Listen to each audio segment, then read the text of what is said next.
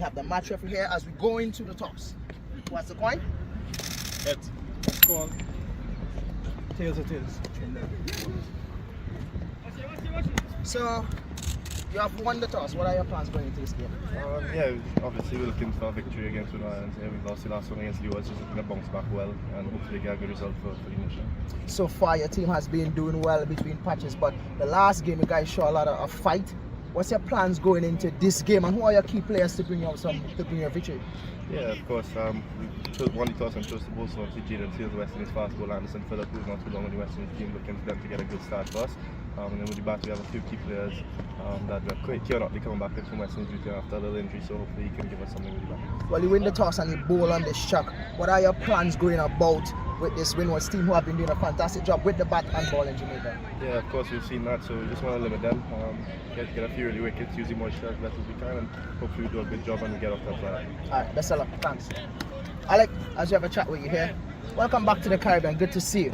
I mean, you were in Jamaica for the last game and you guys have been doing a fantastic job. You in the squad now, what kind of energy can you bring to the squad to continue this momentum? Well, I mean, I'm always an exciting player, with the bat on the ball and I like to throw a few words here and there, but the team has been doing well, so it's just about continuing. What's the difference? I mean, last year you guys have been showing a lot of fight. You guys did very well last year. This year, the continuation. What's the difference in the Windwards team now that we haven't seen in the last 3-4 years or so? I think it's the mindset, the mindset and the hunger. A lot of guys, they are hungry to do well for themselves, their family, and and to the higher level. So that is the main change for us. Well, you guys have been put into bat in this game. What's the plan coming out here? What are you guys looking to do? Well, obviously get through the new ball. It's still a good way to the baton. There's a little grass, but when the sun hits it, I mean the moisture, we get a little bit close out with the moisture. But I think as long as the sun hits it and we get through the new ball, we should do a good job. Thanks. Best of luck. And that's it here, folks. We just saw the toss and Trinidad won the toss and they have decided to bowl here today. So the Windward Island Volcanoes will have to come out and put down some good ones. But Trinidad, with Jaden Seals and all these guys coming back into the squad, we will have a good day. Back to you in the comments box.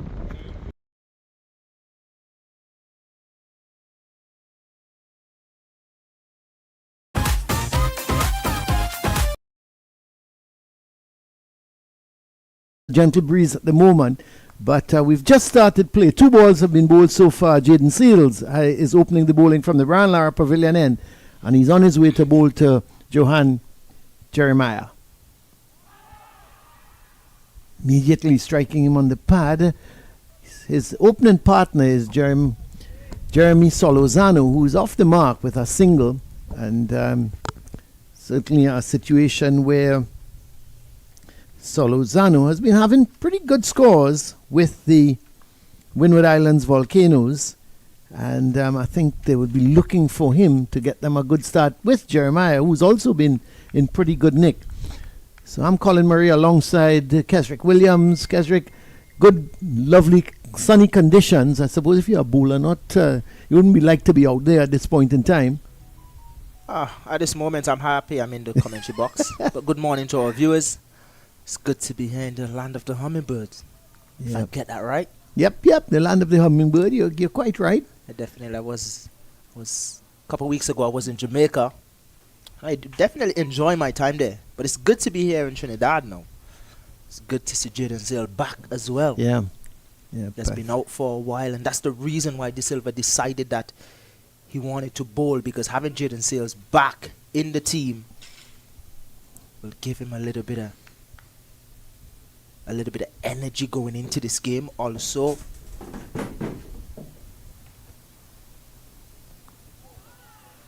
a hint of in swing there, something that we're accustomed to seeing from Jaden Seals. So I'm really happy to see him back, because with him back in the squad now, and we see what happened in Australia with Shamar Joseph, I'm sure that he have been hearing his name mentioned a lot. Yeah, I think Jaden Seals, he was sort of the number one candidate in terms of a breakthrough of the quick bowlers. But I think Shamar Joseph has suddenly propelled and gone past him. So he's got to work his way back.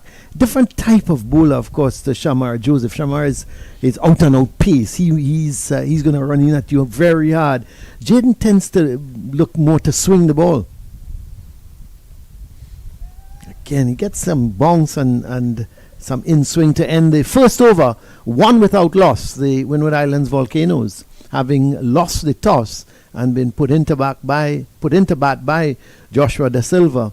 And they've got to get through this initial spell of both Jaden Seals and, of course, Anderson Phillip is now going to operate here from the Willie Rodriguez end, or the Jerry Gomez Media Center end, and he's going to be operating to the left-handed Solozano, both batsmen left-handers.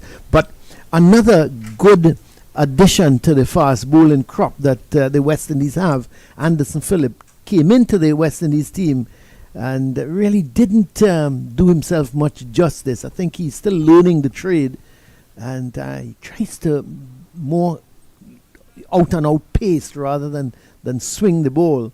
And I think if he can get that ball to move as well with the type of pace he has, he can certainly be a handful. But I think it's a good opening pair for Trinidad and Tobago, Seals and Phillip. Yeah, definitely.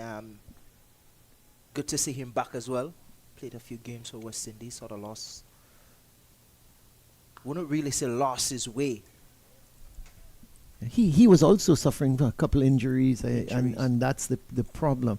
And you know, as a fast bowler, it's you got to take good care of yourself. I remember Colin Croft was telling me many moons ago, saying that even when it was an off day for them, he was running 5 miles. You know, who am I to doubt him? But I suppose those, you know, when you had that burden of the 4 fast bowlers, and you know the workload was quite a lot, you had to keep yourself fit, especially on those off days.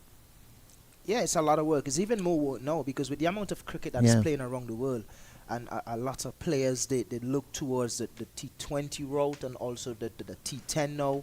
And then after this level of cricket, there's the Masters League now that's coming up. So as soon as you stop playing international cricket, you head into the Masters cricket. So you know, there's a lot more incentives in terms of, you know, fast bowlers being able to keep their body together and keep fit. Guys like Tino Best have no issue with that. Also, Riyad Emrit, who is an assistant coach for Trinidad and Tobago team.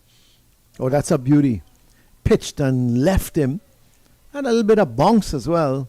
But it was really a gem of a delivery. The only thing wrong is that he didn't get the edge of the bat. A lot of oohs and ahs with that one. Yeah. Sir Curtly wouldn't be happy. He would always say he don't like the oohs and ahs. He likes to see the edge. Yes, and he would have found a lot of edges in his day. 3 slips on a gully. So Da Silva looking for that early breakthrough.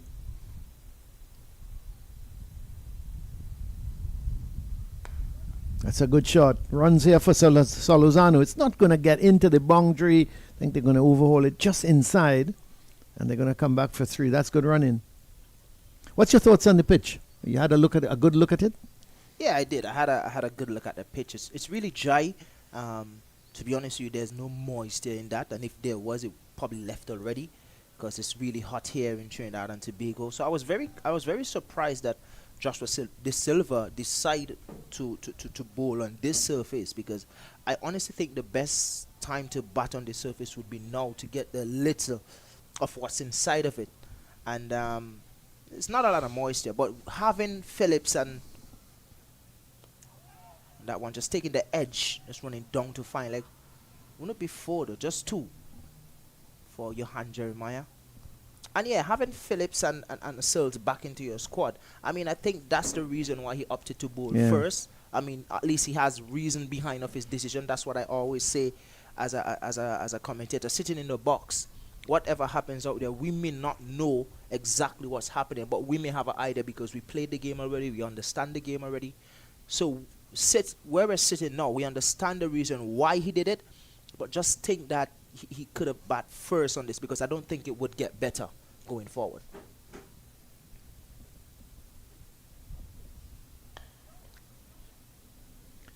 So there's Philip pitching that one up, looking maybe for a little bit of away movement. And could see him not. I'm a little surprised that they haven't employed a forward short leg. Knowing the condition of the wicket. Yeah. Well, just to put a little pressure on the batsman and just to let him know he's got somebody in his back pocket, more or less. But they've opted for those 3 slips and a gully, obviously for Anderson Phillip to pitch that ball up to the left-hander and move it away from him. Even though it's this dry though, there's still a bit of grass covering on top of it, so that is still good. So the wicket will sort of hold itself together at least for the 4 days. That is something that's really good. As we see the end of the over, the end of another Anderson Phillips over, his first over actually. So seeing Jaden Seals getting ready again to operate. Yeah, we've had some really dry weather. I can't really tell you, Keswick, the last time it rained in Port of Spain. It's been dry. It's been so much so that the Water and Sewerage Authority have banned the use of garden hoses in residences, so that that's because of the problem they feel down the road if this dry spell continues. That they've got to preserve as much water as they can. I fully understand now, because I've been looking at the vehicles here in Trinidad since I get here, and it's not a norm to see so much dust, and that one just going down the leg side. It's not a norm to see so much dust and dirty vehicles in Trinidad and Tobago, but now I understand the reason for that, because Trinidad is a place that is known for their flashy cars and. But the Sahara dust has set in, and that is also creating a huge problem as you talk about the dust. That's also created a huge problem here for citizens in Trinidad and Tobago. But like anything else, I suppose we will survive.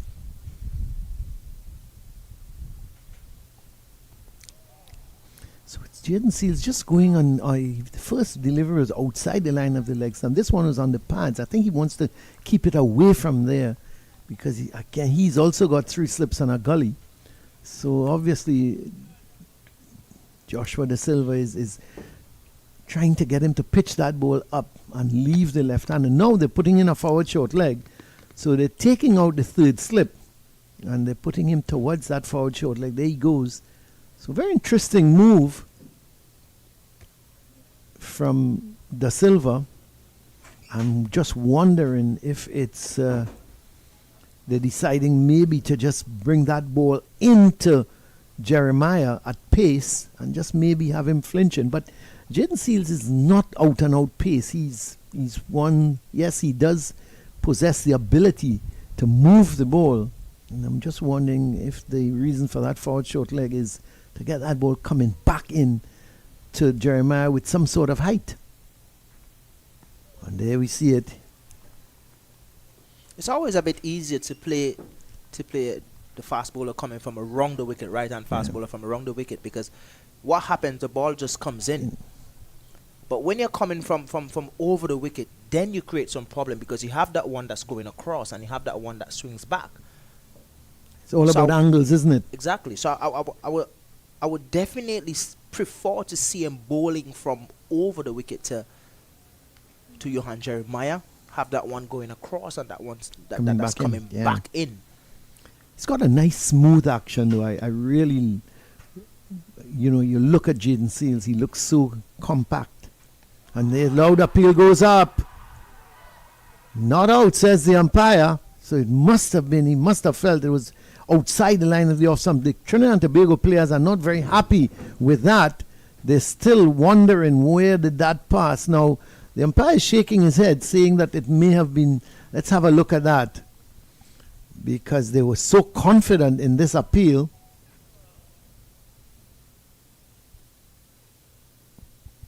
Well, I'm not sure. Is he saying that take an edge? That inside edge, but surely that came back at him. Is he saying long that? Way as well. Yeah. Is that beaten leg stump? Is he saying because it Looks- doesn't. We looks don't good have from there. Snicko. We don't have Snicko. Looks good from here, Murray. Yeah, it does.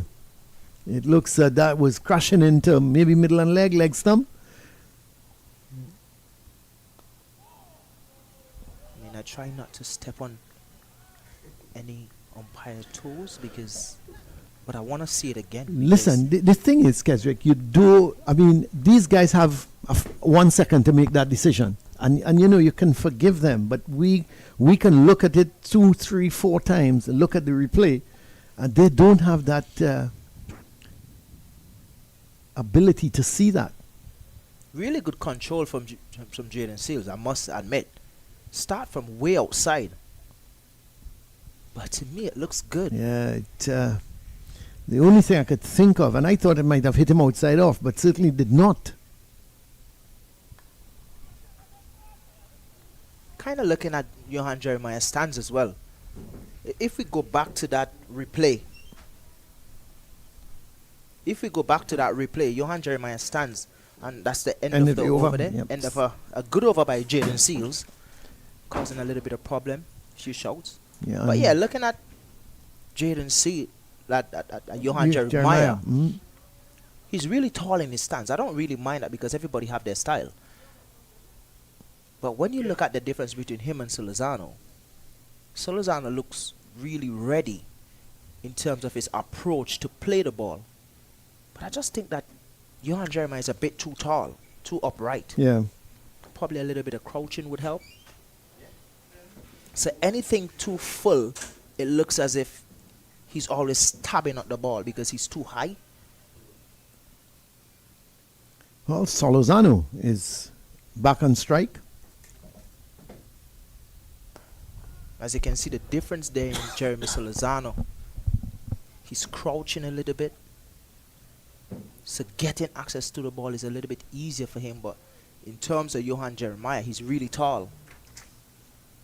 So I want to look at Johan Jeremiah with that same delivery, that replay a while ago against Jaden Seals. How tall he is in his stance. And if you look at Jeremy Solozano, he's more crouched. Look at how tall he is. Yeah. He sort of stands up tall, doesn't he? That one just a little too straight to Solozano. But I'm very impressed with what I've seen from Solozano since he joined the Volcanoes. Yeah. He has been doing some good work with his trainer in St. Vincent for the Windward Island Volcanoes, and Damick Walters, who hails from Grenada. He have been putting in extra work. He's getting stronger as well. So I'm happy to see what he's doing for the Volcanoes. They have been looking for an opener like him for a while now, and they found one in him. Yeah. And he has really meshed with the guys really well for the short time he's there. And that's a beauty. That's what we're talking about. That's the line and the length that you need to be hitting consistently on this wicket, because it's not going to blow out anybody. Yeah, Solozano is, well, of course, he plays for Queen's Park, so he knows this venue very well. But I think you're right. He's a typical type of opener, not flashy, very solid, works the ball around. If you get a bad ball, very unlucky cricketer. He made his debut for the West Indies against Sri Lanka, and West Indies were fielding first, I'm sure you recall. And he was hit at forward short leg and took no further part in the game and never played another test match. How unfortunate is that? So he didn't bat at all to at least show that he belongs at international level. And I think he's working his way back up and getting the opportunity with the Volcanoes. He's making the most of it so far. But I keep saying, if these guys want to address the selectors, they've got to make hundreds. 32 and 80 is not good enough. Yes, you may be consistent, but you have to, people stand up and take notice of you when you make 100. That's very true. But so far, so good with the Windward Island Volcanoes this year. He played in the Super 50 as well. And the first game in the Super 50, he scored at least about 40 or so.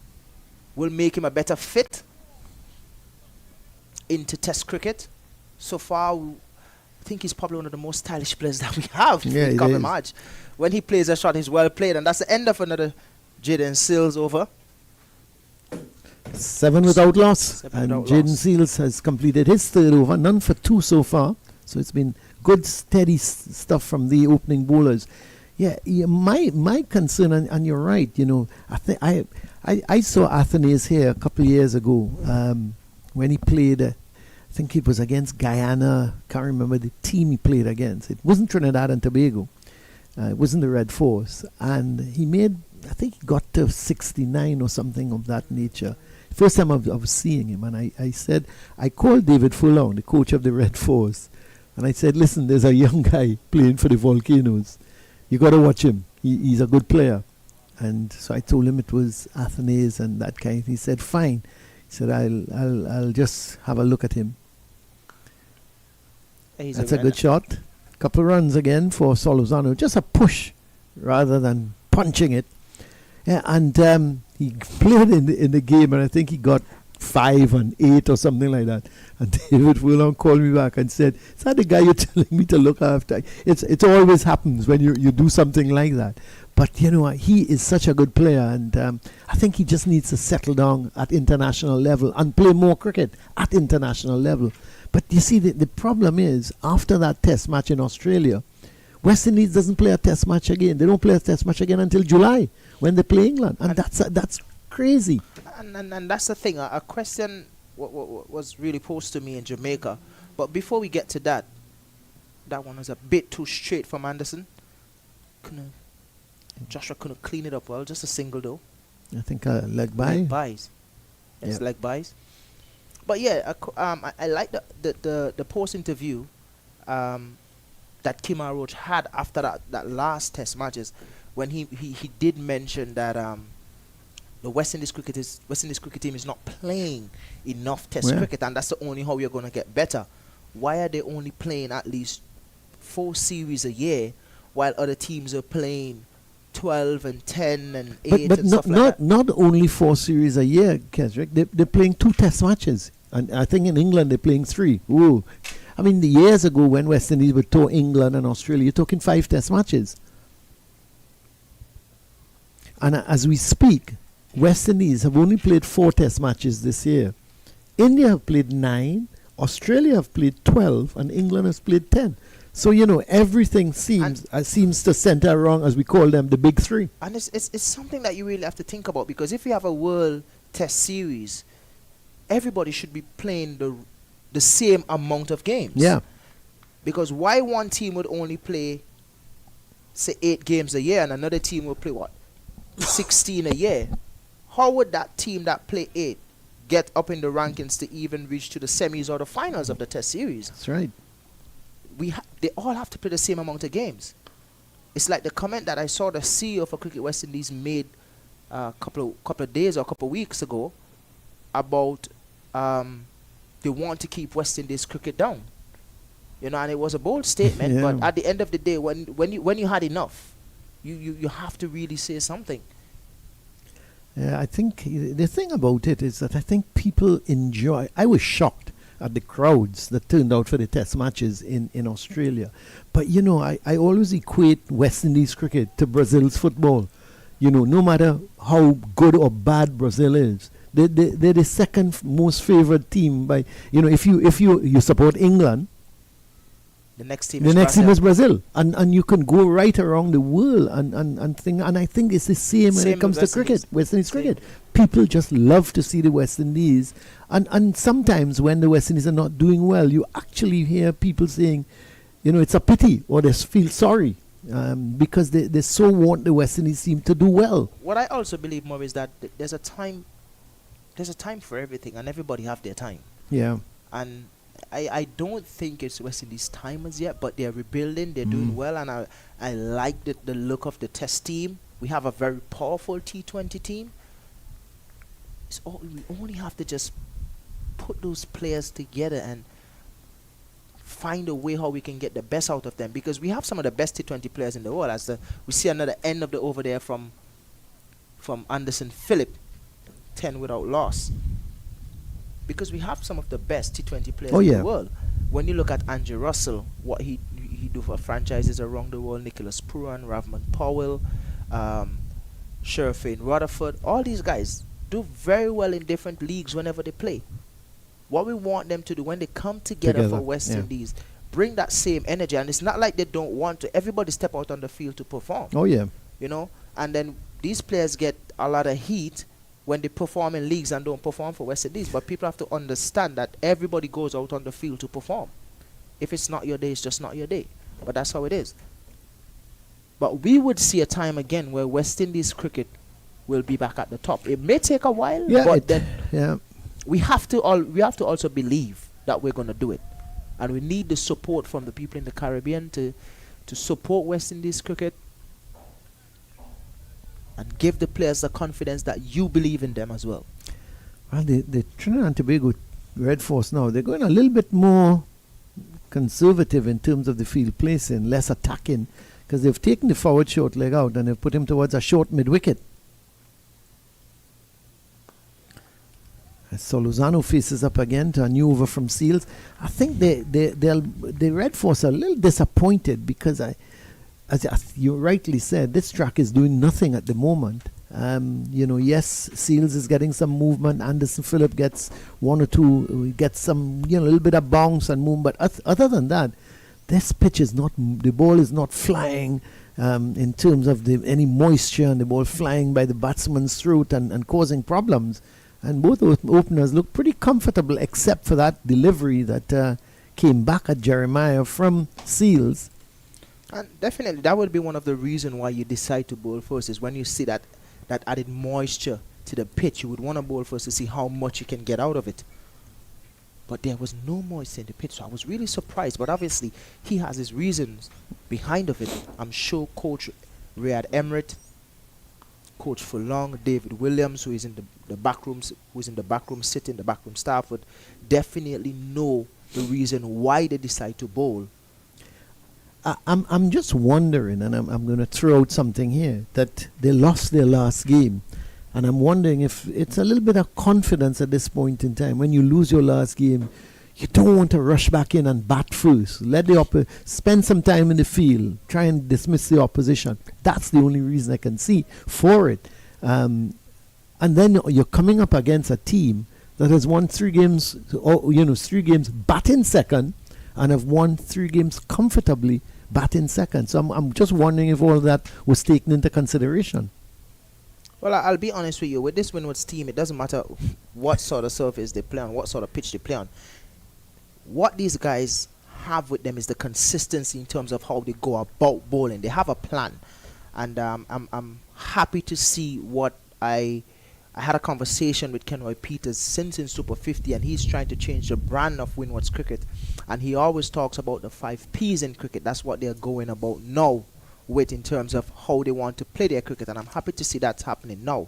The main thing what the Windward Island team has is their planning. They are planning well and they're executing the plan. That's good to hear. The guy's been placed there for that.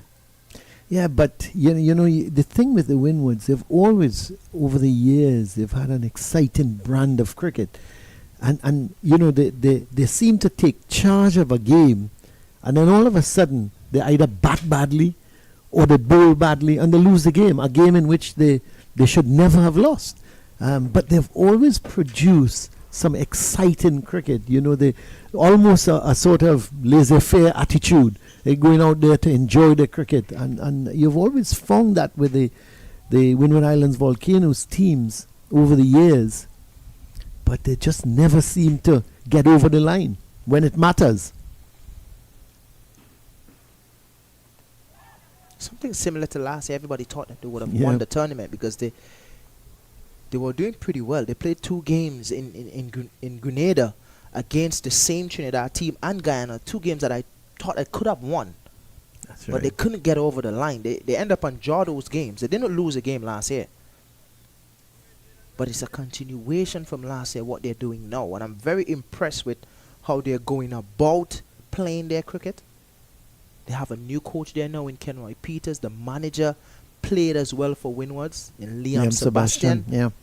So these guys understand cricket, and it's good to have them around. Tell you what, the start they have, I mean, it's, you can almost say, even, I know it's a long way to go still, it's the end of the over, and another over from Jaden Seals. He's bowled 4 overs, none for 3, and it's 11 for none. I mean, they put 17 points clear at the moment of the Leewards, but you just feel that, you know, this could be their year if they don't give it away. You know, if they play, as you rightly said, if they play consistent cricket and to a plan, they could be very difficult to beat. And they have been doing well. I mean, they have bowlers like Ryan John. Yeah. They have Springer in there, Kennet Dember, who haven't really bowled a lot. But he did a fantastic job for them last year. So they have a good bowling unit.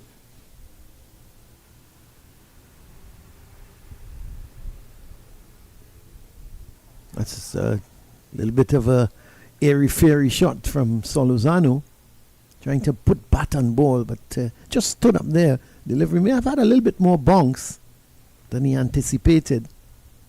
Luckily, he didn't get the edge. Someone that I think that would have been a key member in this bowling unit would have been Preston McSween. I was about to ask about him. Who is not with the team presently. What's his problem? Is it injury or he's just taking a sabbatical? Just had a little bit of issues, but it should be dealt with. We would see him back pretty soon. Yeah, that's good. Actually, I was impressed with him here last year, not with ball, with bat. He came in at number 10 and thumped Guyana all over the field and got to 85. And that was another game that they were totally in charge of. And I think they eventually ended up losing the game by 1 wicket or 2 wickets or something like that. I tell you what, Murray, this Windwards team has been together for a while. A bulk of the players, the core of the team, they have been together for a while. So they understand each other's cricket. That's the reason why they're playing so well together.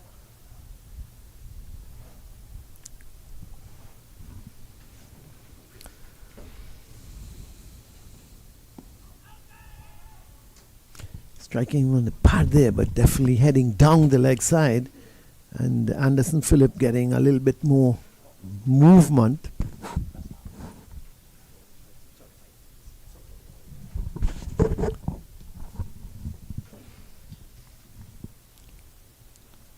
So nice conditions here. Unfortunately, can't say there's a crowd in at the moment. There's a few spectators in the Caribbean stand, which is such a pity, because you don't get the crowds again coming out to regional cricket as they did many moons ago.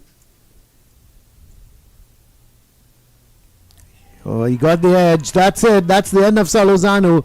So the ploy works, pitching it up to the left-hander and just moving it slightly. No movement of his feet. He just stood there, prodded at it, and got the outside edge, and a low catch taken by Joshua De Silva. And it's the end of Jeremiah Solozano. Goes caught wicketkeeper Da Silva off the bowling of Phillip for 8. And that's the difference more with Phillips and Seals. What happened is that Phillips carried the ball away from the left-hander. So coming around is not really a bad plan, because he takes it away from the left-hander, and then if he's straight with it, it just goes on. Yeah. So with that, he would always find a way to find the edge or create that opportunity for a wicket. So Lozano is gone. In comes Kaveem Hodge, the stylish Kaveem Hodge. The score is now 11 for 1. I'm looking forward to see him, Hodge. He, listen to him in a couple interviews in Australia. Seems to be one of the characters of the team. But, very entertaining knock he had in the second test. But again, he's one who needs to be playing much more cricket at international level to continue that upward trend. I'll give you a joke. I could remember we played CPL for Kings for a couple of years. And it was the first year that David Warner played in CPL. And David Warner walked to the back of the nets and saw Kaveem Hodge batting, and he was like, wow, he is the prettiest batter I've ever seen. And I'll tell you what, his first shot in Test cricket, you had to take a picture of that. Yeah. Picture perfect, Kaveem Hodge. Really a good player, really good on the eyes. But he has a job here to do for the Volcanoes. It's not about how good you look on the eyes, it's about how much you're going to score now. That's and right. we need him to score some runs here. He did score 100 Yeah, 158 not out in the last in game. the last game. So he's in some good nick.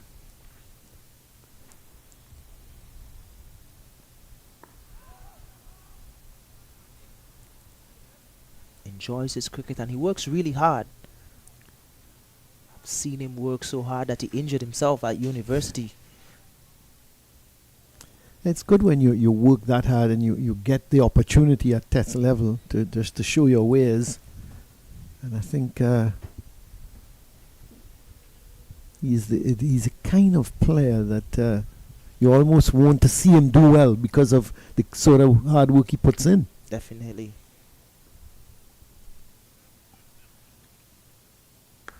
That's a good shot. Runs in it for him. He's not the type of player that is scared to drive the ball. The end of the over, successful over for the Trinidad Tobago Red Force and Anderson Phillip, getting the wicket of Jeremy Solozano out for 8. And it's 13 for 1 at the end of the over from Anderson Phillip. So no doubt with the success of Phillip, Jaden Seals is going to continue. Yet to pick up a wicket, but he's been very economical. He's had 4 overs, none for 3. So he's going to come in for his 5th over. And talking about coming in, Kesrick Williams has left the comments position, and Inderjeet Prasad is joining me, the man out of Guyana. How are you, sir? Good morning, my dear friend Colin. I am fine, enjoying. Good to see you. Yes, nice seeing you as well. It's Good to be back at the Queen's Park Oval. Yeah, too. it's great conditions, nice sunny conditions here. Absolutely so. That's a good-looking shot. Steering it at the last moment, opening the face as well, down towards third man, and he gets the boundary. That was a good-looking shot. Excellent shot. He waited on it, and in the last moment, just opened the face of the bat. Yes, he got it past gully, but it certainly was not an outside edge. You could see him just opening the face of the bat. A really good-looking shot from him. And but he goes on to 6 now, and 17 for 1. Yes, and Jeremiah, not having the best of seasons, shown a lot of promise. He got an 18 in one of the previous games, but hasn't really carried on. And I was talking to Kesrick about that. You know, some of these players, you get into 80. When you get to 80, you got to get to 100. And you're so right about that. And that has plagued West Indian batting for decades now. Yeah. When you look at some of our players getting into a test team, they're getting into a test team with an average, some of them in the low 30s, maybe the high 30s. So the thing is this, the expectation is for them to do extremely well at test cricket. But then look at the average at regional cricket. You will have a big 100 here, and then you tend to just wean off it. Consistency has been that problem. I don't think we lack talent at all, but it's a consistency level.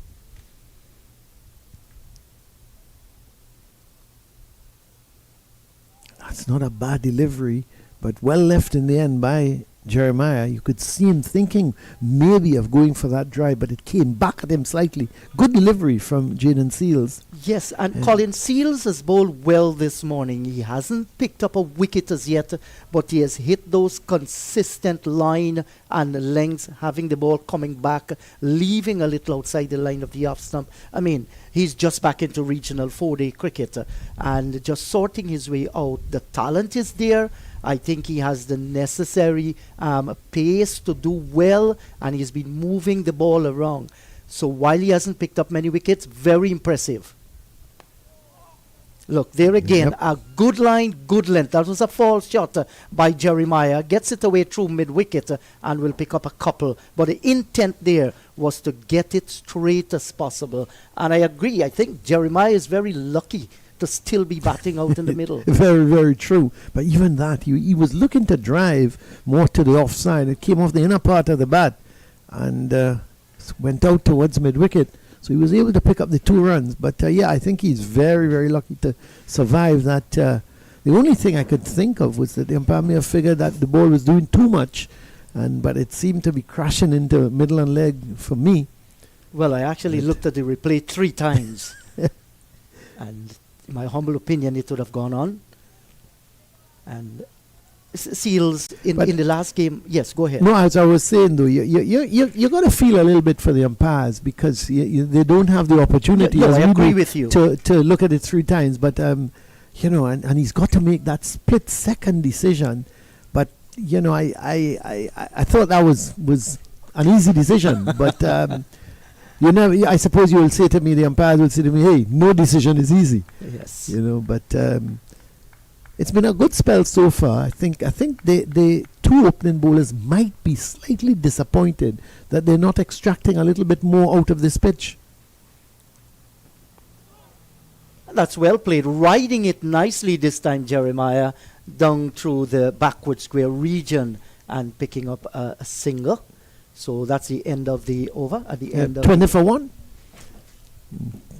The batsman Kon Solozano out in the previous over for 8 when caught behind off the bowling of Anderson Phillip.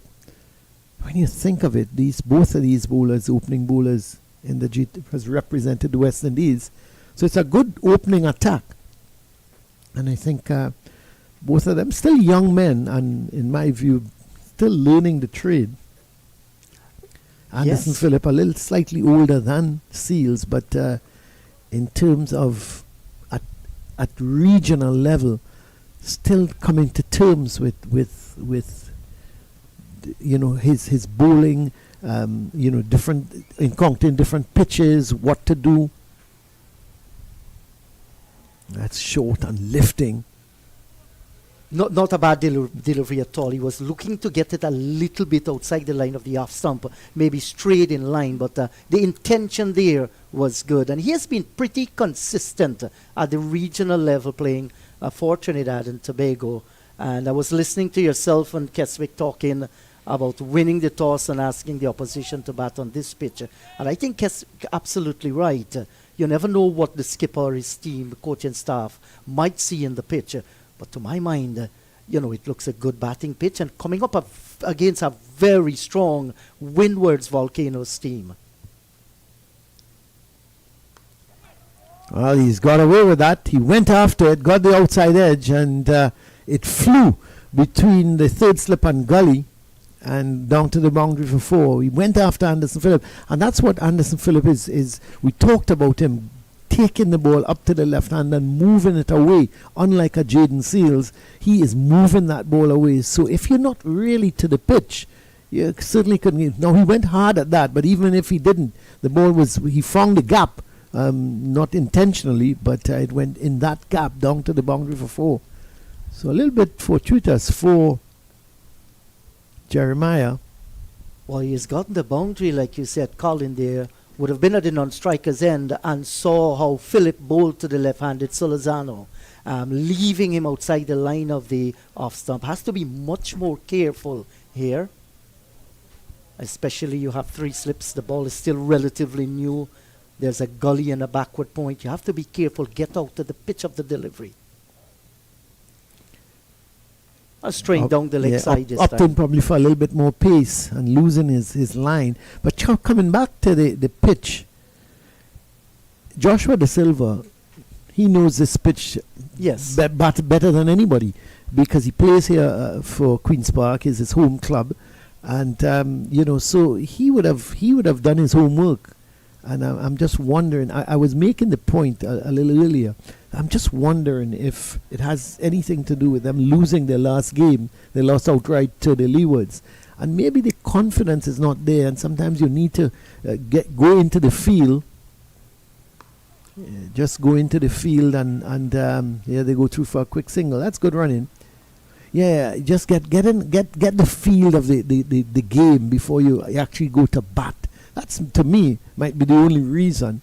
And again, you're coming up against a team that is in scintillating form, high in confidence, and you must say to yourself, you know what? Let's go in the field. Let's let's try and put them under some sort of pressure. But when a pitch is as good as this, I'm not sure what sort of pressure you can put them under. You may very well end up putting pressure on yourself. Well, they have picked up a wicket so far, Trinbago Knight Riders. Which is Well, good. I'm saying Knight Riders, it's the Red Force. It is the Red Force. It is the Red Force in the JIT, but you're getting a little bit ahead of your time. I think we have to wait till August and September for the Trinbago Knight Riders. Yes, we have to wait until then. No, that was a very good delivery, just changing up the line a little. The length was good as well. And I think, too, when you have Phillip and you have Seals, you tend to give them a chance. It's the first day of a 4-day cricket match. There's some grass on the pitch, no moisture actually, very, very dry out in the middle. So they were hoping that you'll really pick up 2-3 wickets earlier, put the pressure back on the Windwards Volcanoes. But it's a good batting team. Yeah, the pitch looks very dry. I'm a little surprised at the end of the over from Anderson Phillip. It's 25 for 1, the Windward Islands Volcanoes. Yeah, I'm a little surprised. I thought it would have a little bit more moisture in it. But it's pretty dry. But as I was saying, we've been experiencing such dry weather here in Trinidad. I mean, you look at certain areas of the outfield, and I tell you, they water this field 3 times a day. They water it first thing in the morning, then at lunchtime, then in the evening. And you look at it, and there's still areas that are brown. I suppose you can't really fault them for that, because I myself have seen that Queen's Park has their own well here. And I've seen them watering some days. Well, most of the days I'm here, and I see them watering all the time. Yes. And the sun is pretty hot in Guyana as well, where I come from. Yeah. We're having a series of bushfires there as well, coming from But that's just started here. Yes. In Trinidad, the bushfires. Yes, I saw it yesterday. Yeah. And that is terrible. It's I think what they call it, the El Nino weather condition. El Nino, ripping yes. apart. And the ground, normally you come here and you expect to see lush green, emerald green looking, but some parts looking like beaten egg, like you rightly said, brownish. And that will tell you the effect of this dry weather condition on this surface. And I tell you, as I said, it's not for the ground staff not trying. I give them kudos, because it's difficult when you experience weather like this. But the thing is, two showers of rain and this whole thing will change. Yes. But you don't know where it's coming from, and that's the problem. We're middle of March, and of course the rainy season doesn't kick in until the 1st of June.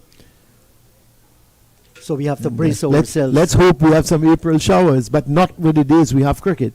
But I think the Oval is getting 2 more rounds of cricket. I understand. I'm not sure who the opposition is going to be, or whether it's going to be Trinidad playing here, or one of the other teams.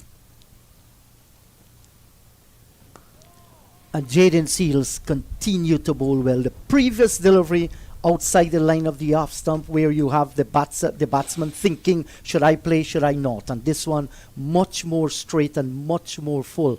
So it shows a young fast bowler thinking, and this is what you want to see, not spraying the ball all over the place, bowling well within his limitations, and of course well within the field placement as well.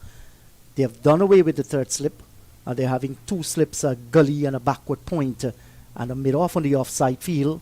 There's still that man in that forward short leg. Oh, he's edged it, and that's the end of him.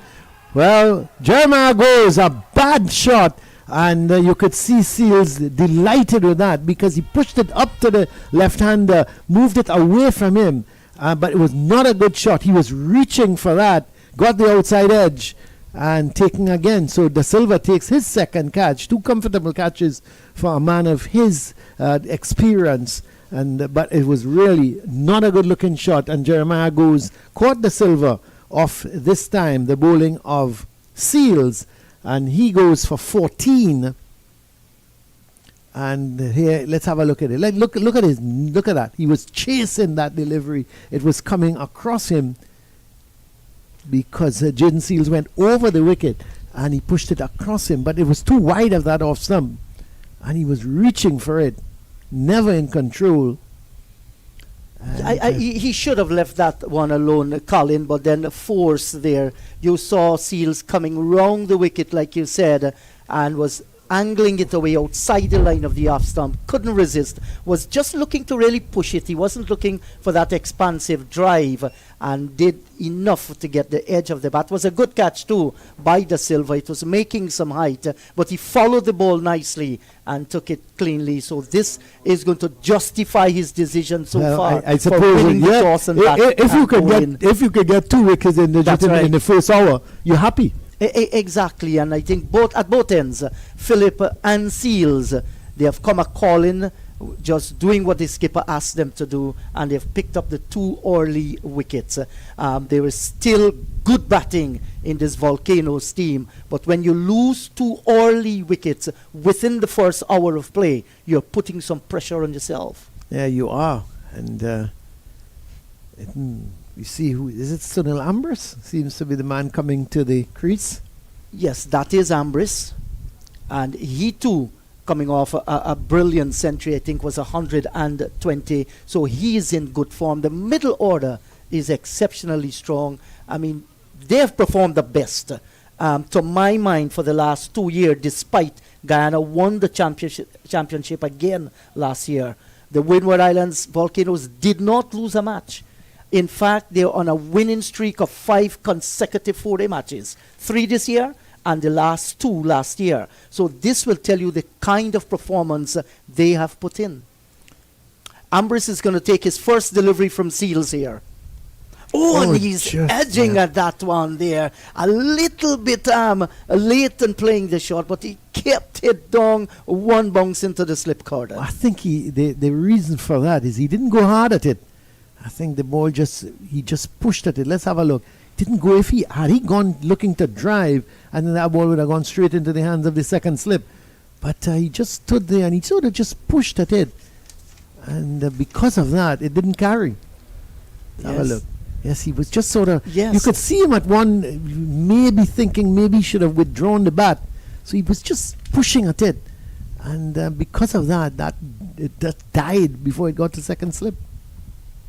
The thing with Ambris, he's going to play his shots. If it was 200 for 2 or 25 for 2, he's going to play his shots. It's the end of the over, a successful over from Jaden Seals, where he picked up the wicket of Jeremiah, and the Windward Island Volcanoes, having been put into bat, they're 25 for 2. And Sunil Ambris is, as they would say, he's a bit of a shotgun, isn't he? If it's his day, he's going to play his shots. He's going to take the bowlers apart. But he's very risky as well. He tends to go after the bowling and tries to play shots that sometimes the ball is not there for the type of shot he wants to play. Like the very previous delivery there, it wasn't there for the kind of shot. His foot movement was way off the place as well. And while you want to go after the bowling, you want to be aggressive, that's good. Spectators like to see this kind of aggression. You have to be thinking wisely as well. The second delivery he faced, and went for that shot. Well, here's Anderson Phillips starting a new over. Now you're going to see a different approach from Hodge. He's going to treat everything with respect. When there is the ball to be driven or to be pulled, he's going to do it. I think Ambris tends to be a little bit premeditated at times. But he's a dangerous player, because if he gets going, I tell you what, I think he scored his 100 in the last game, 120 off of 114 balls.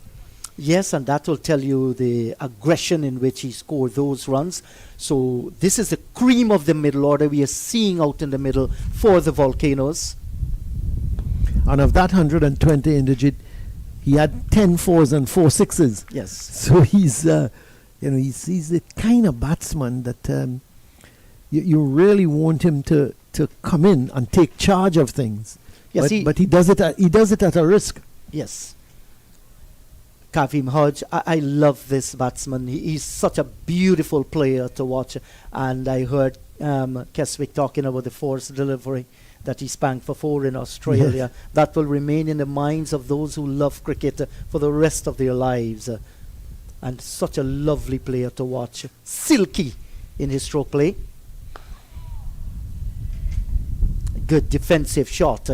Giving him no width whatsoever. He has to be mindful of those deliveries that Hodge. He's not afraid to drive. You made that point. For sure. Yes, he's going to go after any half volley that's outside the line of the off stump. So hello, wherever you are, taking the broadcast from the Queen's Park Oval in beautiful Trinidad and Tobago. 4th round action here between the Windwards Volcanoes. They are way ahead of the table, some 16 points clear of Barbados Pride. They are 62 points and some decimal added to that. While Trinidad and Tobago Red Force, they are 5th on the table.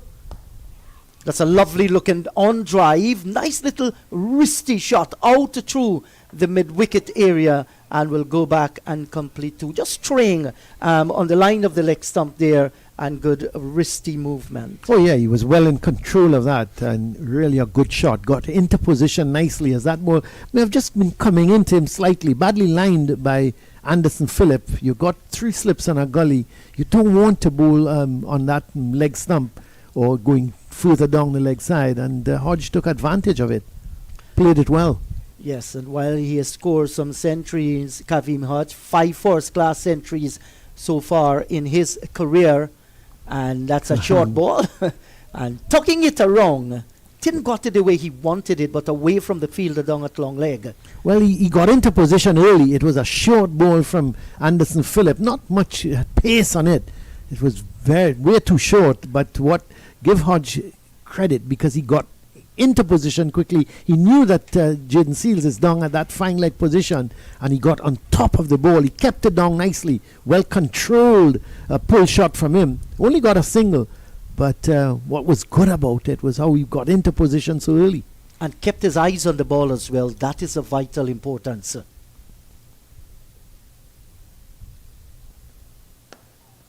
Good, consistent stuff here, right on the line of the stumps.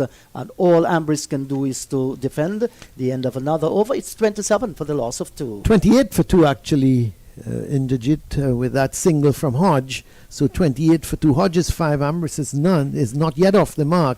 And it's going to be a little bit of a refreshment break here for the players after the first hour of play. And they're going to get a little bit of refreshment in these sweltering conditions.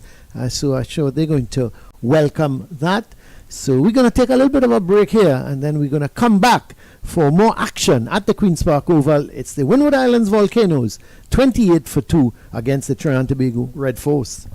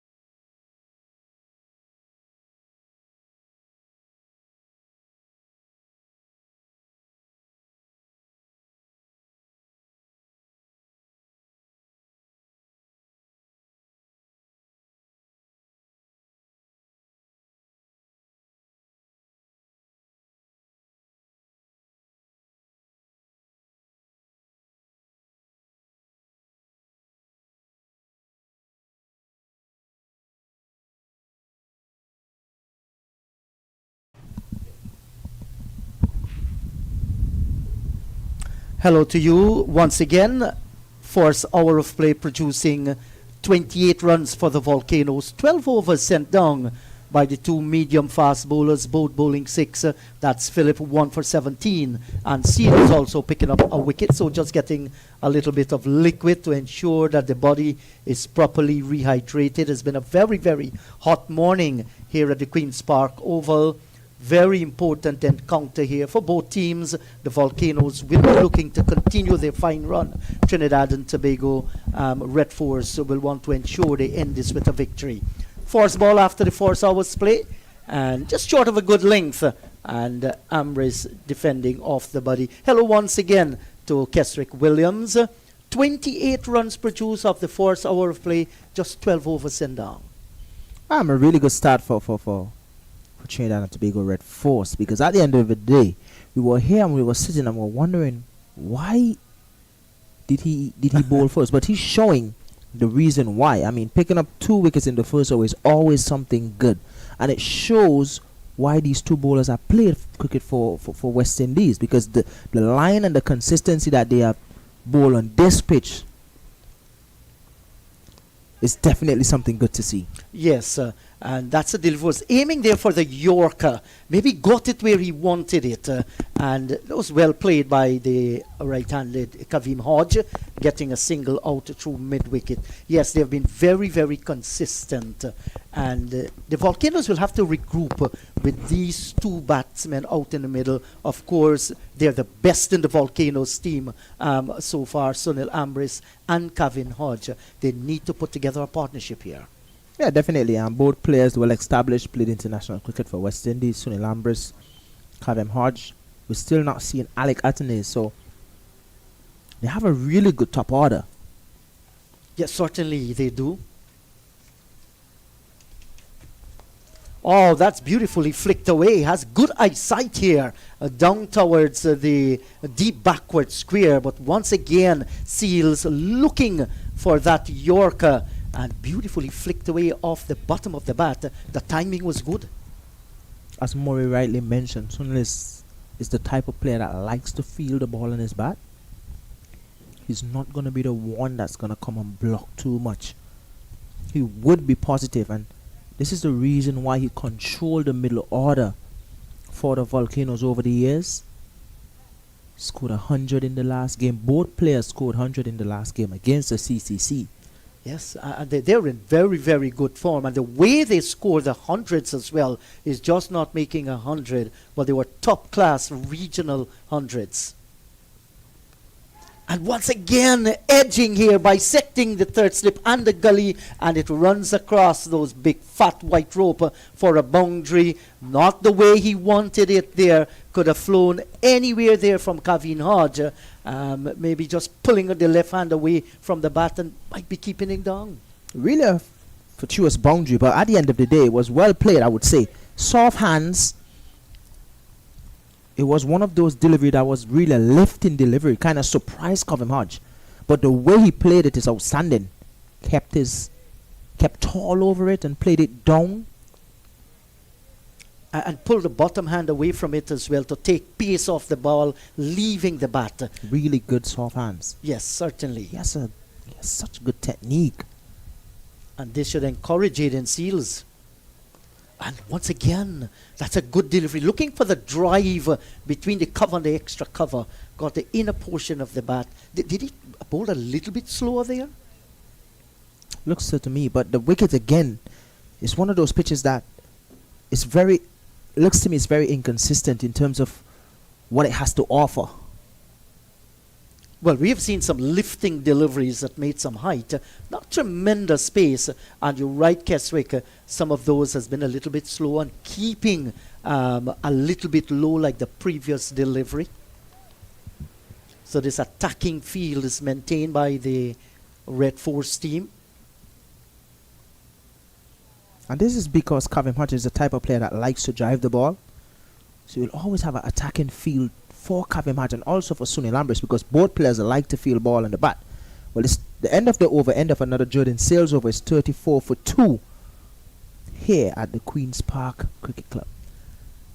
Yes, and both these boys out in the middle trying to regroup and ensure that a partnership is built here. Today we also have actions at the Colditch Cricket Ground in Antigua, where the Harpy Eagles, they're playing the Barbados Pride.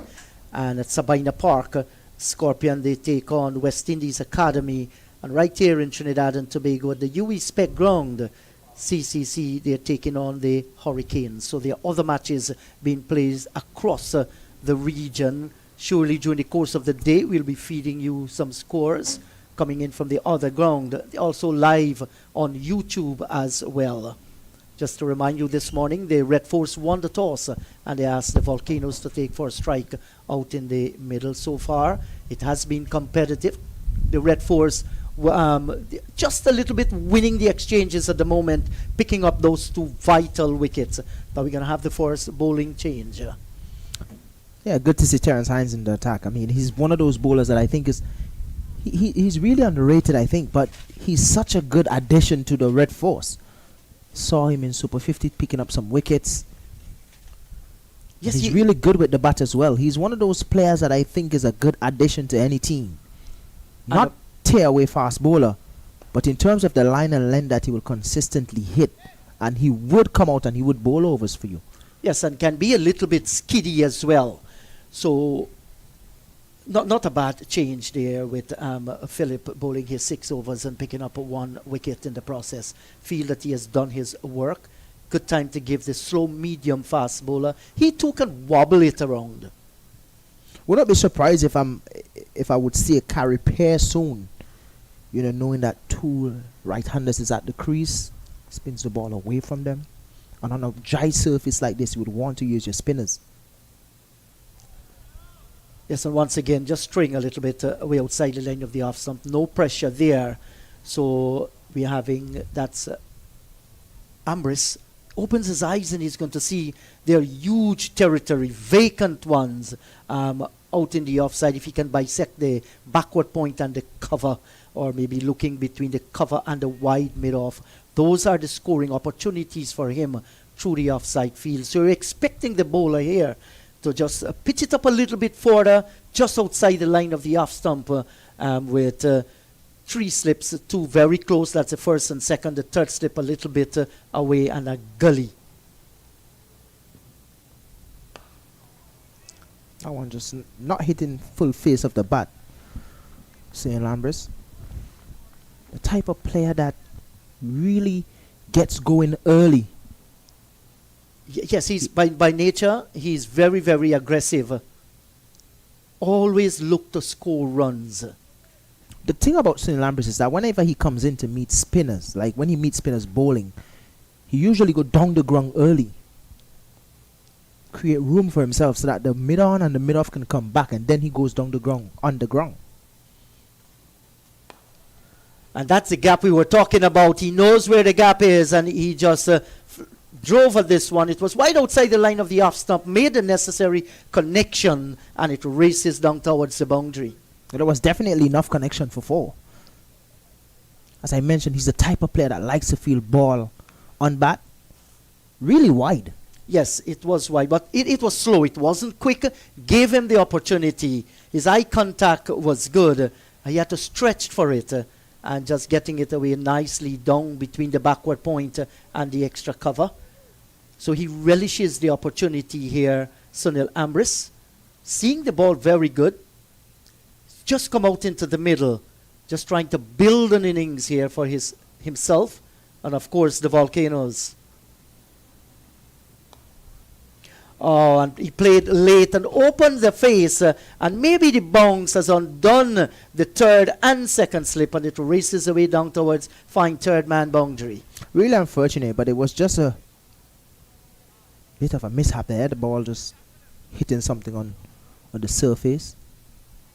Can't really see it from where we are, but it's a patch of dirt there that give it that extra bounce. Yes, it wasn't going to hand, fell way in front of those 2 fielders, and they're pretty close, and I think they were undone by that bounce there. But once again, we see Hines just attacking outside the line of the off stump, Has to be careful here. If he give too much of room with the pace that he is bowling to Sunil Ambris, he can very well be dispatched easily down through third man or through the cover region. Has to be careful with that. That's the thing. He have a very small room for error here to Sunil Ambris, because if he gets too straight, he would go through mid wicket. He's that type of player. That's the line. That's the length that he needs to hit. Yes, so a very good delivery to end the over, at the end of which it's 42 for the loss of 2. Jeremiah went for 14 of 39 deliveries. Kaveem Hodge is there on 10 from 14. Ambris 9 from 10 deliveries. So the bowling has been good. The batting altogether has not been bad despite losing those 2 wickets. I think it was a very good delivery by Philip to send back Solazano, who was stroking the ball nicely. And then we saw the flashing blade of the left-hander Jeremiah cause his demise. Maybe he could have been a little bit more disciplined. So good contest going on out in the middle. It's a 4-day cricket match, so you expect batting to take a center stage by playing long innings out in the middle. Good judgment once again. Short lifting delivery. Really good from Jaden Seals to be continuing. This is his 8th over. Really good from him. Something that Skipper De Silva would be very happy with. Yes, showing how fit he is. And in hot conditions as well. Picking up 1 for 16. Has bowled splendidly. In the last game, he had 14 overs in the first innings and picked up 1 wicket. 9 overs in the second innings against the Windwards. Did not pick up a wicket, but the signs were good. He was hitting the right areas. Wow, beaten outside the line of the off stump. That's brilliant. Well bowled, short and lifting, nagging away at a good height, but well played by the batter too. Beautiful delivery. Just look at that on the replay. Nice rhythmic action, touching down and picking off, away movement. How did he not nick that? Well, he to will feel it for him. Ambris will tell you my judgment is great, because he just had the bat inside the line of that one. Good battle we're seeing out in the middle here. Jaden Seals, maybe we'll see him for another over after this one, and then the change might come. He's giving of his best, open-chested here. Oh, driving half-heartedly there, maybe a stabbing shot, and once again beaten outside the line of the off stump. Well bowled, Jaden Seals. This is some really good cricket here from Trinidad and Tobago. I'm really impressed with what I'm seeing. On a wicket that's not really doing a lot, Jaden Seals is showing his quality. Yes, Keswick, that ball was pitched roughly maybe around 4 inches outside the line of the off stump, which is going to force the right-hander looking to stab through the offside field. And once again, just leaving him a little bit and going through to the keeper. Just enough. Yes. Just a hint of swing, just enough to take the edge. But the good thing with Kaveem Hodge is that he understands where he wants to play. Yes, and for now, Jaden Seals is winning the battle. Yes, and once again here we're seeing him just pulling the bat inside the line of the delivery. Kaveem Hodge, he saw it early, judged it nicely. It is something that I did mention to him while he was in Australia. He got nicked off a lot, but didn't really get nicked off to go to the slip. But a lot of the deliveries that he got nicked off with went down to third man for 4 and stuff like that. So I did mention to him, a lot of your deliveries, your bat is hanged outside the line of off stump. So I think you need to play your bat a bit more straighter. And this time down the leg side. And that's good to hear, Keswick, when experienced guys, can be around the youngsters, lend your advice to them. And it augurs well for West Indies cricket when God bless you with a talent. You don't keep it to yourself. You want to share that knowledge. The thing is that when you're a young player going into international cricket, all these analysts, captains, coaches, they look at you and they try to find ways or the weak spots that they could find to score runs off of you or to as a bowler to score runs off you, and as a batter how they can get you out, what you like and what you don't like. And that's what they kind of feed off. And with Kaveem Hodge, while he was in Australia, I find that he was getting nicked off a lot with his bat outside the line of the off stump, with a little bit of space between bat and pad. And I did mention to him, I did say, listen, you're playing that bat too much outside the line, so your bat is always going away from your bat. I will see another end of Jaden Seals over, really good over, 43 for 2. And I did mention to him, and you could see that he corrected. No, he's not really playing, he's not really following the ball. He's playing down the line straight. So it's a lot better. Yes, and that's good to hear, because you're seeing that difference here now, not only imparting the knowledge, but here you have a recipient who is willing to learn as well.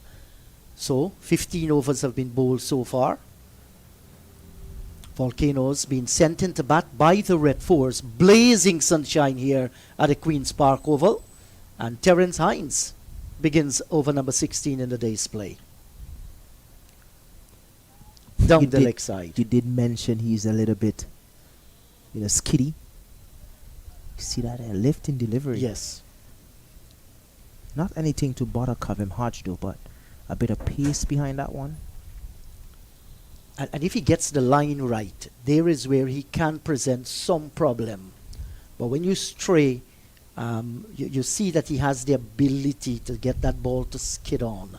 I've seen quite a few matches that he played, covered game here at Queen's Park Oval, watched him bowl.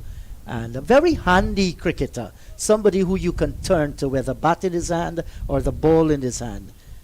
I love his celebration though.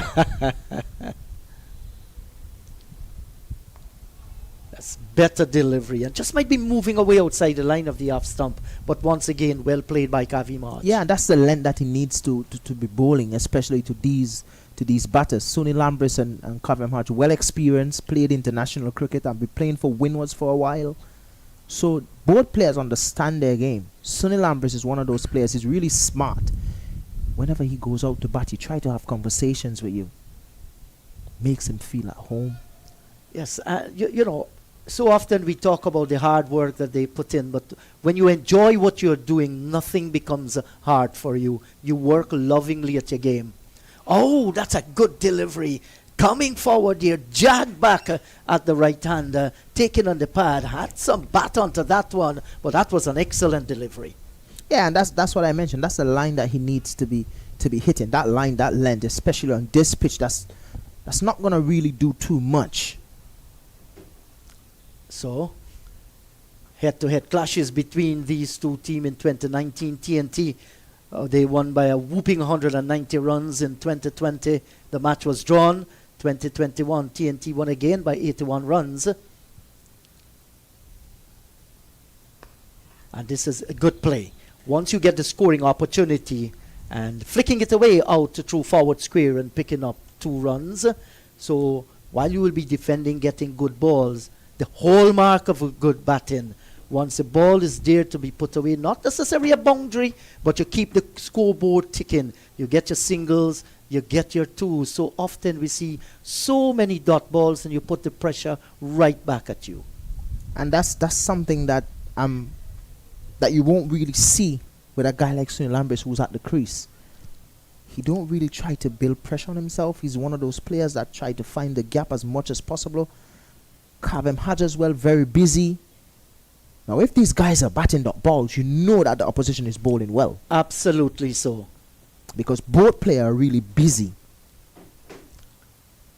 And not trying to do anything fantastic, just working the gaps. That was a little bit slow, but once again, it was heading down the leg side. No pressure on the right-handed Sunil Ambris. He has been there for a while, so too Kaveem Hodge, but both of them realize how important it is for them to stay out in the middle. On the other hand, Sunil Joshua, he's looking for another wicket here for Trinidad and Tobago Red Force. Badly wants to get some points. They want to improve that. They're on 27.6 or thereabout. So now we're having just 2 slips and the gully.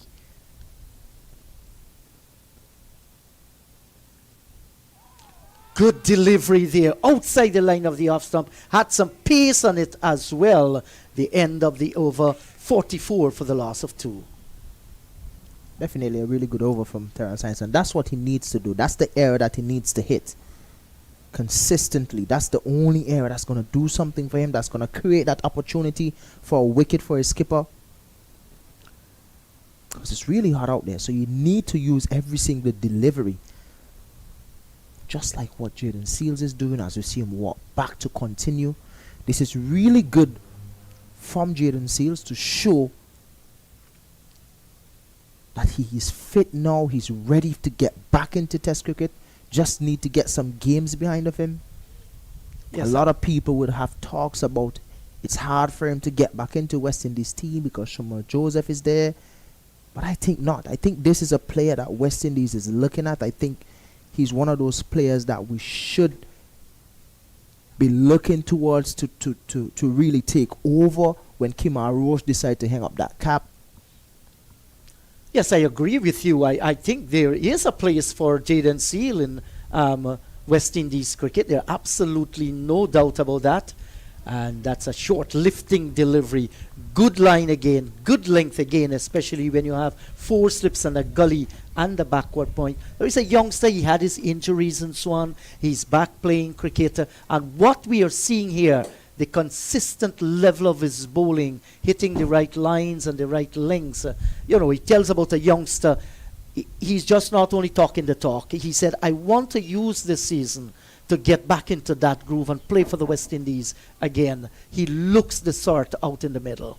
Yeah, and I think he would definitely get back there. There's no doubt about it.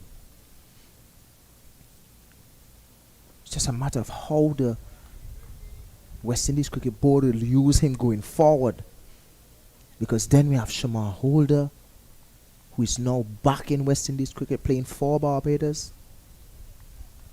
Yes, and those are good signs. And once the competition is going to raise among these guys to get a place on that West Indies team, it can very well bring out the best from you. Can only bring out the best. Yes. Quality cricket. Yes. Can only bring out the best in you. And playing more cricket as well. That's the reason why I'm very happy that CCC is now back into 4-day cricket, and then the Cricket West Indies has implemented the West Indies Cricket Academy. Yes. One just going down the leg. And of course, I mean, we have seen times when we had the home and away matches. They played 10 rounds of 4-day cricket. The pandemic stepped in, a few things changed. The economics might not be the best of Cricket West Indies at the moment, but you're still trying. Last year, we just had the 6 teams playing. This year, addition of 2 teams, the Academy and CCC. So the thinking is there, and I think once you have the will, your economy grow, no doubt next year you might be seeing the home and away matches again. But it's good that we're having an extended season. Yes, definitely great. I'm very happy for CCC. I'm being honest with you, because we have a player from Barbados who played for Barbados in the first 3 round of matches in Jamaica, who's now playing for CCC. In Russian Primus, who's now at CCC. So CCC is really helping to bridge that gap, because I've always mentioned, especially in Jamaica as well. That one just a bit too high as well, sliding down the leg side as well. I was having a conversation with a few of my co-commentators in Jamaica, in Foster. And that one lofted straight down the ground, over mid-off. He's the type of player that doesn't really look to bung himself down. He likes to play a shot. He likes to feel the ball on his bat. And the first shot we have seen so far of the day, where a batsman is going over the top, and it was a brilliant one indeed. The mid-off was in, and the ball was pitched up. Good-looking shot by Sunil Ambris. As I mentioned, he likes to go over the top early in his innings, get fielders to go back, and then he goes down the ground. Yes. That's how he plays his cricket, takes control of the game, and as long as he gets going, he scores pretty quickly. By the time you think of it, or you look on the scoreboard, he's already at 24, 25. Well, he's gotten 13 so far and playing a fine shot onto the front foot and flicking it away through forward square, and will surely get a couple here. Good running between the wicket and just heading down the leg side here, give him the opportunity of getting 2 runs through the onside. Yeah, as you mentioned a while ago, both batters, they don't, if they're batting and they're batting dot balls, you know that the opposition is bowling well. Yes, certainly agree with you. So 51 for the loss of 2. The 50 actually coming up with that flick through forward square. I just realize that Jaden Seals is heading off. Just hope it's probably a little bit of stretching, a little bit of water. Hope that he's fine. We definitely want him to continue in this vein from what we've been seeing this morning. That's his 8th over. 9, sorry. On a trot. Yes, and it showed good energy there. Bowl with reasonable pace and hot conditions. Let's hope there's not too much anything or whatsoever to worry about Jaden Seals. Terence Hines continues. Nicely flicked down through backward square and gets a single. Good timing, good placement as well, and once again getting off strike. That has been something that has plagued West Indies cricket for the longest while. Too many dot deliveries, so much so that it forced Cricket West Indies to have some sessions where you're teaching people at this level and test level to run between the wickets. And that's something, that's a discussion that we had a lot over the Super 50 games last year in Trinidad, right here at the Brian Lara Cricket Academy, where our batters, they don't really score a lot of good deliveries. And that's what a lot of batters around the world have over us. We can dispatch bad deliveries. We're very good at that. You bowl bad balls to us in the Caribbean, we're going to score. But we need to find a way to score off good deliveries. That way we're going to rotate strike. You bowl a good delivery, I'm going to get 1. I'm going to respect it, I'm going to get 1. And then you bowl that bad delivery, and then I'm going to get a 4 or a 6. Then that's going to be 5 or 7 of 2 balls.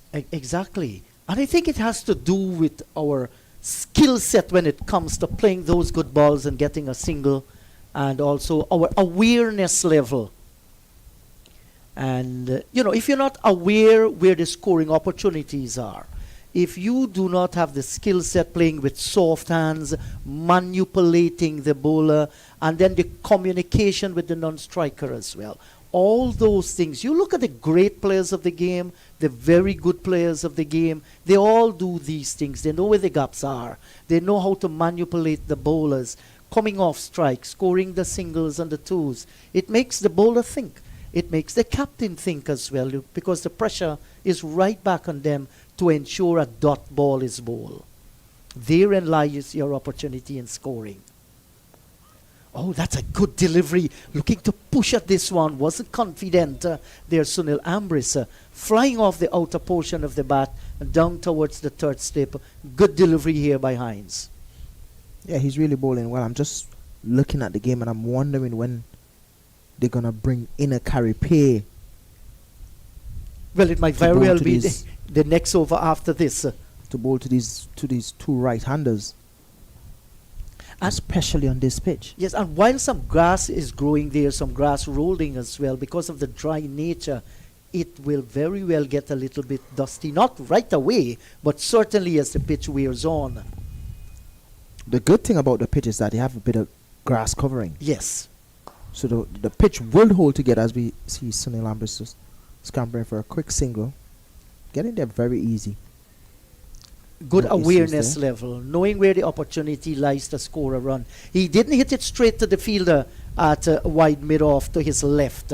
And once he got that angle, a single is definitely on. It is something that I can remember playing with Kumar Sangakkara at CPL, playing for Jamaica Talawa. He will always say, whenever he bats, he don't hit the ball straight to fielders. He hit them to the right or left. The fact that you have to move to right or left gives him a chance to steal a single. Yes. But if you hit it straight to the batter, straight to the fielder, you can't really get a single. Makes Yes. it easier for them. And see, at end of the over there, end of another Terence Hines over, score is 53 for 2. Yes, Seal 1 for 23 from his 9 overs. Philip 1 for 17.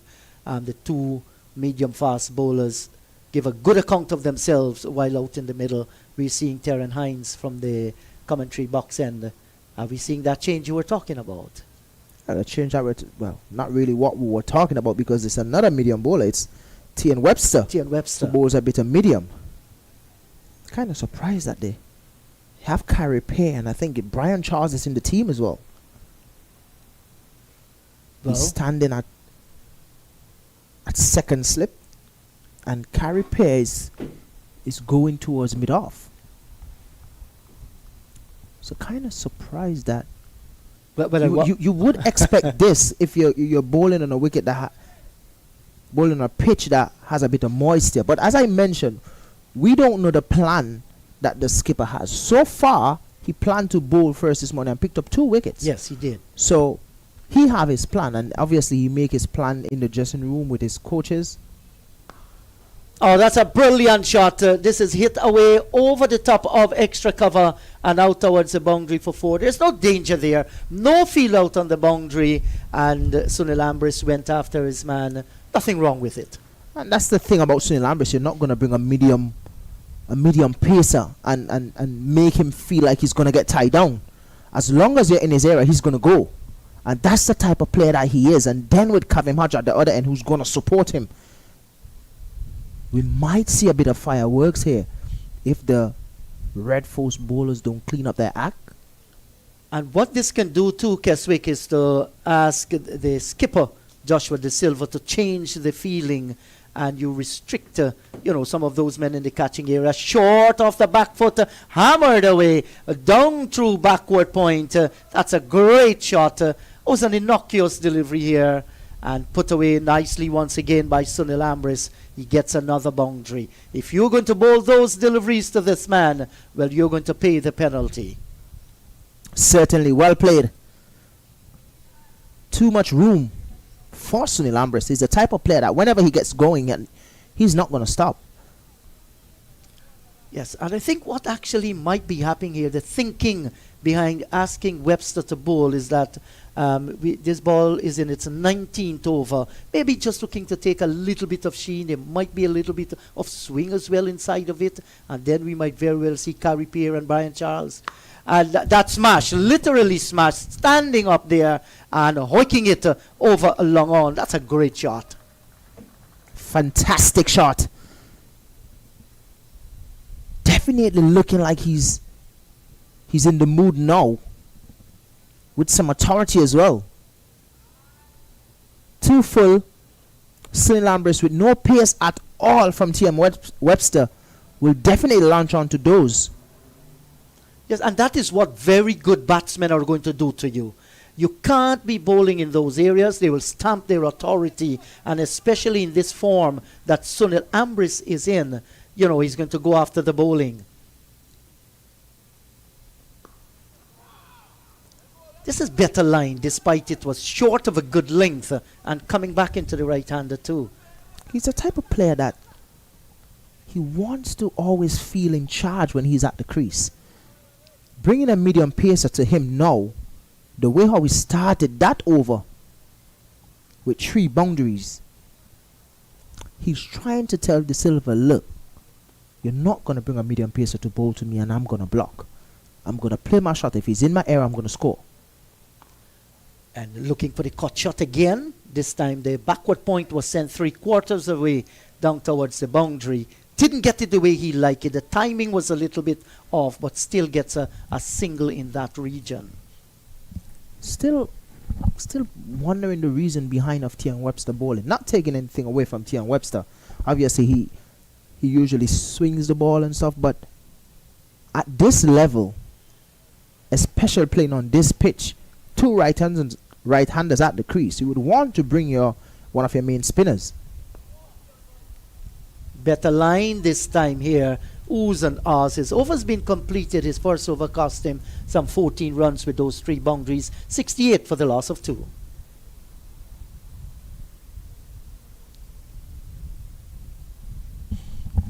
And this partnership continues to grow between these two, with Red Force losing 2 early wickets. Hodge and Sunil Ambris. Ambris having an opportunity in the previous over to just open up the arms. The deliveries were in the slot. One over the top of mid-off, the other banged away over long on, and one spanked through backward point for 4. All will lend to the confidence level of both batters out in the middle.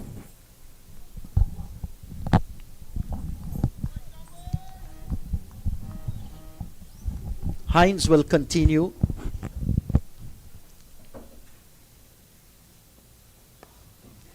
And just hurrying into the shot, but played well at the last moment. Just opening the face. Did it hit the stumps there? They're going to come back. Some ooze there, asking a question of the umpire. He will have none of that one. That's brilliant stuff. Really good feeling. A backward point there from T.N. Webster. Also plays for the Trinidad and Tobago Knight Riders here in the CPL. Known for his batting mostly. Opening batter for the Trinidad and Tobago Knight Riders. But Trinidad and Tobago have to be careful here because both batters are really in some good form. Yes, they are in good form. Sunil Ambris mainly the aggressor when he's at the crease with Kaveem Hodge. Kaveem Hodge a bit easier. Doesn't really go too hard at the ball. And that last single there, that was well taken. Very soft hands. The communication was good between the two. So they're scoring at a canter here. And that's good to see. This might very well force Joshua De Silva to just rethink the strategy a little. Just about 25 yards away from the batter is the cover, and still managing to get the single as he was coming in. And this is beautifully driven onto the front foot by Sunil Ambris. Hot pursuit. Can he pull it back? He does. Brilliant work. Chasing it all the way down towards the extra cover boundary. And they will go and complete 3. Really Good well run in played. between the wickets. As we mentioned, whenever he plays a shot, you have to take out your cameras because it's almost as picture perfect. Yeah, and it tells about him picking the length of the delivery early. And you look at the right leg, coming out to the pitch of the ball and just going through with the shot. So he's just not driving through the covers. He's getting into the position, maintaining the balance. Good looking shot, and always looks a picture. That's the thing about him, his approach and his stroke making is always somewhat close to perfect. I don't want to say it's perfect. Both batters complement each other well. Sunil Ambris, the aggressor. Kaveem Hodge is more sedated in his approach. And that's good to see. Playing every ball on its merit.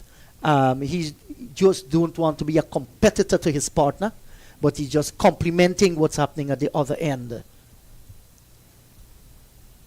At the end of the day, while cricket is a teamwork, there's another team effort going between these two at the pitch, and that is so important. While they're playing an individual innings, it's two of them that's out in the middle there. So the strategy must be centered around that too. I'm kind of surprised that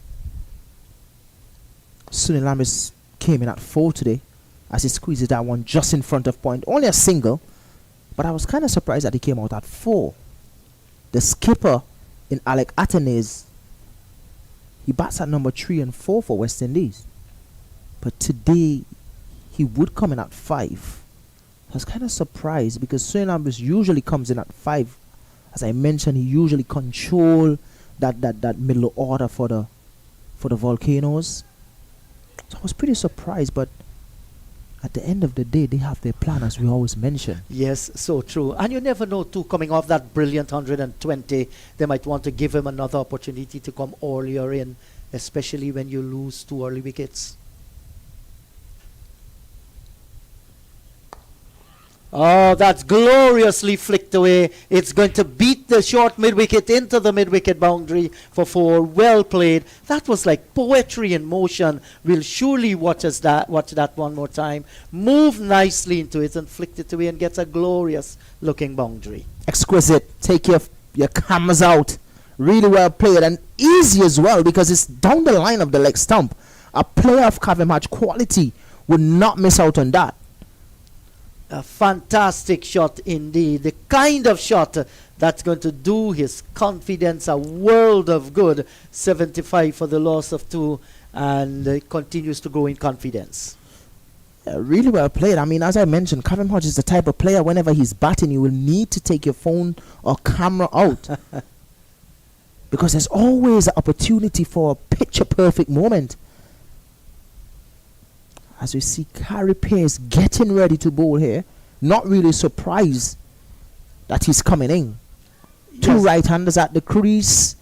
Spins the ball away. The surface is pretty dry. So he would get some purchase. Yes, but when I saw him had the ball in his hand, I saw Tino walking up too. So I thought it's going to be Carey Pearce in the over from that end. But then they give one over to Webster.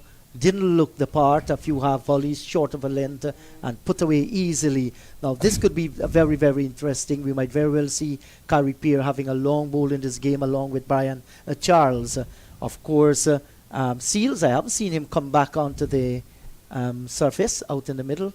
He has gone off after bowling his 9th over and Philip might very well be there. He has been very consistent, but the spinners might be asked to do a lot of work here.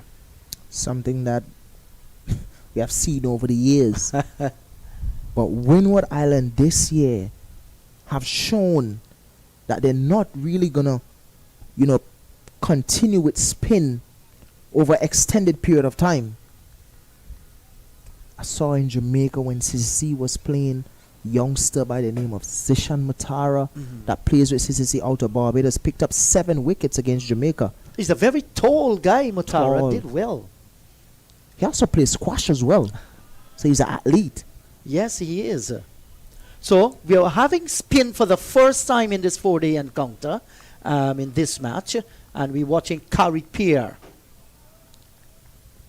And he's preparing to do battle with the right-handed Kaveem Hodge with a slip and a forward short leg. Driven away and immediately the breakthrough has been taken there. Sunil Ambris looking for the expansive cover drive, holding out that short cover, and just like the doctor has ordered, Sunil Joshua has gotten his man. It's Ambris gone for 35 with Carey Pearce taking his first wicket. Immediately brought into bowl. Carey Pearce taking up his first wicket here. Sunil Ambris, the aggressor, he's gone for 35.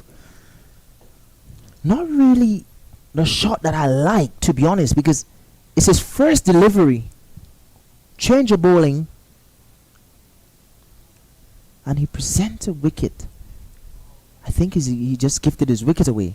Yes, could have avoided that. That's the reason why the man was placed down at that short cover position, and Carey Pearce bowled the delivery that Joshua De Silva's asked him to bowl, and at the same time too, Ambris obliged, playing the shot he wanted straight down the throat. Ill-advised kind of shot. Well, you want to be aggressive. You're aggressive by nature. You have to be selective as well. Definitely. First delivery from Carey Pearce. You'd want to see what he's doing. But the skipper is at the crease now in Alec Athanaze. Him and Kaveem Hodge created history in Australia. First time ever 2 Dominicans is at the crease. The Dominican connections. Batting for West Indies, and they're here again. Against Trinidad and Tobago Red Force. Alec Athanaze. He's a very, very good batsman. Good use of the feet. First delivery. And gets a run down towards a wide long on. It's always good to see when batsmen come down to the pitch of a spinner, and get singles around. Good use of the feet. He's one of those players that uses feet a lot. Plays a good slug sweep. He's really aggressive as well. I saw him play a few T10 and T20 cricket. And he can go at the ball. So he's one of those players that understand this game as well. He does. And really have a different approach to every single format. And that is somebody who understands their game. When you understand your game like that, you're basically taking your cricket to different levels. That's nicely pitched up here once again by Carey Pear. But well played too by Kaveem Hodge. Watches the ball right onto the bat. And just opening the face down towards square cover. Scored 26 and 58 not out. Alec Athanaze in the last match. So good to end and a half century there. And off the back foot, giving himself some room and steering this one down towards fine third man. It hurries on him a little, but still managing to make the adjustment and getting a well played boundary. Just wide of the man at first, slipping Brian Charles. Carey Pear finding the edge of Kaveem Hodge. I had some good bounce there as well. As long as you're having bounce as a spinner on this track, we're not too far off from seeing Brian Charles into the attack.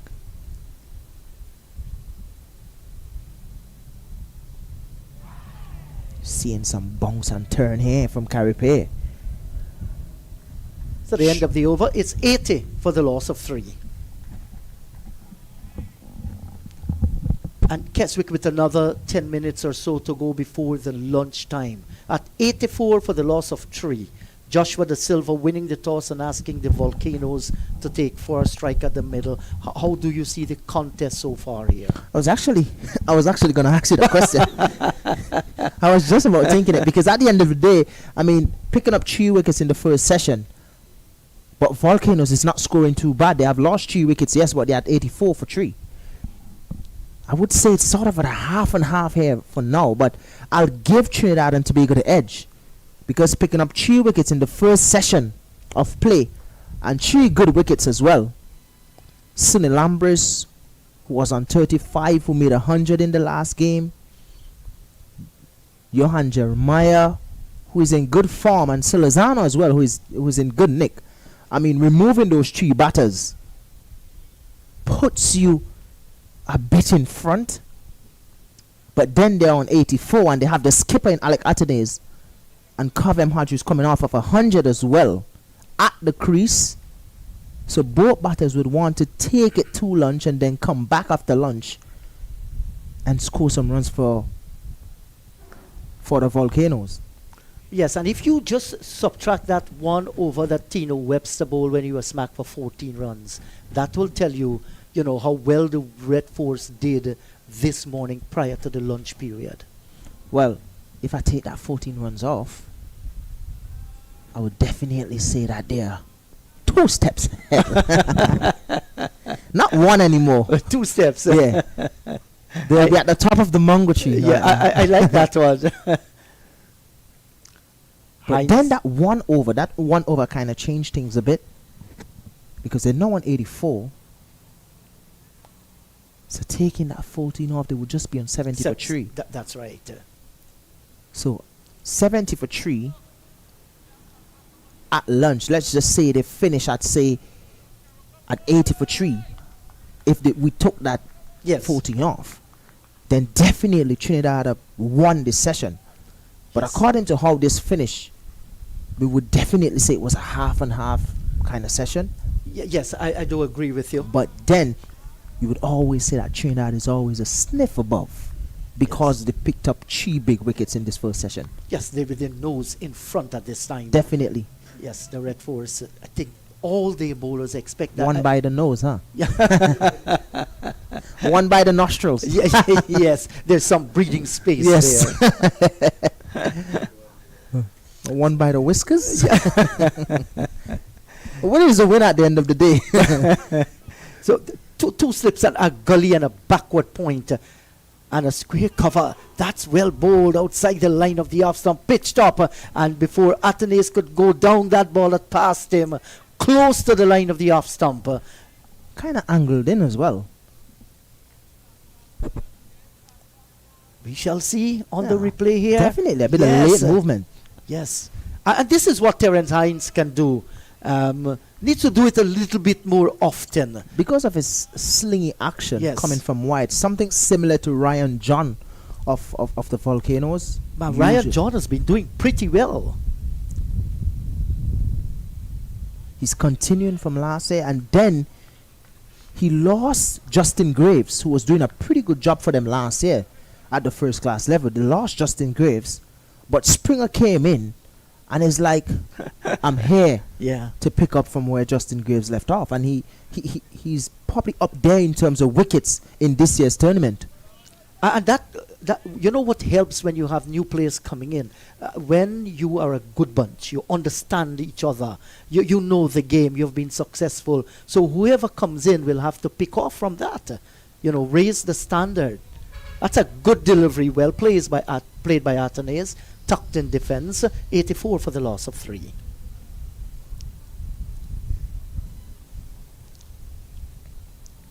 Sunil Ambris 35. Hodge is still there on 25, and Jeremiah 14. I can tell you one thing about Sunil Ambris is that he would get to the 20s and 30s in a flash, in a hurry. But what I want to see is that transition from that 30s to the 50s and then get into the 100. We saw that in the last game, because before that last game we had a few players from the Windward Island team get into 50. But only the last game we have 2 of their batters getting into that 3-figure mark. A shout of catch it there, but it was away from the forward short leg fielder, and they challenged the arm of the fielder there, who stumbled at the last hurdle in picking up the ball cleanly, and they get the 2. So before that last game we had Kimani Mellis, who was the standing captain at the time before Alec Athanaze came back from Australia. He scored a half century. Young Jeremiah scored a half century. Sunil Ambris, Springer, and also Ryan John. Yes. So they had a lot of half centuries. Over 5 batters or so scored half centuries in those first 2 games. They couldn't get to that 100 mark, and then Sunil Ambris changed gear, and then Kaveem Hodge came back from Australia and show his quality and get to 150. It was a brilliant 158 not out. Wrapped on the pad, how's that, a question asked? And not out, says the boss out in the middle. I didn't get to see that 100 because I was at Sabina. Oh. That 100 was scored at Kensington, but I can tell you, 100 from Kaveem Hodge is a picture perfect 100. Has to be. Shout there from Carrier. That one looks like it was sliding. A good decision from Umpire. Certainly.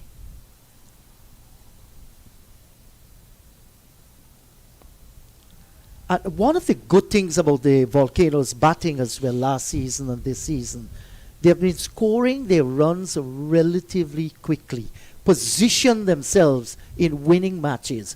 That's the reason why they've been doing so well.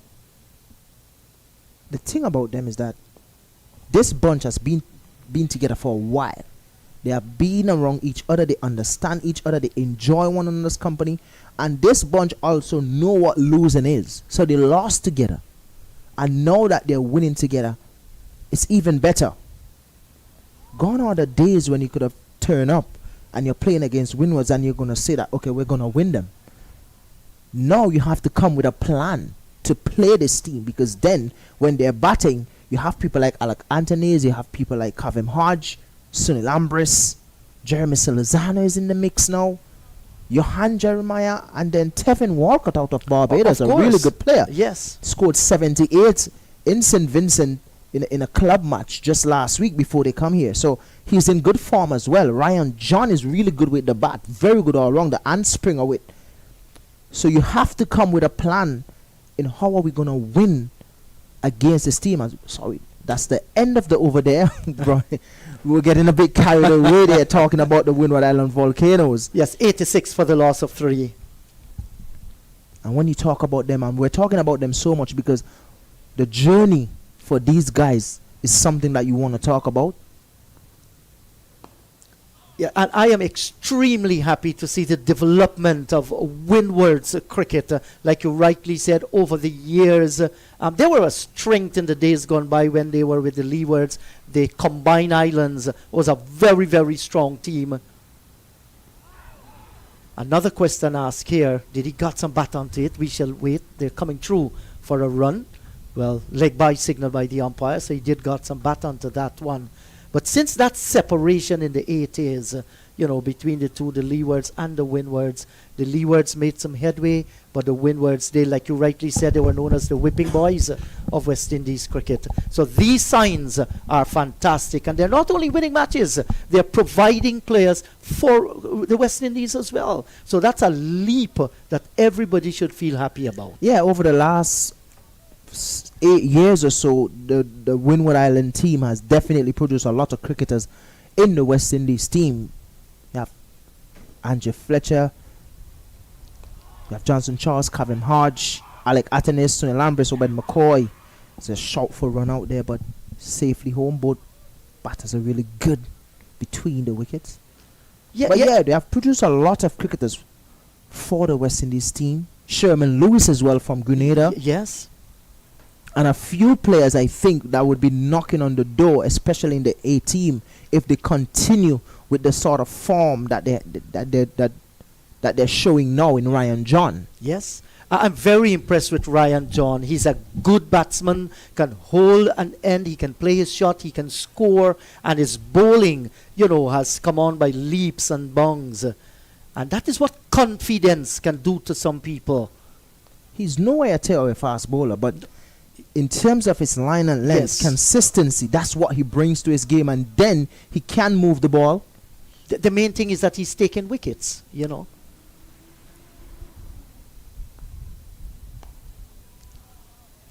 So Brian Charles creates a little bit of a problem so far in this over, and looks good. There's a forward short leg and a slip. We also have the backward point, extra cover on the mid-off on the offside field. Good delivery once again here. Right on target, and the players will walk away for lunch on day number 1 in this 4th round encounter between Trinidad and Tobago Red Force and the Windward Volcanoes. At lunch, it's 87 for the loss of 3. 24 overs sent down in the session. Kaveem Hodge is there on 27 from 42 with his skipper Alec Athanaze. He has picked up, he's on 1 actually from 10. Brian Charles just sending down his first over, which was a maiden. So at lunch on day number 1, 87 for the loss of 3. Do join us in another 40 minutes or so.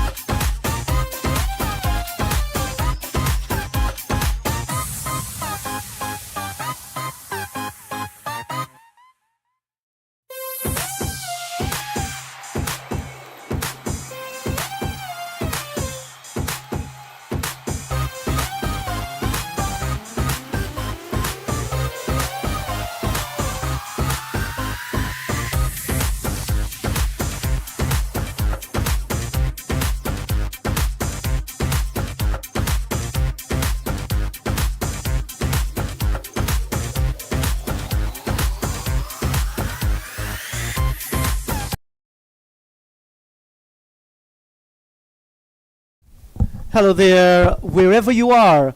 Welcome once again to Queen's Park Oval here in Trinidad and Tobago. The sunshine continues to stream down. The players are already out in the middle. Just to remind you, at lunch, the Windwards Volcanoes sent in by Trinidad and Tobago Red Force to bat. They were 88 for the loss of 3 with Kaveem Hodge on 27 and looking real good. Alec Athanaze, the skipper, he is on 1. 24 overs sent down in that session. The first hour produced 28 runs, 2 wickets tumbled, 12 overs were sent down.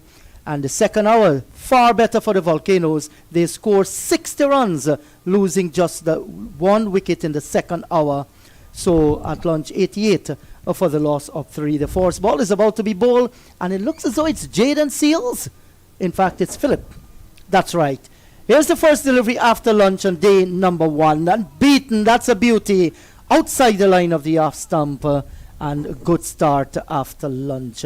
With me in the com box, one of our analysts, former West Indian cricketer, one of the most famous CPL T20 player. We all follow him, Keswick Williams. Hello to you, Keswick. 88 for the loss of 3 at lunch. What's the expectation here post-lunch session? Well, definitely. Good to be back here as well. Have myself some lovely lunch here in Trinidad and Tobago. But Anderson Phillips is operating, and first delivery was really, really good. But 88 for 3. Trinidad, I think, as we mentioned, have a sniff.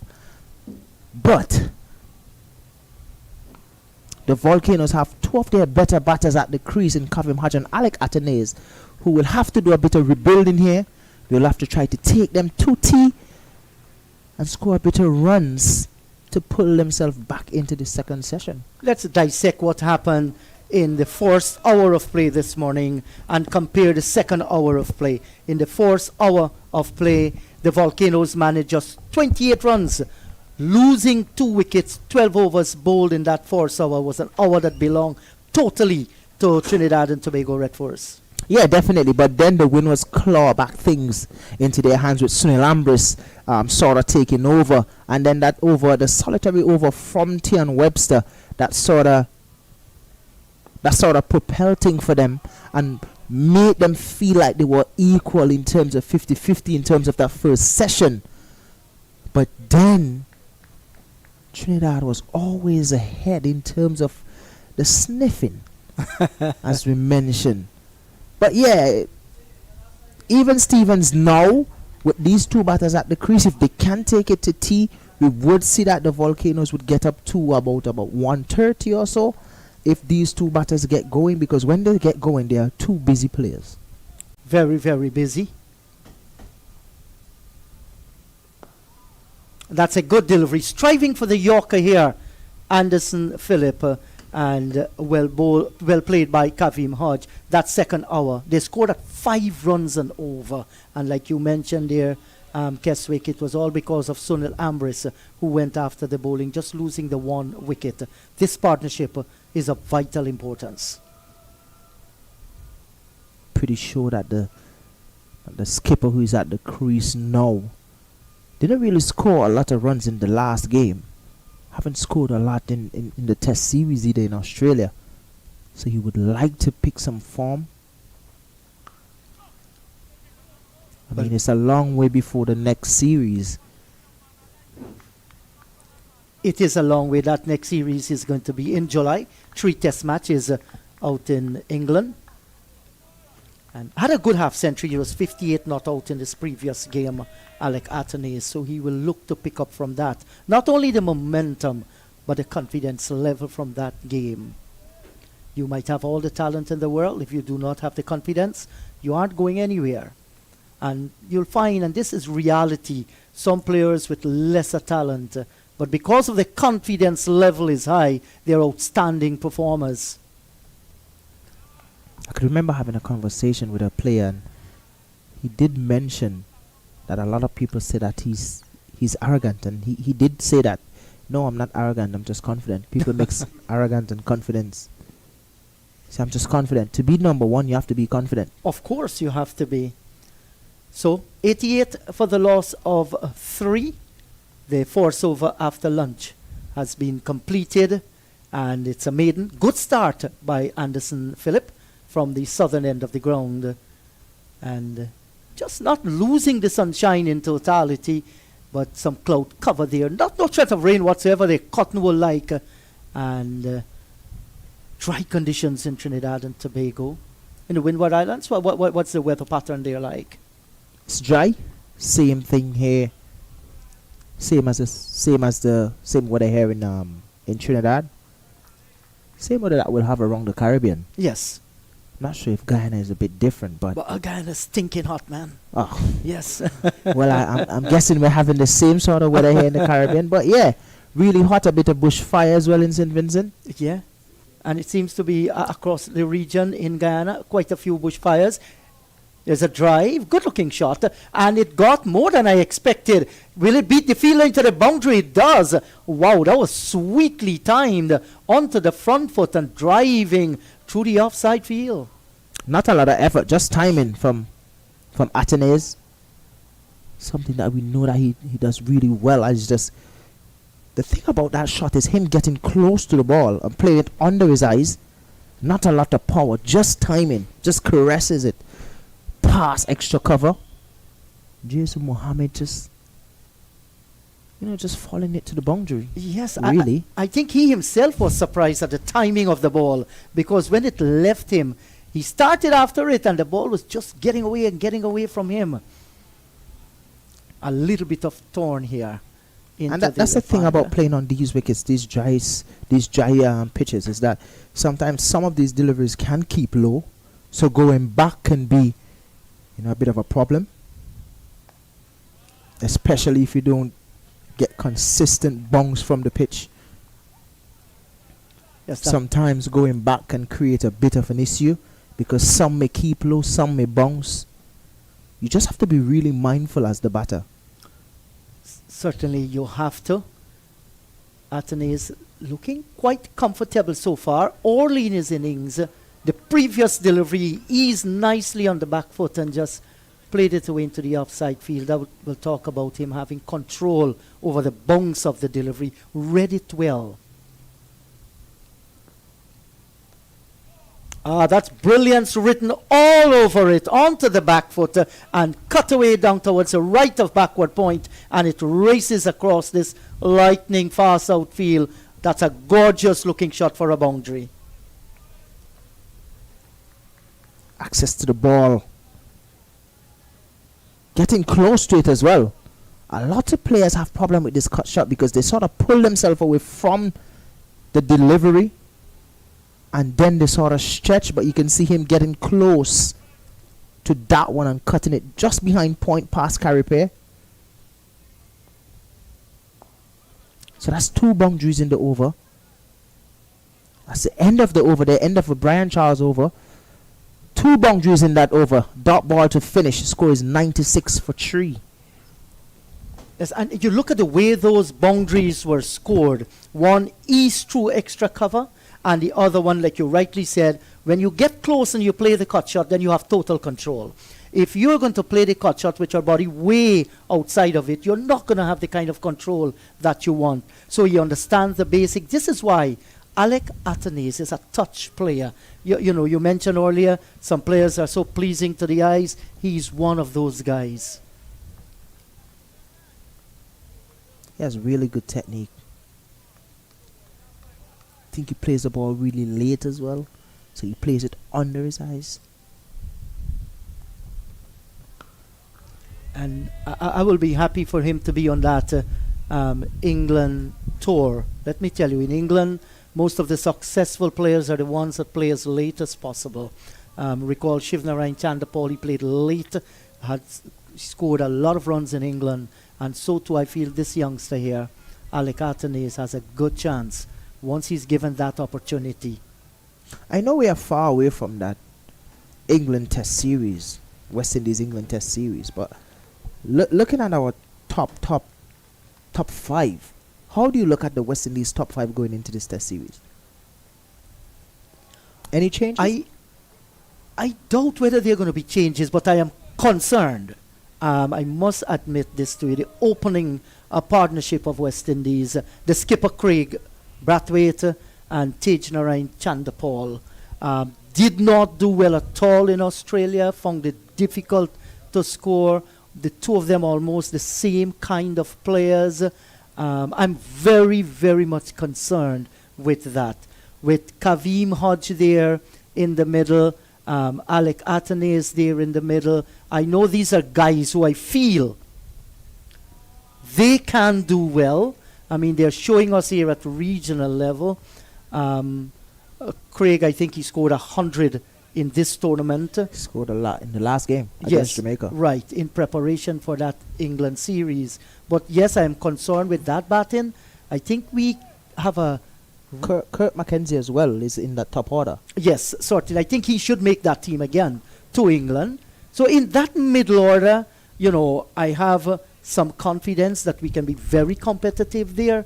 But my main concern with the batting is our openers.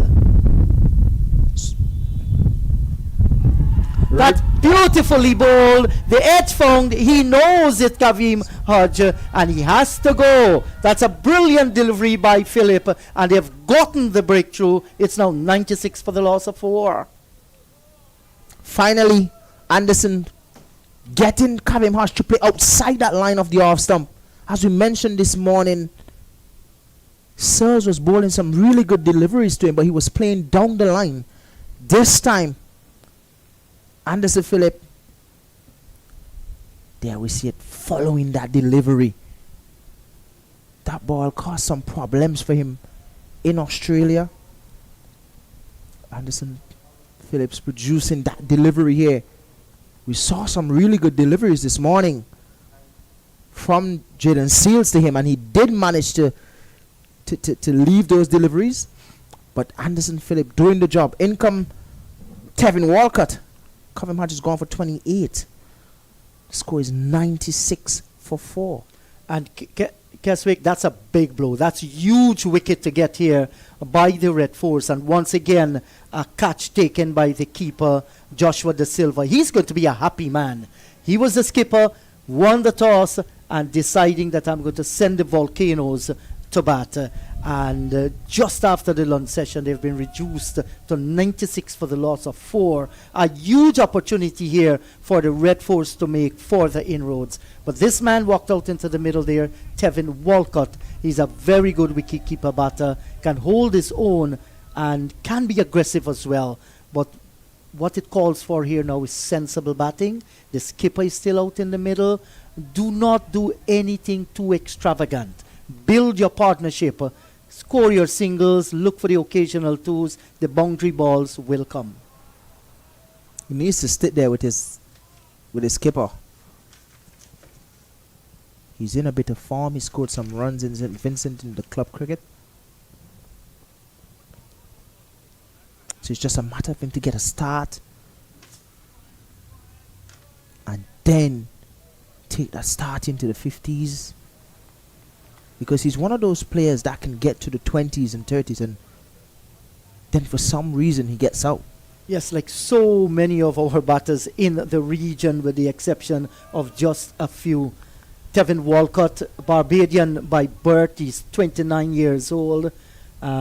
He's in his 23rd first-class match, 826 runs, a highest of 87 not out, averaging 25.81.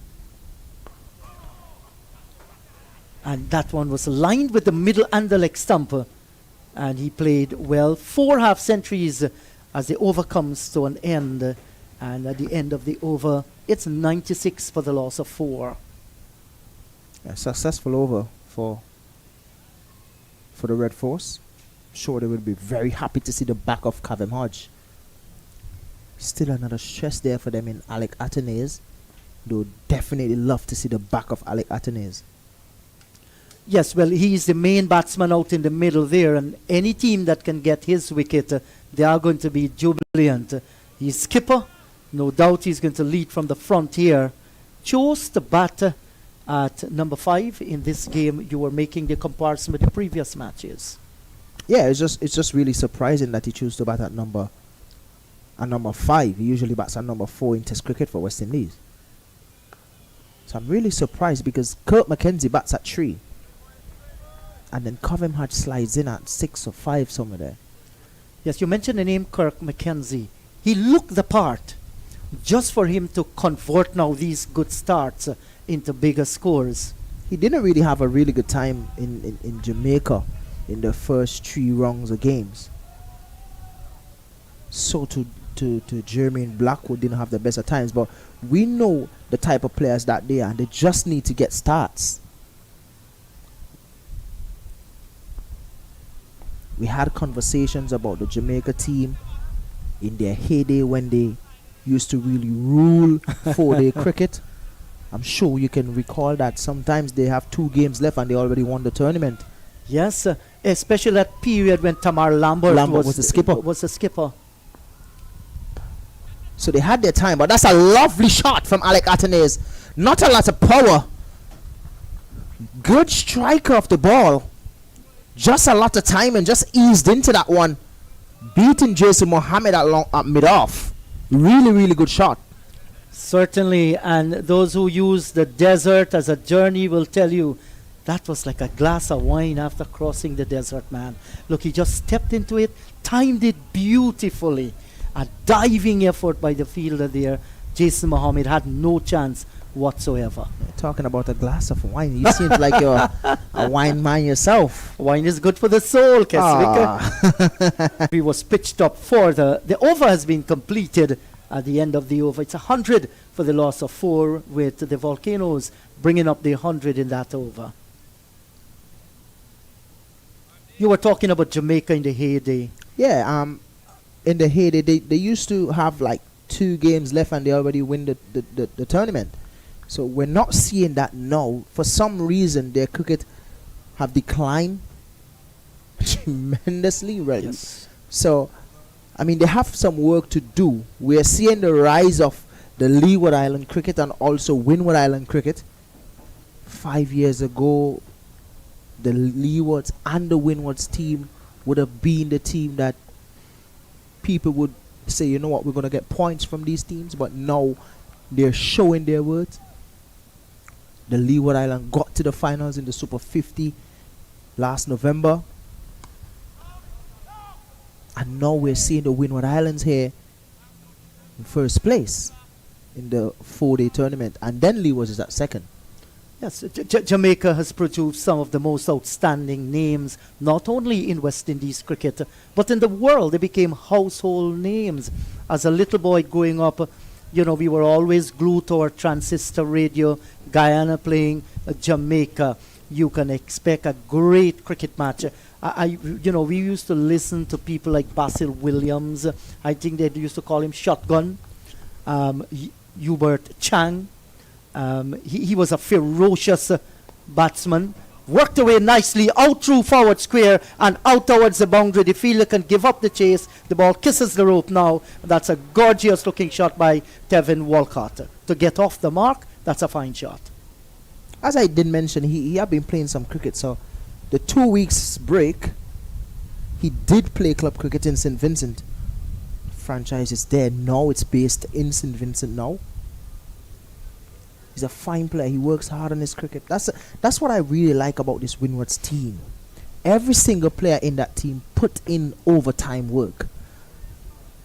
And their trainer in Damik Walters out of Windwards is always there to support.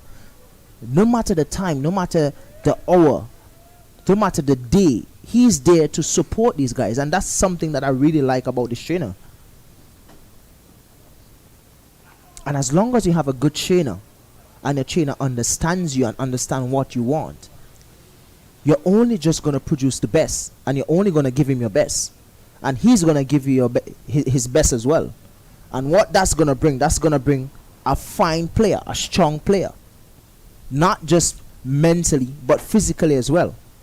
I do agree with you. I mean, you have said a mouthful there, and there's no doubt about that. I myself come from a teaching background, and I feel a coach has to be a teacher. Your lessons are well planned. You know, you work with individuals, you work with group, you know their weak points, you know their strong points, Well, I can tell you one thing: when it comes to planning, he's not short of planning, because when you sit down and look at how this trainer from the Windward Island and Dominic Walters plan for his players, it's well set out. So he know what certain players need to get where they're supposed to be. Like when Jeremy Silzano got to Windwards and he did his strength test and all that, he knows that he needs strength and he needs it in certain areas. Now we can see the difference in Jeremy Silzano. He's a lot fitter, he's a lot stronger, and looks much more comfortable and settled out in the middle. So that will tell you the program you're talking about. And this is viciously played, got under it, and played the uppercut out towards wine third man by Walcott. He gets another boundary, his second so far. He has gone on to 8, and the score goes out to 108 for the loss of 4. can't bowl that error. Doesn't matter how long he's at the crease. That's a really good shot. And the 74 that he scored was in a T20 game. That's in St. Vincent, so you can see a bit of T20 there. Yeah, yes. Absolutely so. Well, the ball was there. He had the presence of mind, and he went for it. The fielders are in, and everything was good about that shot by Kevin Walker. Are you a big lover of T20 and T10 cricket? Yes, I do. You see, I love Test cricket. There's no doubt about that. I watch Test cricket. I enjoy doing it.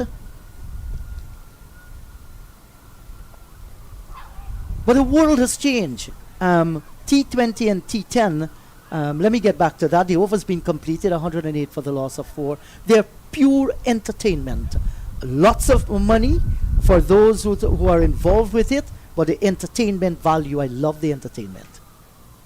You know what I'm going to support you with there? I like the fact that you mentioned entertainment, but something I would add to that is that T10 and T20 cricket changed what Test cricket was like years ago, because a lot of batters realized, listen, I can score 100 in a session, I can score 100 in 2 sessions, so why am I going to come and block when I can play positive and score 100? Because if you score 100 off 90 balls and you score 100 off 180 balls, 100 is 100 at the end of the day. Yes. So I am a big supporter of the baseball. A lot of people may not like when I say it, but at the end I'm a big supporter of the baseball, and Kohli supported it as well, and he did mention that, listen, if a test match can done in 3 days or 4 days, why not? Yeah, and maybe that is going to be in the reckoning in the years to come. We might no longer have a 5-day test match. It might go to 4 days or 3 days. And herein when, the baseball makes some sense. This time he picks out the fielder here, Athanaze, down at extra cover and can't score. The world has changed. Spectatorship. They want entertainment, unless your teams are on top of the game. They're big names players where people can come and sit for 4 and 5 days, and watch test cricket play itself out. It's Christmas and Boxing Day test match in Australia.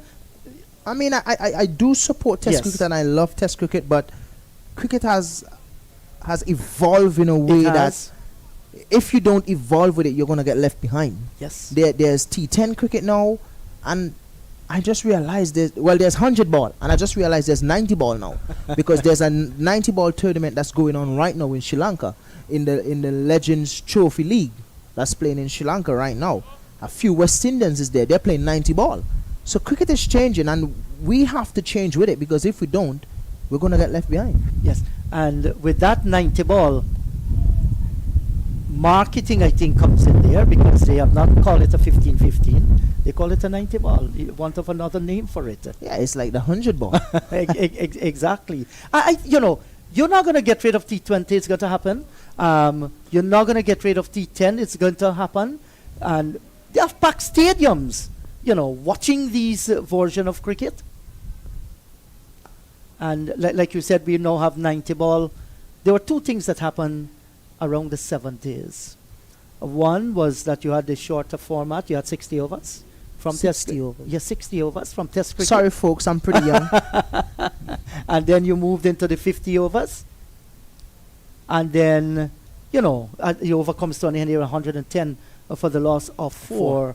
And around the 70s too, while the longer format was cut, mini skirt was invented around the 70s, and both cricket and mini skirt were meant to be exciting, short and exciting. Oh, really? Yeah. So it's going to stay. It's really good doing commentary with you because you bring so much history that I'm really interested in. You bring so much history. So it's a lot of experience and youth here now. Yes. So I'm happy for that. Just like the Trinidad team with Jason Mohammed still on the field, the longevity. and over the last couple of months, there was a lot of talk about Jason Mohammed still being in the Trinidad team. And I'm very happy that he's still there because at the end of the day, you need some experience in the team. And he showed a reason why he should be in the team. Yes, because he scored 100 already in the tournament. Yes, against Guyana.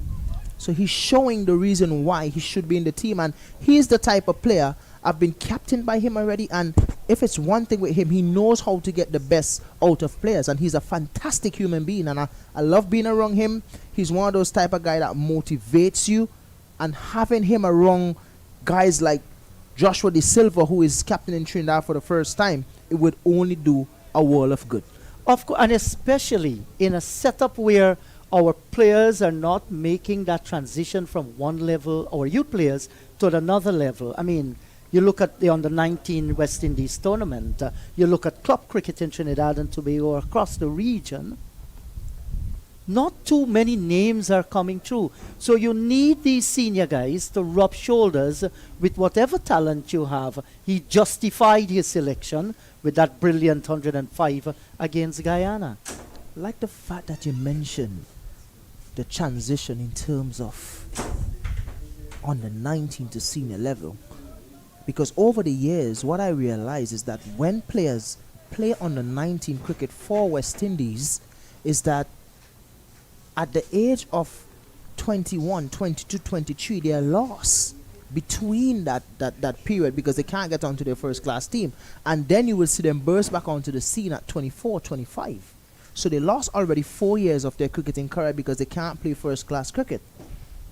Now, this is the reason why I'm happy for CCC, and this is the reason why I'm happy for the West Indies Academy, because they bridge the gap between that point that a lot of under 19 players get lost. Yes, you must find something there to have them play competitive cricket. And I'm pleased to inform you that my hometown, Guyana, the Guyana Cricket Board is introducing an under 21 and under 23 club version to bridge that gap from under 19 to senior cricketer. Because you need them to continue to play.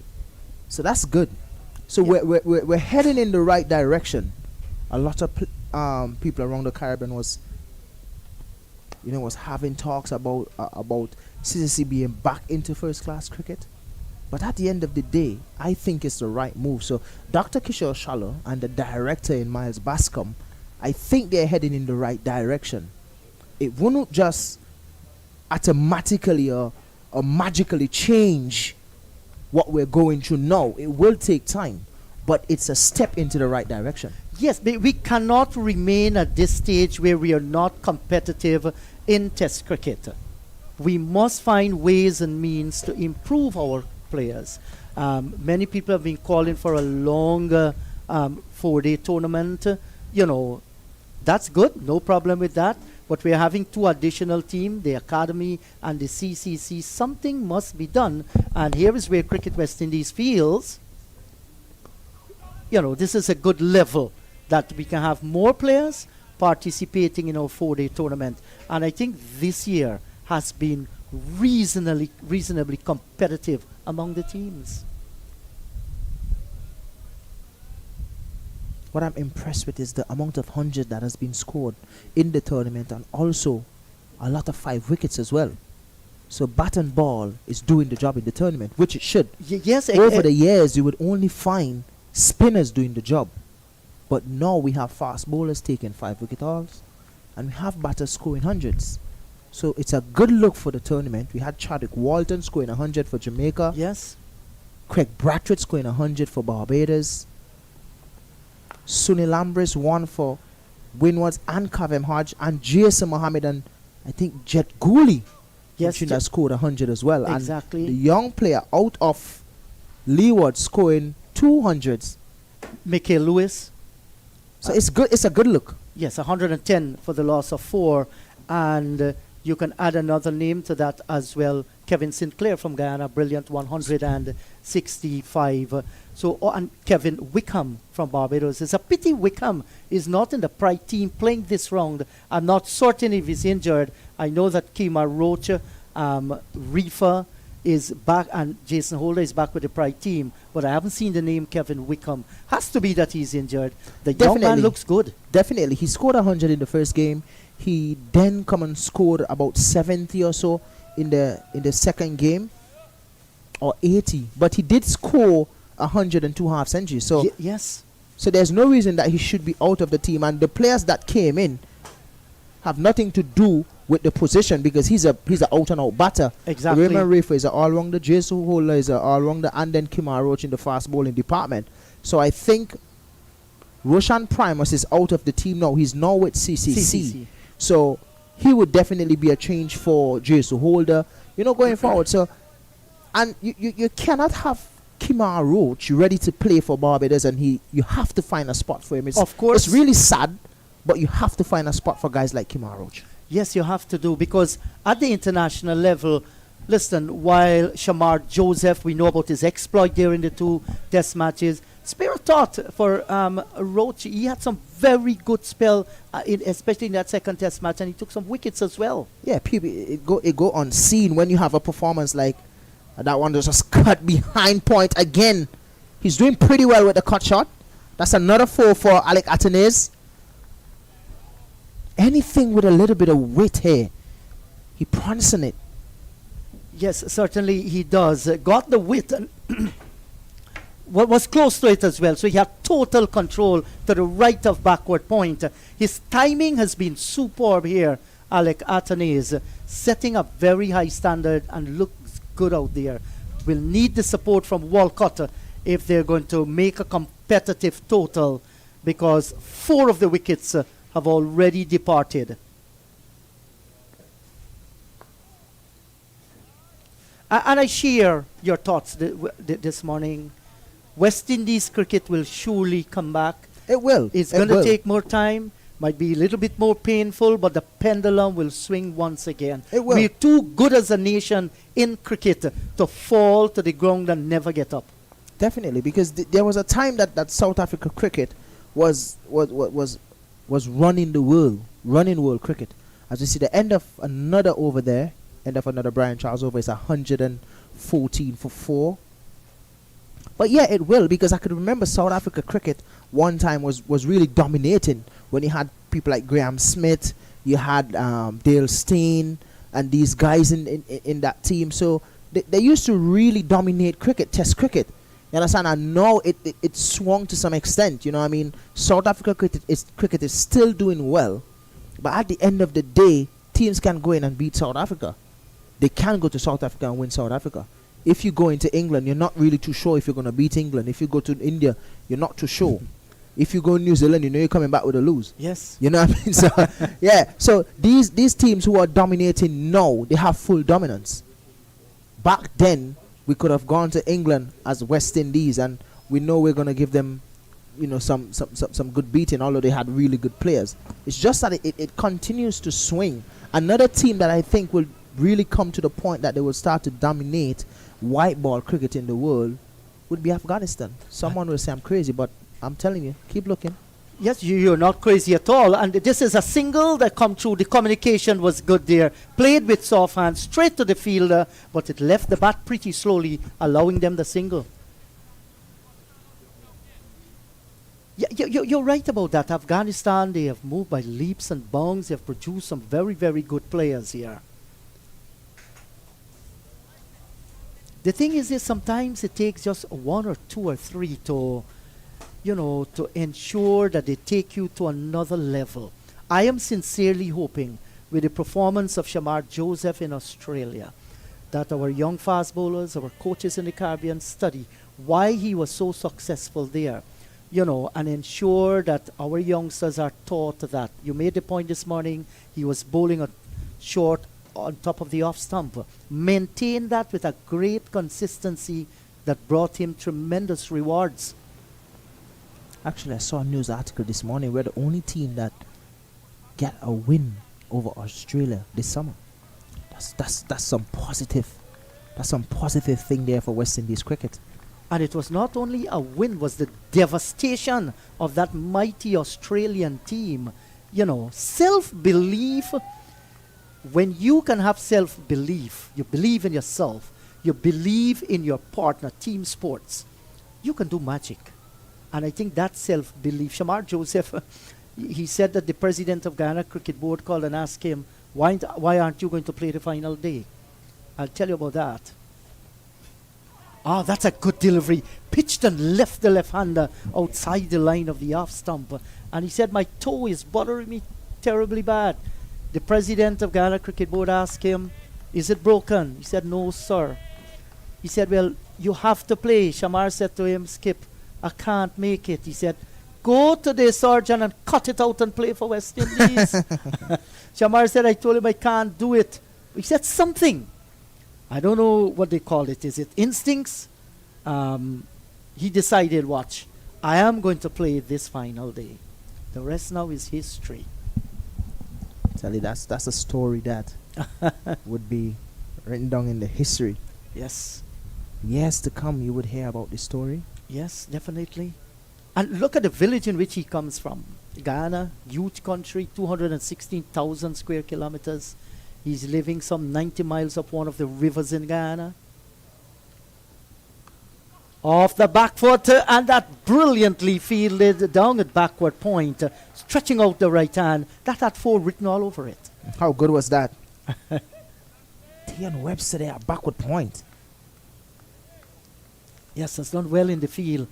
And cricket is not really played in the village that produced him, a place called Barakara. How they play cricket there? They play with fruits, tangerines and mangoes and awara. I could remember those days when I used to play with grapefruit and stuff in the road. Yeah. And then he came out to the coast, he started to do security work. He attributed his security job, flicked away, couldn't pick the gap once again, nicely fielded. He attributed his cricket development to long sleeps while he was a security guard. He said he had a lot of rest. It's like Safar Khan in India. His father decided to quit his job to make sure that he goes to a cricket academy and play his cricket, and now he made his debut test cricket for India a couple of weeks ago. Yes. Scored like 60 something, got run out on debut, unfortunately, but his father was so happy for him. These are stories that will live on, and that shot will live on. Alec Athanaze, just an easy punch. We've been seeing that all morning since he came into bat. Not a lot of power, just timing here. And you were talking about story. That shot will tell a story. A man full of confidence, and he understands you don't have to bludgeon the ball to get to the boundary. Pick the gap. Timing was great, and what a fine shot to end the over. The score has moved on to 119 for the loss of 4. And so often, some guys who burst onto the scene and become international stars and legends, they have a story to tell. Remember the Pani Puri boy, Jaiswal? Jaiswal, yes. Yes. He has a story there to tell. So it's where you come from. Do not see poverty. I'm born into this thing and I must stay into it. We have the power as humans to change destiny. And these guys have shown it. Yeah, absolutely so. Even a player from Sunrisers Hyderabad. I think he played for India, played for a couple of games for India. Natajaran, something like that. I can't remember his full name, but he have a story as well. You know, so it's all about the stories that make you the player that you are. Certainly. And good feeling to his own bowling here, Brian Charles. And then what do you play for? I always will remember Sir Vivian Richards in the same commentary box. He was doing television, we were doing radio. We had a little discussion, and I just recall some words in one of his biographies. and he's going to milk the bowling here, gets a single down towards the long on. In one of his biographies, Sir Viv said, whenever I pick that bat and I walked out into the middle, all I see is that black woman with the mokra basket on her head in the sun walking to the sugarcane fields. She I batted for. And it tells how important is West Indies cricket to the West Indian in those days when we fought for an identity as a people. As I mentioned, folks, I love doing commentary with this guy. Because he comes with so much history. I'm learning so much. And that short, brilliantly played. That's pulled around, down through forward square. And they will go back and complete 2 runs. You see, Keswick, West Indies cricket is like no other cricket. When the world denied our foreparents a space, denied them their liberty, one thing we could fight them with, and that was with cricket. And it was never pleasing to the Queen of England and her circles that here are the West Indians beating us at our own game. You know, that is what makes Caribbean cricket so beautiful. That is what makes Caribbean cricket celebrated by farmers, coconut pickers, the fishermen, the housewives in the homes. That is what makes us a people. And those days will come again. We must continue to show support and patience. I will leave the rest with Keswick, and you're going to be joined by my good friend Colin Murray. I wish we have a cam so that the people can see how relaxed I am, you know, listening to the listening to so much history. And we have another, well, I would say young man because he really looks young, Mr. Murray, joining the commentary box. And that's the end of the over there. Scores 122 for 4. Welcome. Thank you very much, Keswick. Lots happened since I left the commentary position. And 2 more wickets going down in Kaveem Hodge and Sunil Ambris. Tell me a little bit about the dismissals. Sunil Ambris really looked positive. He came to the crease, played really well. That shot, first ball from Carry Pair, sort of, I think, is a loose shot. Probably should have been a little bit more watchful, knowing it's the first delivery, change of bowling. I think he gifted his wicket away. Kaveem Hodge really got a good delivery from Anderson Phillip, right? Phillip just, you know, sort of get him following that delivery just outside the line of the 4th stump. Should he have left it, or could have left it? He definitely was leaving well this morning because Jaden Seals brought some really good deliveries to him that he left. But that one from Anderson Phillip, he sort of pulled him into it. He sort of take his bat away from his body to some extent. Something that I was mentioning this morning, how we got a lot of edges down in Australia. That's something that we saw today again. But it's not going to go away from you entirely. It takes time. But it's good to see against Jaden Seals that he did a fantastic job in terms of leaving those deliveries. We see a change of bowling. Terence Hines is back on the ball. He's had 5 overs, none for 23. So it's interesting that he's back. Interesting all wrong that Terence Hines. Have you had an opportunity to see him? Yeah, I honestly think that he's an underrated player. I think he's a good player for any team. He's a good fit. He can bowl some good overs for you and definitely can bat. Yeah, so he's a good player. I think he's really an underrated player. I think if you put a little bit more work into his cricket, he can be somebody that could step up in terms of get to a different level in terms of his cricket. But he's a fantastic player. I like him. I really do. He's 100% as well. You know, I think he gives it all on the field. But you're right. He's a little bit underrated, even here in Trinidad. You know, he played his club cricket with Queen's Park. He's now with Central Sports, and you know, he's an important member of the team. And based on his club performances, he's basically forced his way into the Red Force team. Really had some good performances in the Super 50 tournament. Yeah, he did. picked up like 3 wickets in a flash in I think it was the semi-finals. He was one of those persons that really, you know, take them home in that semi-finals. I think it was against Barbados. Still a really wonderful day here at the Queen's Park Oval. It's hot, it's sunny. Some would say it's too hot. Well, I'm happy I'm here, Maury.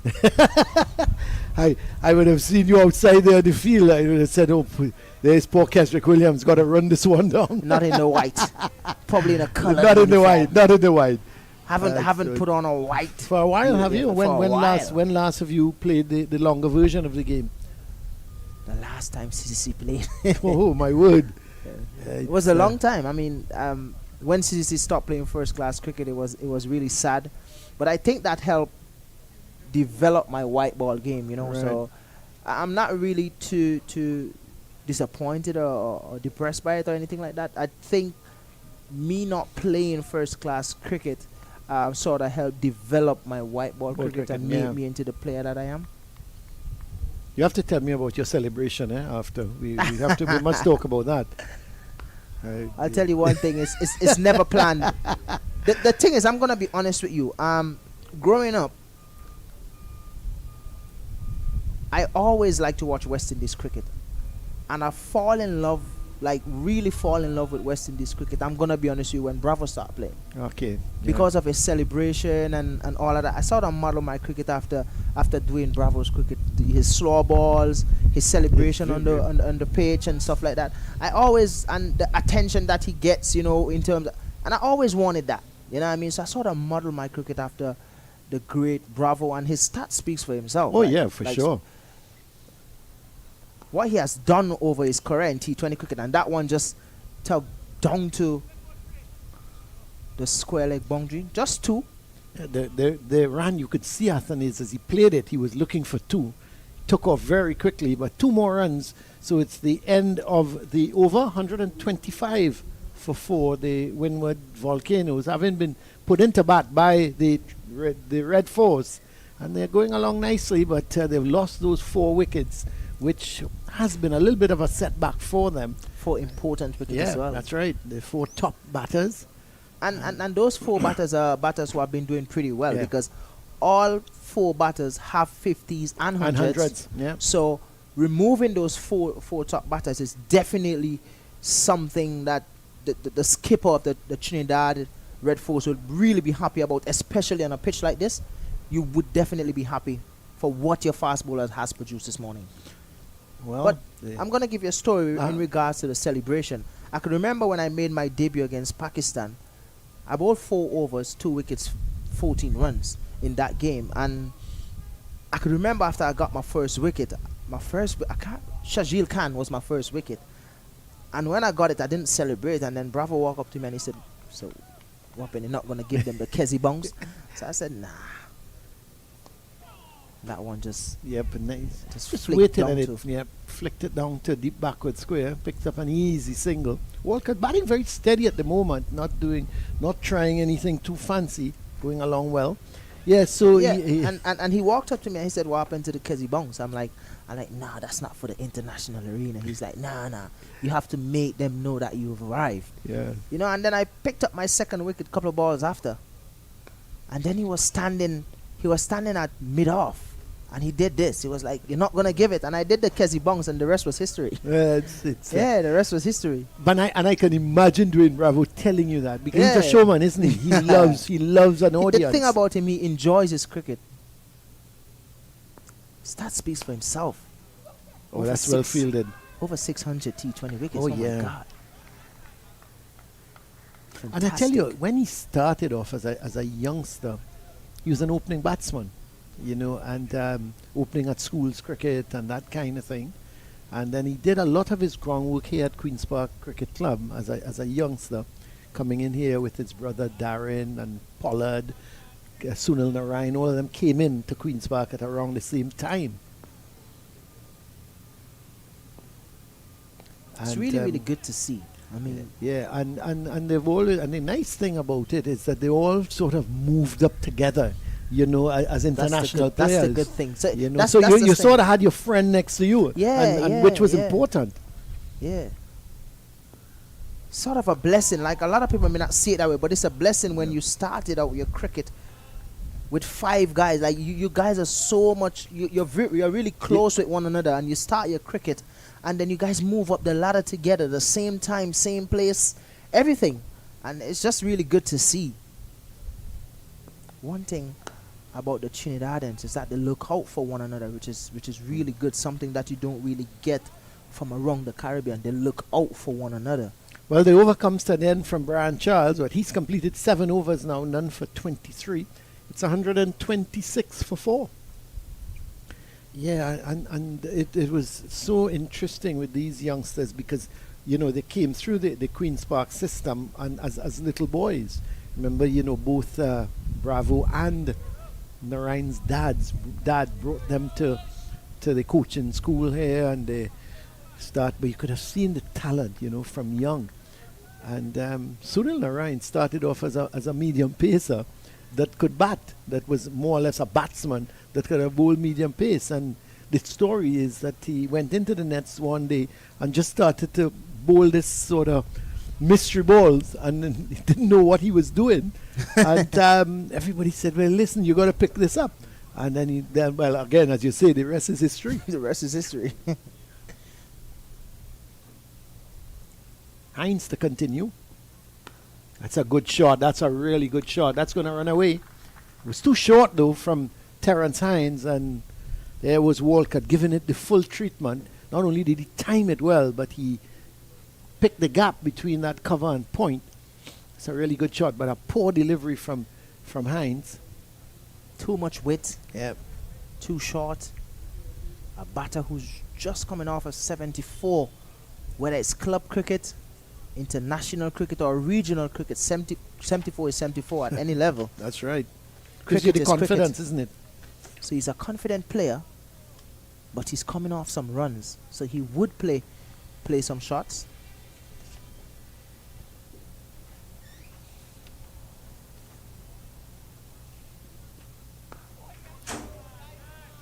I think he would be a little disappointed so far with his performance in the regional 4D in terms of with his high score of 20 so far, just 20, 19 and 2. He's a much better player than those scores tell you. And he's 17 now, but he's looking pretty comfortable. Not taking any risks. And there's no need to, because as you said, the pitch has no devils in it. And I think Trinidad Tobago Red Force, they've done really well to pick up 4 wickets. I always think the best part of batting on this pitch would be today, because I don't think it will get better after today. We've always felt that the oval, the best time for batting really is the second and third day. The first day tends to have a little bit of moisture. Once you can get through the period before lunch, but I think the problem is it tends to get a little slower as the days go on, and that's the problem. Looking at this pitch now, from what I've seen this morning, it looks really dry. Yeah. So I haven't seen much moisture in the surface. So hence the reason why we were wondering the reason for bowling. That's again another poor delivery from Hines. Too short. It was hit hard. It was in the air. But Walcott knew exactly what he wanted to do with it. It was a long hop, you have to say, because it was that short. And Walcott was just backing across. And he spanked it hard, giving the ball flew past the man at gully. He had no chance. Well, it was a lot of weight, but Walters knew what he wanted out of it. Had a big waff at it, to be honest. Found the edge, but it flew over the third slip. He's on to 21 now. That's his highest score for the tournament. This 21. With this easy pace pitch, I'm thinking that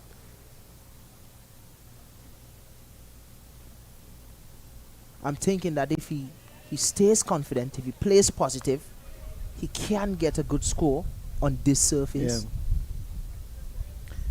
Hines needs to take that ball up to the bat. He needs to, get some. He has the protection. He's got a mid off. He's got a cover. They've taken the man at point and put him right back at that position right out on the boundary rope. But that's for a short delivery, And I don't believe you set a field for a bad ball. You can't set a field for a bad ball. It's something that I've seen over the last 3 weeks in Jamaica.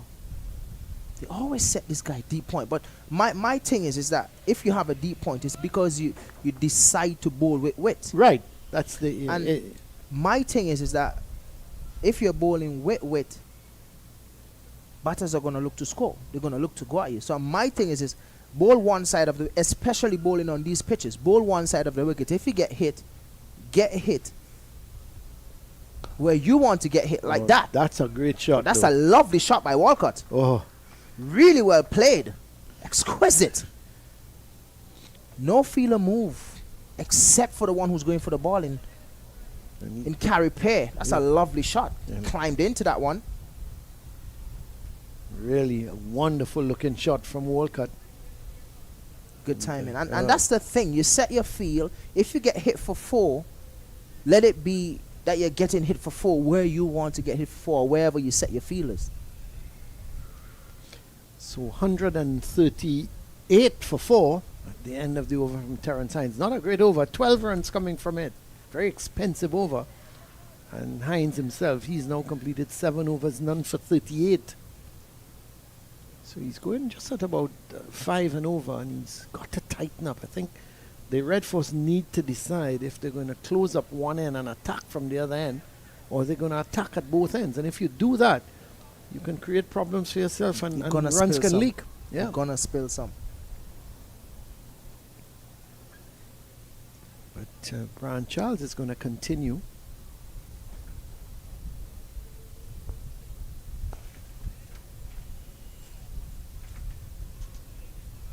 So really good rebuilding here from Alec Athanaze and Tevin Walcott.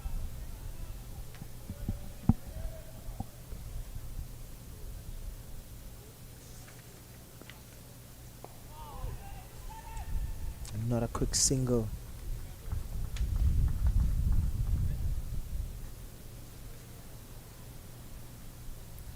So Brian Charles, who's a fixture now in the Red Force team over the last couple of years, came into the Red Force team as a pretty useful off spinner, and batting low down in the order, and was capable of some partnerships, holding his own, and forced his way into the West Indies 18, but has suddenly dropped out of favour slightly. Really think he's still a good player. Yeah, he is. I think he's once he gets a pitch that is going to give him some assistance, he can be a handful. Well, and if he's asking for a pitch, he's getting one here now. Really getting some good purchase. That's in there, just beyond the fieldsman there at just in front of square. He's placed that in carry that was carry pair. Yeah, couldn't get around in time. He's got good hands. And if he can't get there, then it's a difficult chance. Yeah. Not really controlled by Tevin Walcott. Just ballooned it just behind square. Carry pair is placed in front of square.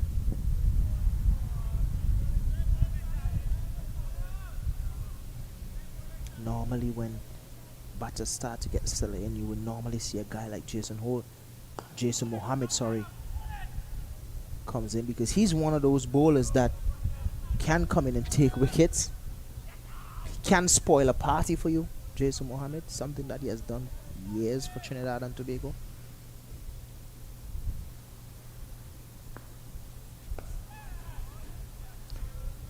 That's the end of another over. Score is 140 for 4. As you see the ground staff coming on, and the umpire to bring some drinks for the other umpires that's on the field as we go for another drinks break here at the Queen's Park Cricket Club. Match between the Red Force and the Volcanoes. We'll be back in a couple of minutes.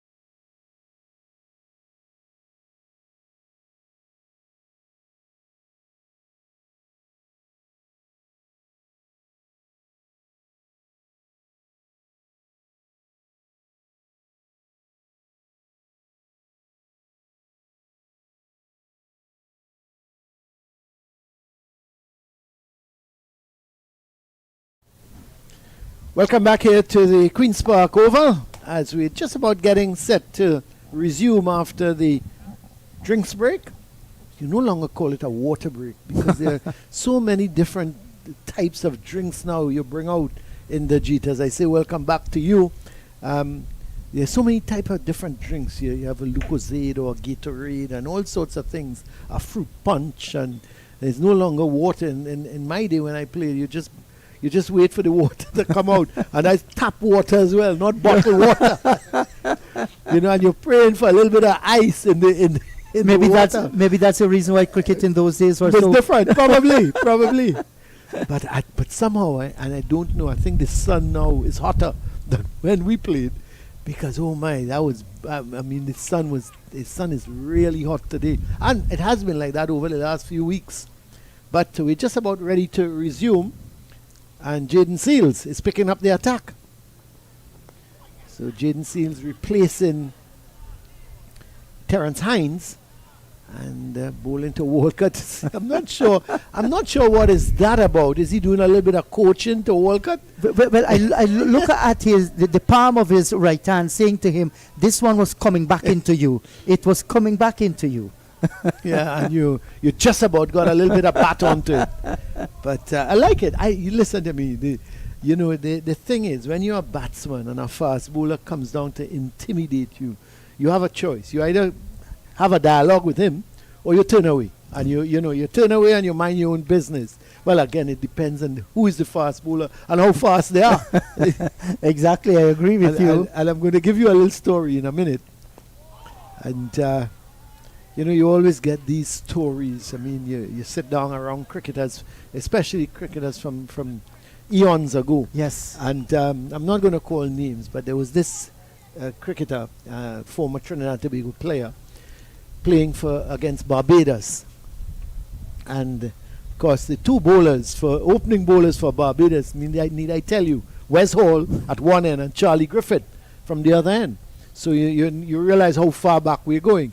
And these guys, no helmets, no chest pads and arm pads and all of these things. They just had the normal pads and maybe a thigh pad. And they would go out to face the music. As we look at Seals again. And Charlie Griffith was really working up a pace. And Trinidad were maybe about 180 or so for 4 or 5. And there was one left-hander batting. And he was negotiating the pace well. But he said to me, listen, it wasn't easy. I would have preferred to be back in the pavilion. But I was playing for Trinidad and Tobago. I had to stand there. He said, but I wasn't saying anything. I was as quiet as a mouse. They were bouncing. Balls were swinging all over. But I was just there. God was on my side and praying that I last. That's a good delivery. Just getting a little bit of inward movement is Jaden Seals. But Walcott playing that nicely. Bat and pat close together. Anyway, this other batsman came into bat and he first ball whizzed past his face and he moved out of the way. Second ball whizzed past his face. Of course, in those days you didn't have a two bounce rule. Yeah. Next whizzed past and he moved out of the way. And the third ball he pitched it up and he played on the front foot, met it full face of the bat and pushed it back along the track to Charlie Griffith.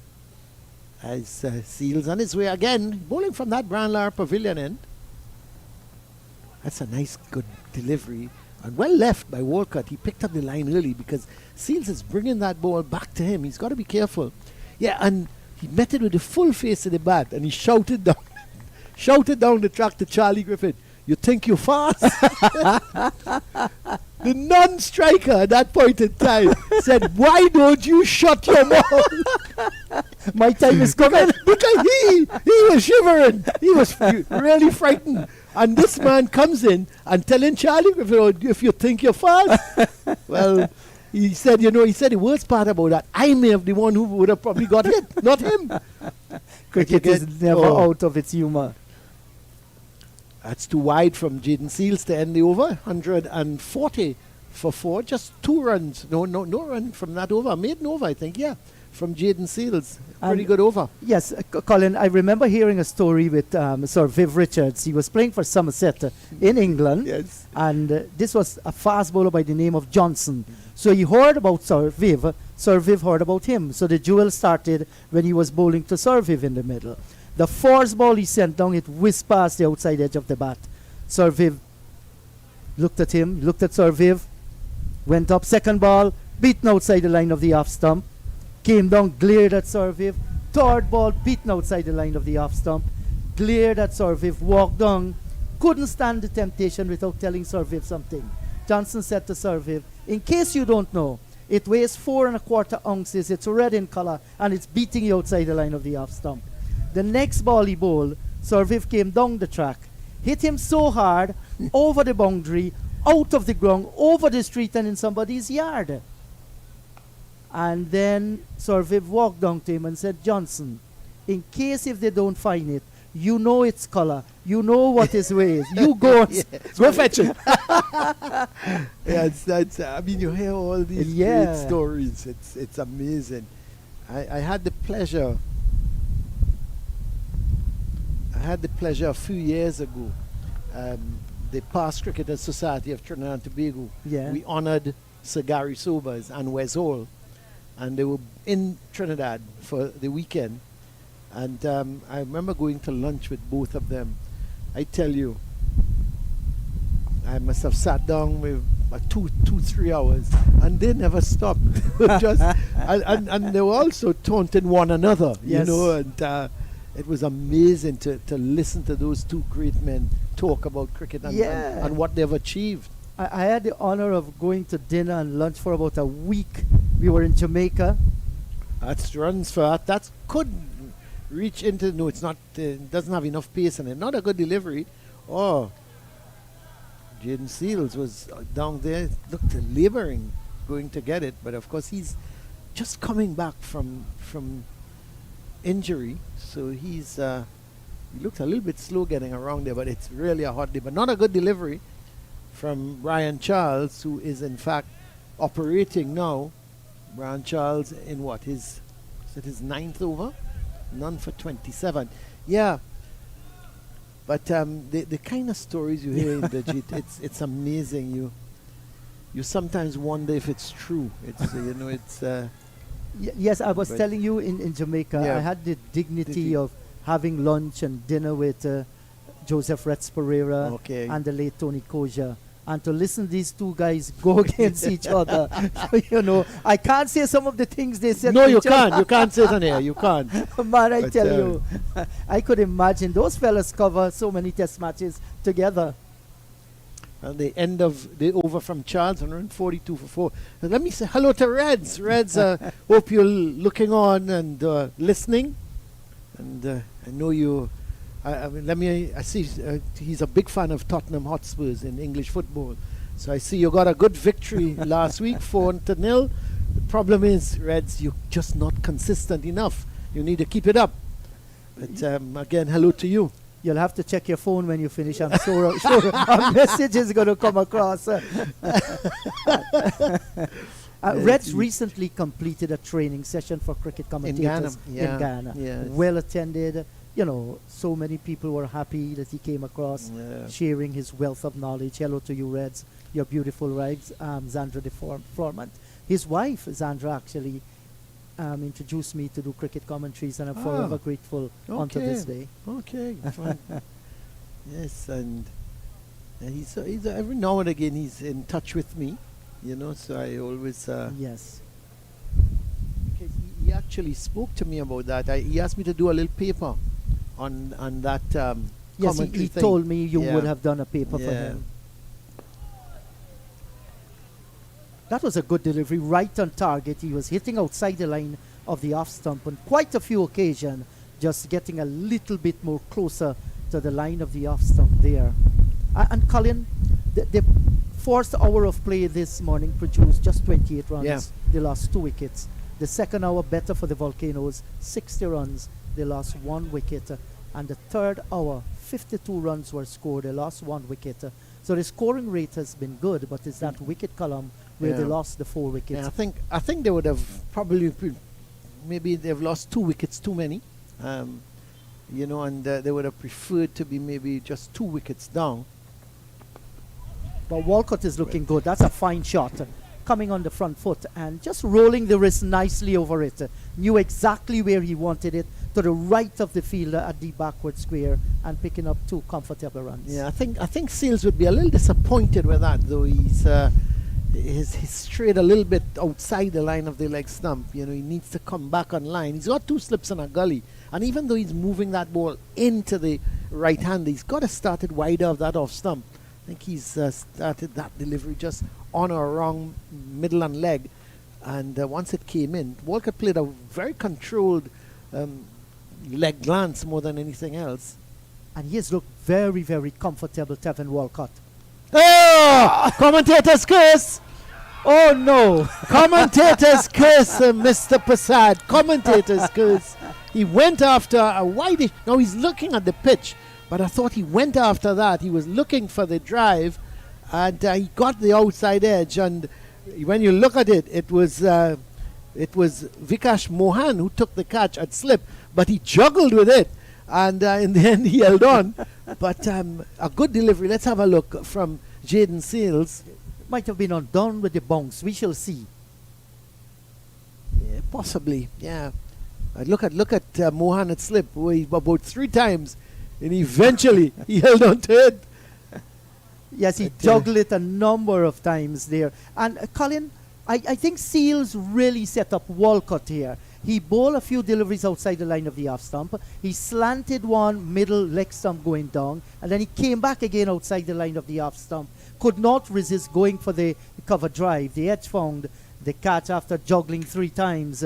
Mohan took it, and that's a good wicket to get at this stage. 5 wickets going down, 144. Yep.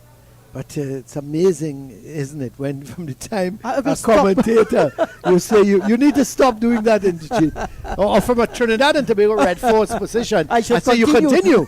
But but no, you're right. He was looking solid. He was looking. He was playing every ball in its merit, and he looked good. But give Jaden Seals credit. I think he's been bowling well. But and I think that's the kind of delivery he wants to be bowling, because to me, he was bowling a little. His line wasn't good to Walcott. He was just too much on the maybe middle and leg, and Walcott was very comfortable with that. But that one, he reached for it, and a little bit more bounce, as you rightly said, and took the outside edge. But a comfortable catch in the end. Well, it should have been a comfortable catch for Mohan at slip. But It went juggled straight. with it. He juggled with it so many times. I think he was so shocked that it was such an easy catch that he juggled with it. So Shamar Springer is the new batsman out in the middle. He's been having a good season, not bad at all. Good deliveries to start with there, right on target. And Springer, 72 against Jamaica this year, 29 against Barbados, and 2 versus the combined campuses and colleges. So he's been among the run, gotten a good start, but that 72 against Jamaica was a fine knocker. Yeah. His bowling has been good as well. He's picked up 14 wickets so far in the tournament. And so he's turning out to be a useful all-rounder for the Windward Islands Volcanoes. And they would certainly want him to stick around. Alec Athanaze is there. He's on 29. He's looked pretty comfortable and going along nicely. Here's a drive. Interestingly enough, it's amazing when you play for different teams, how you approach things differently. For example, he bats before Hodge for the West Indies, but for the Windward Islands Volcanoes, Athanaze, he bats after Hodge. So it's very interesting. I always think, he's batting at 5. I think Athanaze should bat at 3. He's the best player on this team, and you always say get your best batsman in at number 3. But it's where you feel comfortable as a batsman. Yes.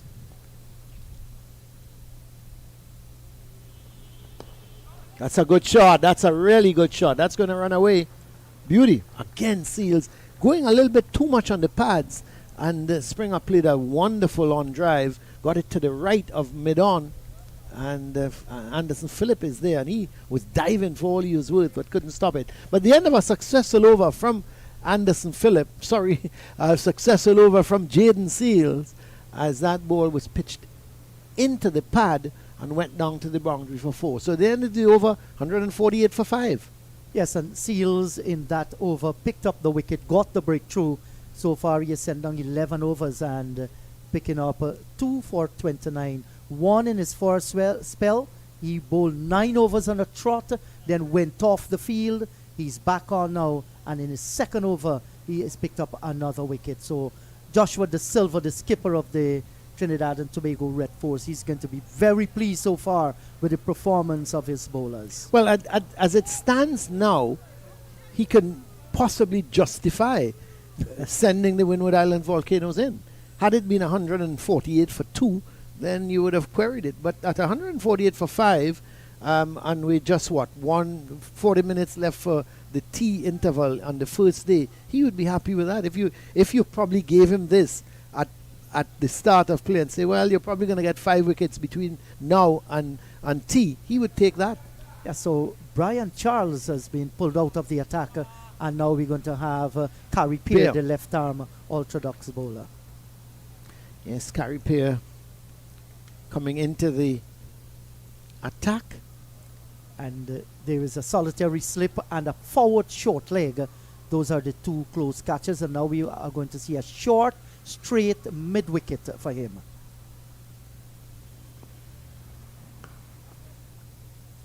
And Athanaze continues to look good. Judged it nicely off the pitch there, playing on the front foot with a little bit of a flare down towards wide mid-off, but cannot beat Jason Mohammed to his right. Carrie Peer picked up 4 wickets in the second innings against the Windward Islands Hurricanes when they were chasing 165 for victory. He gave them a bit of a scare, getting 4 for 69 from his 18 overs. It's good to see him among the runs, and that's a switch hit that's gone through where a backward point would have been if he was in the left-handed pose. That's a brilliant piece of work on the boundary area. Well, it did touch the rope. Yeah, it did one. Yes. He sort of got it with his fingertips, but it then ran on to touch the ropes. No, Athanaze has got 4 for that, and you have to say, well done. Lovely looking shot. He went for that reverse sweep. But I tell you what, Inderjeet, I don't like it. You know, I don't like it for a 4-day game. You know, that's okay for limited overs. 50 overs, T20. But I just think you're batting so well. You've got to 29, no alarms, and you play this reverse sweep where if it doesn't work out, you can give a wicket, and it's really giving a wicket away. But he plays that on a number of occasions. Yeah. I remember him last year, not last year, 2 years ago in Guyana. He played it to perfection. Reverse sweep, switch hit. Yeah. He does it all the time. But I tell you, he looks so comfortable. He looks so much in charge. You're looking at him. The 150 came up with that boundary. And that's better. That's it. That's a beauty of a shot.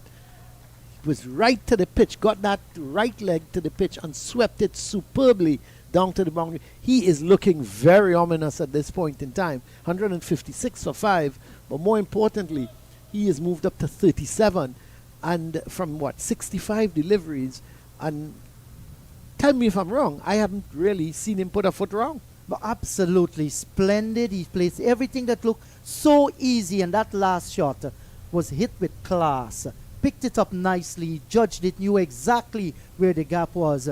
That was hit with perfection. Looks real good, Alec Athanaze. Yeah, I have a lot of time for this young man. I just hope he continues to grow and play at international level. The more international cricket he plays, he's going to get better, but he's got to be playing, international cricket. And it's such a pity because I was saying to Kesrick a little earlier that the next test series they have is against England in July.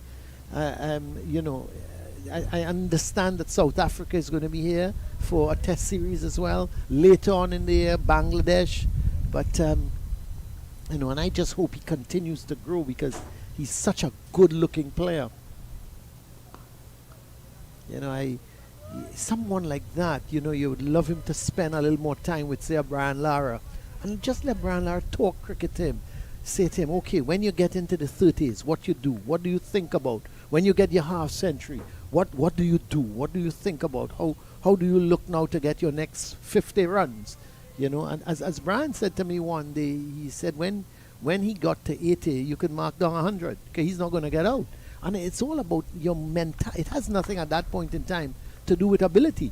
It's all your mental approach. So true. Your confidence level reaching that stage. And there's some batters, they'll tell you, when I get to 99, it's a 50-50. When I get to the 100 or not. There was, I don't know if you remember another one of the old boys, Charlie Davis. Mm-hmm. And Charlie Davis, another thing. He ran out Gary Sobers at Lord's, right? There was a terrible mix-up. And of course, he's a member of the Queen's Park Cricket Club. So long after the tour, he came back into the club. And they were saying to him, boy, what is wrong with you? How could you run out Gary Sobers? No, that's a oh, blow. no. Did That- it go on to hit the... No, It it smashed it hits into the helmet. Yeah, he took his eye off of it, didn't he? Yes. He took his eye, a short delivery from Jaden Seals. They're going to have the physio's got to come out because he's got to take this concussion yes. test. But he didn't. He ducked at the last moment, took his eye totally off the ball. Let's have a look at it. It was short from Jaden Seals. Yes, we never got he all of a sudden he realized the ball was rising on him, and he never shifted the head out of the way. He just ducked, and he ducked straight into it. Now, let's Yes. hope he's all right. Yeah, and Colin, even though he got that hit, when he looked back and saw the helmet close to the stumps, he made an attempt to get the helmet off That's it. right. So that will Would say have that been- he's in good stead there. Terribly unfortunate if the helmet had gone on to hit the stumps. What are some of the questions that he will be asked there? Sorry. So what are some of the questions he might be Oh, asked you there? mean sure, are you okay? Are you seeing 5 fingers? Let me see your eyes. Move your eyes around. Thankfully, I've never been in that position in the JIT, so I don't know.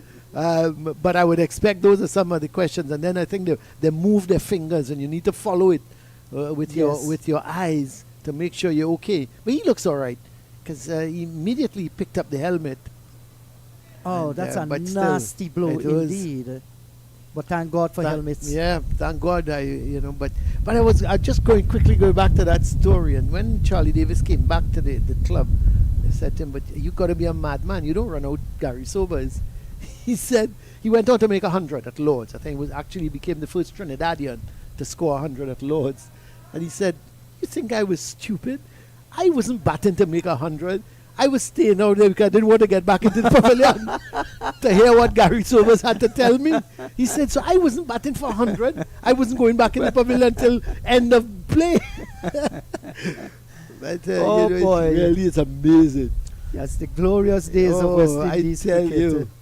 And that was a really good series with Sir Gary Sobers and Charlie Davis, who was made his mark in West Indies cricket here against India because he was a fine player of spin bowling.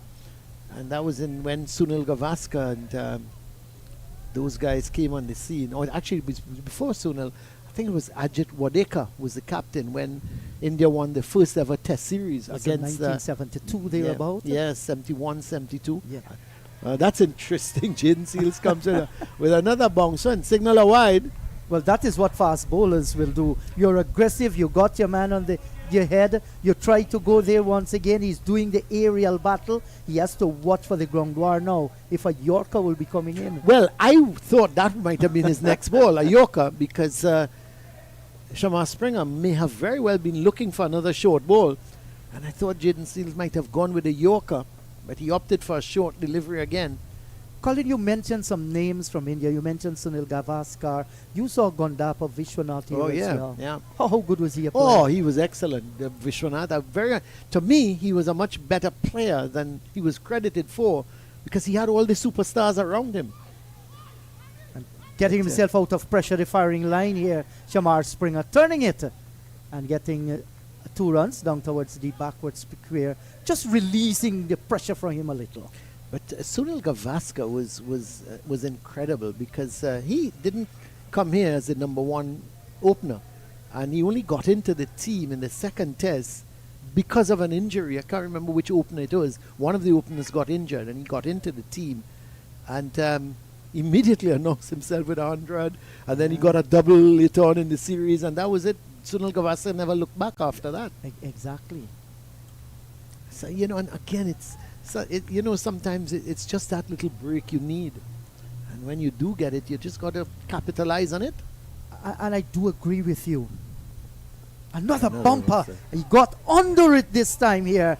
This is good aggressive stuff here by Jaden Seals. I think the umpires, I wonder if the umpire is going to have a word with him because it's the 3rd bouncer in the over. But it's good to see this from Jaden Seals. I've always felt that I would like to see maybe another yard or so of pace from him. But maybe if he does get another yard or two of pace, he may lose that the beautiful movement. the movement, and things like that. But he's a good young prospect, and Yes. Jaden Seals, how much? He's just 22? yeah. And I think I was talking a little earlier. Here's the end of the over from Seals. He's got 2 for 32 from his 12 overs, 159 for 5 at the end of the over. And we were saying how it's such a rich, what the West Indies possess now in terms of their fast bowling units. It's rich. And when you think of Seals, the old man continues to roll along, Kimar Roach, Yeah. bowling as well as ever. But I mean, he's not going to go on forever. He's not, unless he wants to emulate Jimmy Anderson. He's going to. I would think he's going to bow out in the next couple of years.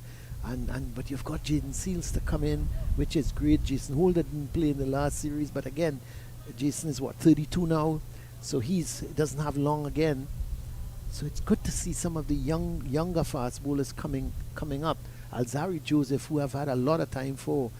When I saw Alzari a few years ago, and I said, this is the next great West Indies fast bowler. And But he has developed in Oh, speed. yep. Yeah, the consistency level now is left. And that's something that he needs to work on. J.R. McAllister, I think, from Barbados. yes, I saw him here Bustling last year. fast bowler. Yeah, Has some good yeah, pace. Yeah, he's got good pace. But There's a youngster coming through from Guyana, Isaiah Thorne.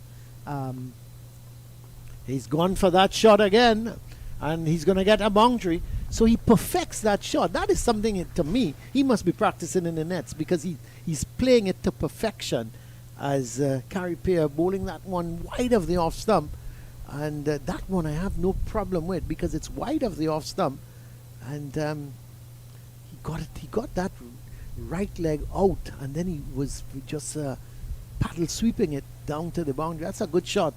Certainly it was. And he knows exactly which delivery to play those shots, and he gets into position to play them, and they have been very successful shots. Yeah, it has been. Can't fault him. Runs again. It's just I think it's going to be a bye. That's all. Does it come off the leg bye? Yeah. I was talking. I've coined Alzari Joseph as the mean one, because he doesn't smile. Have you ever seen Alzari Joseph smile?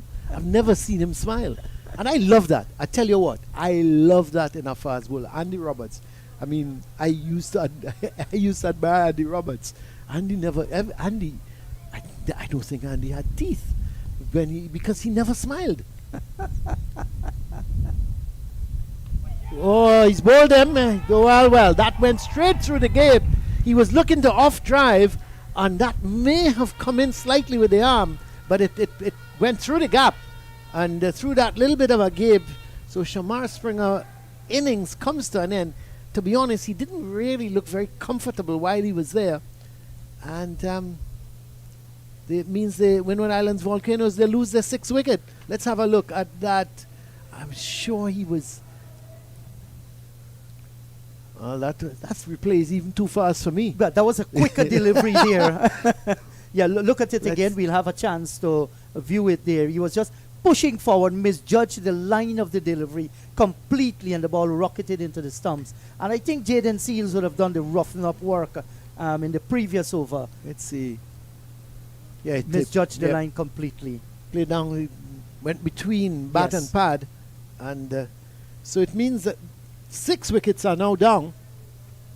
164 for 6.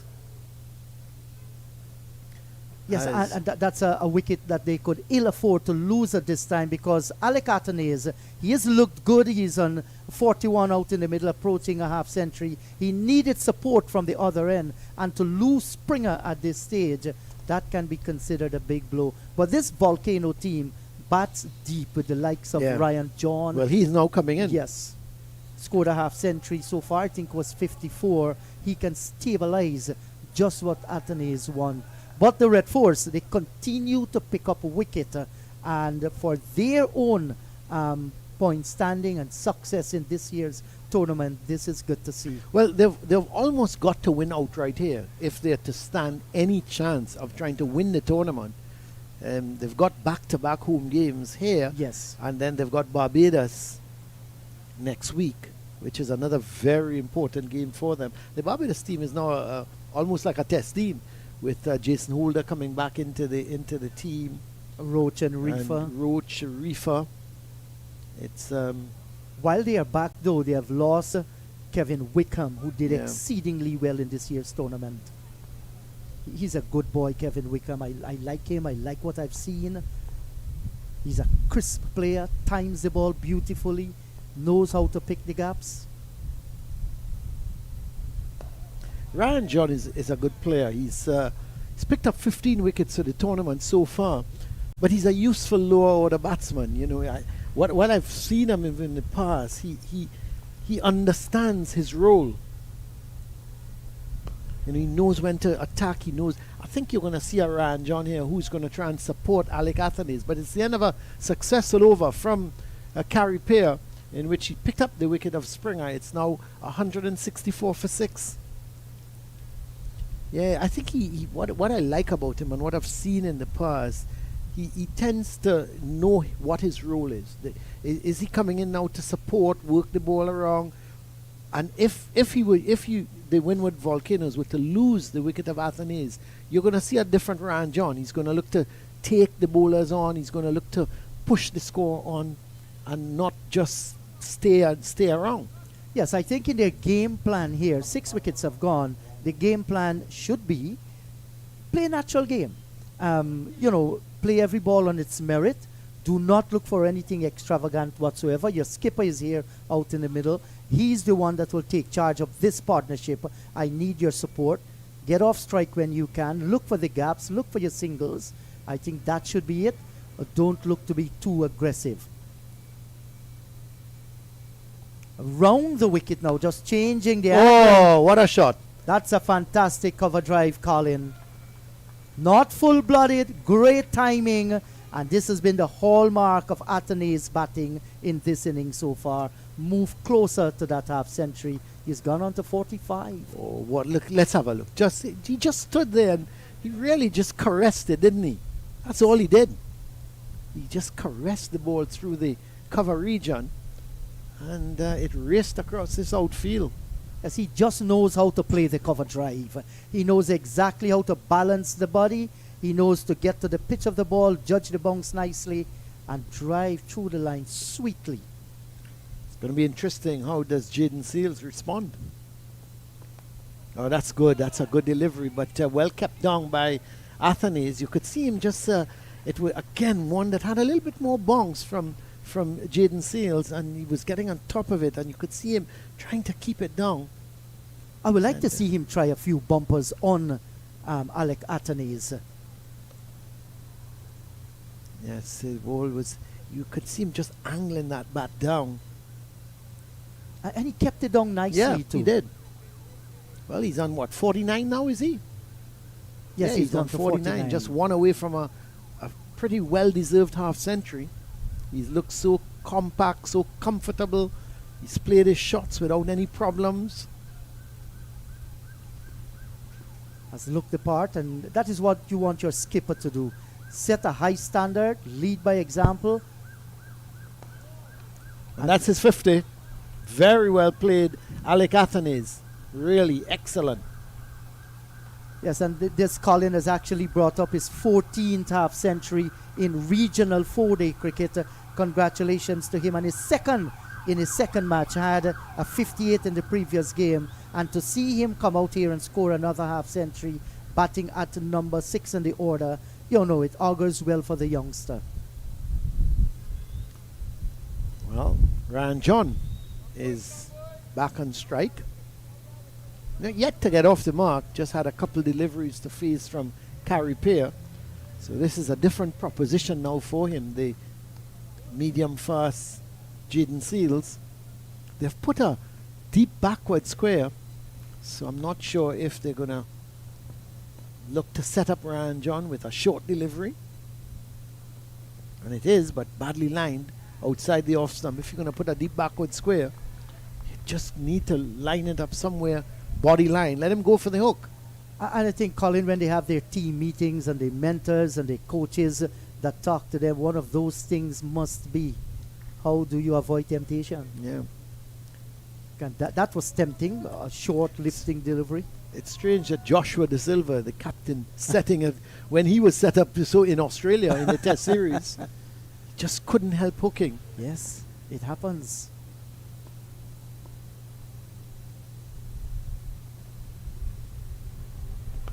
That's a good shot. Not well lined. You could see Jaden Seals a little upset with himself, lining it just outside the line of the leg stump. I think Kesrick Williams is looking to come back in. And, his wonderful knowledge of the game. I was asking him about his celebration. Yes. Remember when he sent Chadwick Walton on he wrote in a little notebook? Yes. Says, "This is the 100th time I got you out on your bike." I remember those his times. little notebook. Yes. I've not seen. I don't know if he has a notebook here with us, because in the GT, he may be writing us notes in a little while. We've got to be careful. Yes. And Chadwick Walton hadn't a notebook; he had his bat. Yes, that's right. Yes, responding at each other. That's the beauty of the game when you get to that position. But I'm going to leave you in his good hands, because it's the end of the over from Jaden Seals. He's completed 13 overs now. He's picked up 2 for 42. It's 174 for 6. Alec Athanaze is 50. Ryan John is on 1. So in the Jeet, I'm leaving you in the good hands of Kesrick Williams. Yes, I just saw Colin Murray after lunch bringing in a box of food, a special box for Keswick.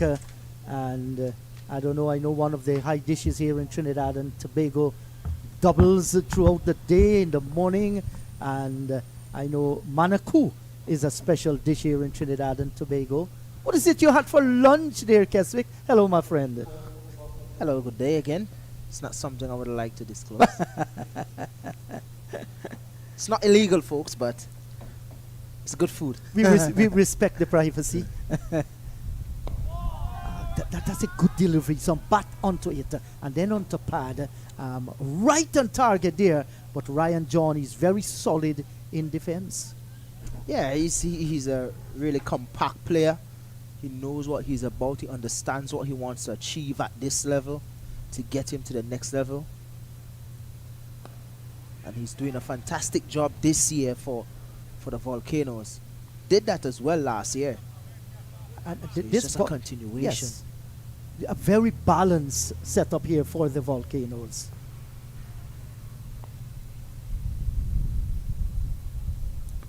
Just a couple more minutes before tea,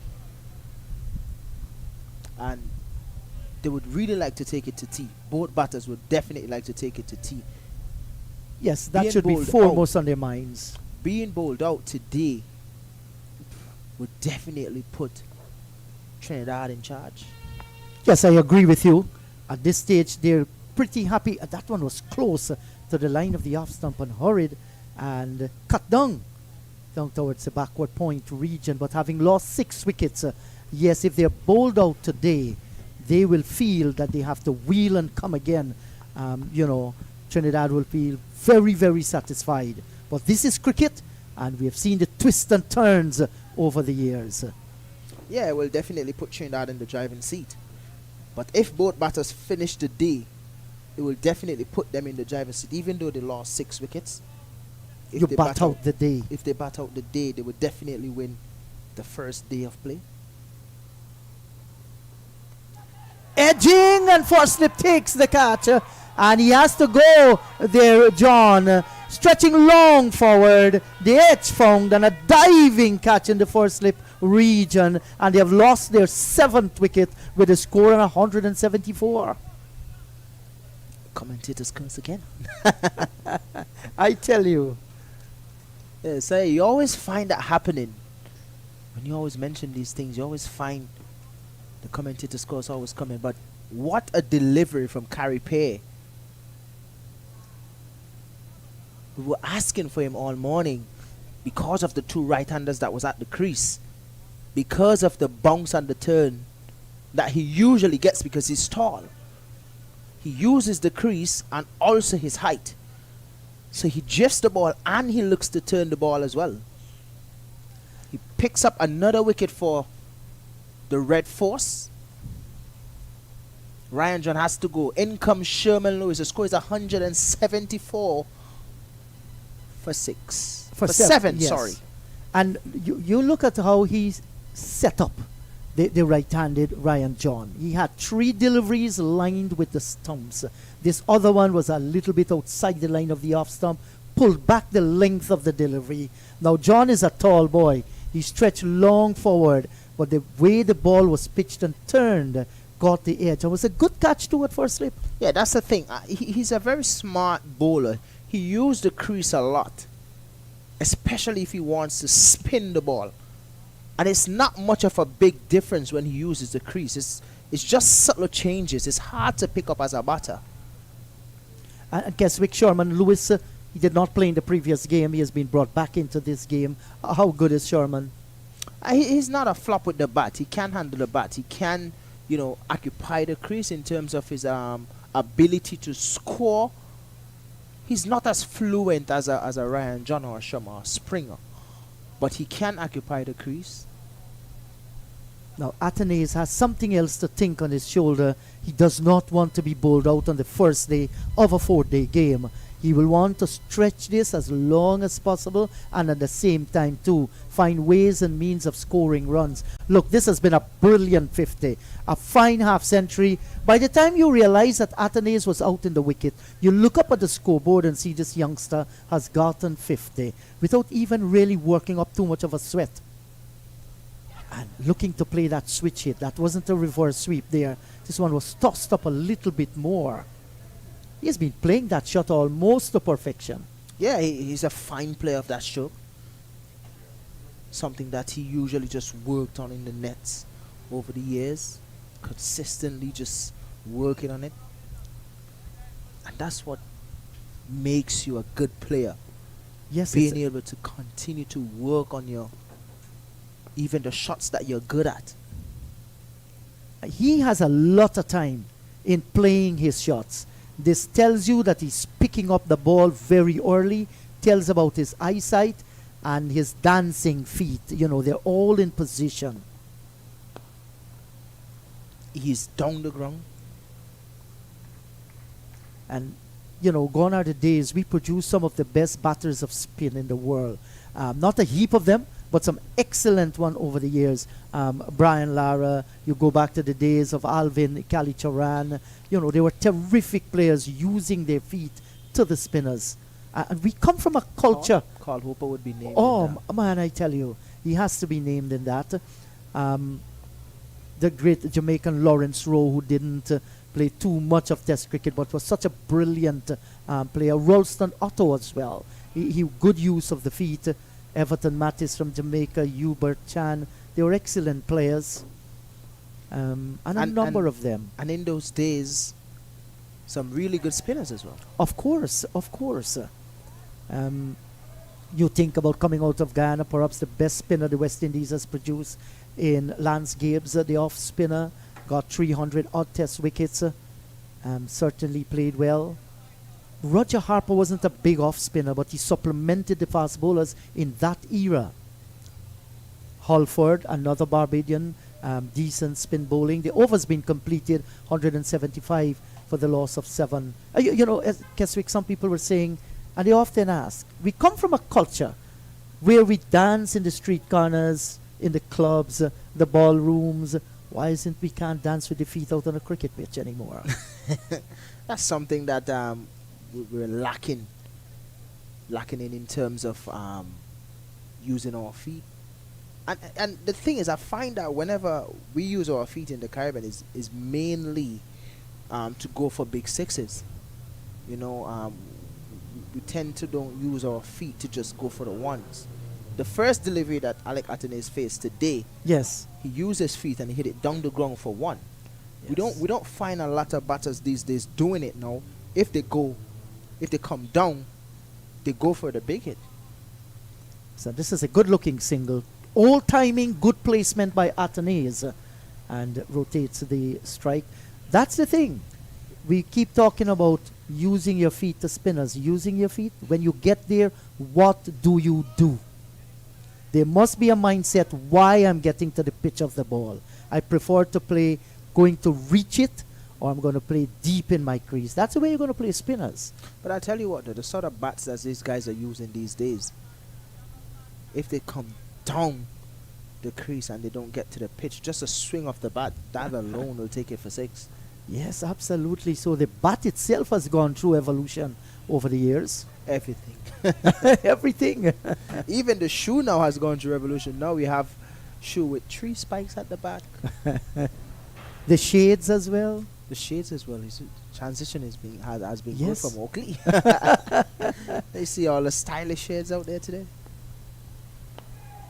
Yes, we have seen clean shaven heads, we've seen punks, we've seen spikes, we've seen dreadlocks. We've seen colours. Yes. From Shamar Joseph. Yeah.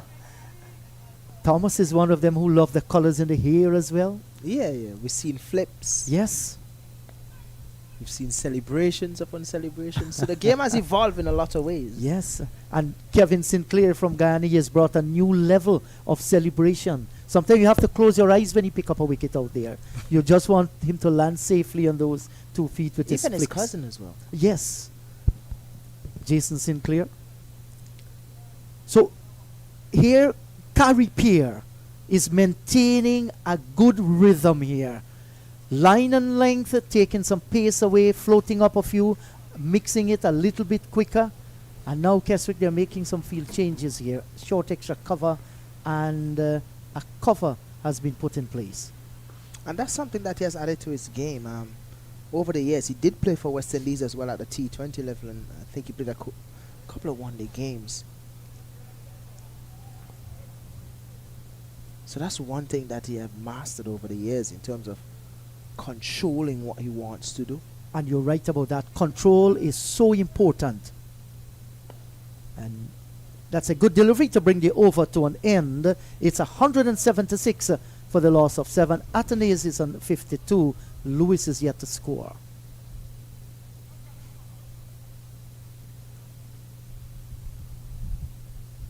And the sunshine continued to stream down. Gorgeous weather here for cricket. We can say that because we're in the confines of air conditioning here, but those guys out in the middle, they're feeling Well, it. I've been enjoying the combox for some time now. The AC, cool breeze looking down.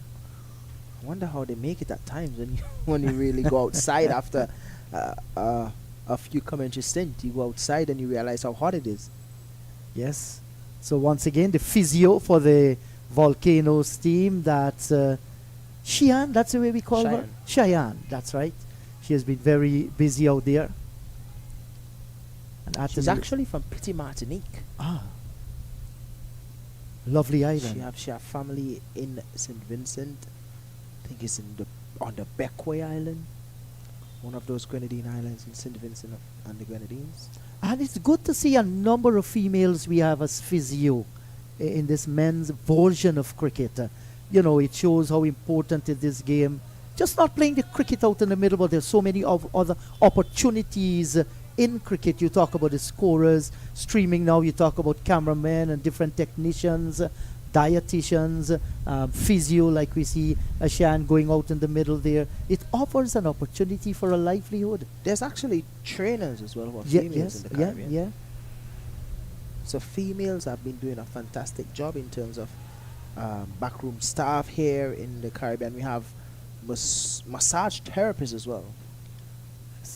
So Brian Charles has been switched down towards the southern end of the ground, and immediately off the first ball, Athanaze, he gets a single. So he gets off strike. He has been scoring runs. So wherever you are and you're viewing, you're listening to Cricket West Indies YouTube channel, we're streaming live from the Queen's Park Oval in beautiful Trinidad and Tobago. They won the toss this morning and invited the Volcanoes to take first strike. They went to lunch on 88 for the loss of 3. Hodge at that stage was on 27. Athanaze on 1. Ambris made 35. Salazano 8. Jeremiah made 14. Hodge himself making 28. Springer made 6. And Ryan John won the wickets back in the pavilion.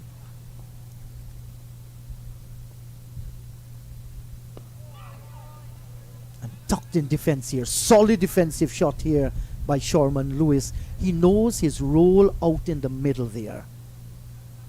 And Keswick, how important is the communication between the two batters, especially when you find yourself, the skipper is on a half century and Lewis has just come in the middle? It's a matter of just occupying the crease for your skipper. Not trying to do anything rash or anything like that. Try to occupy the crease as much as possible. And let the skipper handle things whenever he comes to bat. Yes, you don't want to force the cricket. You would want to bat as long as possible. That's the main thing here now. Get into tea, and then after tea, you can plan how you want to approach the game in the last session of the day. You don't want to get bowled out. That's going to be the last thing on their mind, I am sure. Bat to tea, and that's the reason why we're seeing a very careful Sharman Lewis here. And he knows that there are 4 men close, the keeper inclusive, a forward short leg, a leg gully, and a slip. Right on target, but he's showing good defensive play here. 177 for the loss of 7.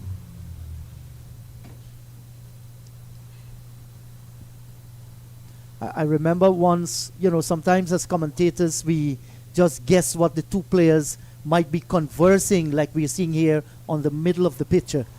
West Indies playing England in England. Alvin Kalicharan and Sir Viv. Wickets fell a little, and then Kalicharan was batting out in the middle. A wicket fell. Sir Viv was walking in, and they had a mid-pitch conference.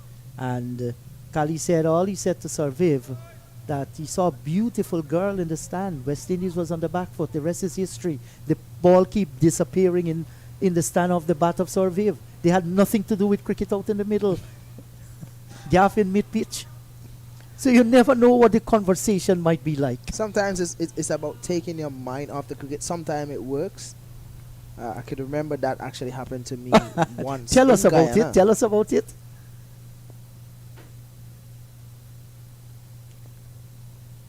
It was the last over against Guyana in CPL. And I had to defend about 7 runs. I did defend it, but Gary Matrin, who was the vice captain at that time, was at cover. And I was bowling, and he's coming to me almost every delivery to have a conversation. And a lot of people may think that we were talking cricket. We said nothing about cricket. Yes, so we as commentators sometimes we feel it's cricket, but just like you said, to break the ice. It's just to break the ice. It's just to take your mind, because walking back from delivering your ball to your bowling mark, you don't want to think about what you're going to do next. You want to think about what you're going to do next when you get to your bowling mark. That some bowlers are different. Some people want to think about it. Some people want to know what they're going to do when they turn around and they look up. And every time I walk back, Gary Matrin, he would walk back with me. And then we'll have conversation. It was nothing about cricket. I don't want to say what it was, but it was nothing about cricket, and that sort of calms me, and that sort of made me feel like, I have this covered.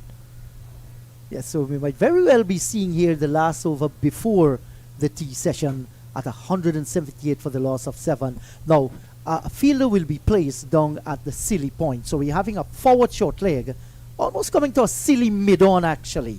Silly mid-on, silly point, and those names silly will tell you how dangerous are those positions. Well, it would be very silly to lose your wicket now. I tell you. So 2 slips, the silly point and the silly mid-on. Those are the guys around the bat. There's a backward point. We have cover, extra cover, mid-off and a mid-on. That tells you that they're looking for a wicket here. Carry pair. Well played, Sharman Lewis. Everything in behind. Bat and pat close together, in the words of Dave Martin. And he's defending.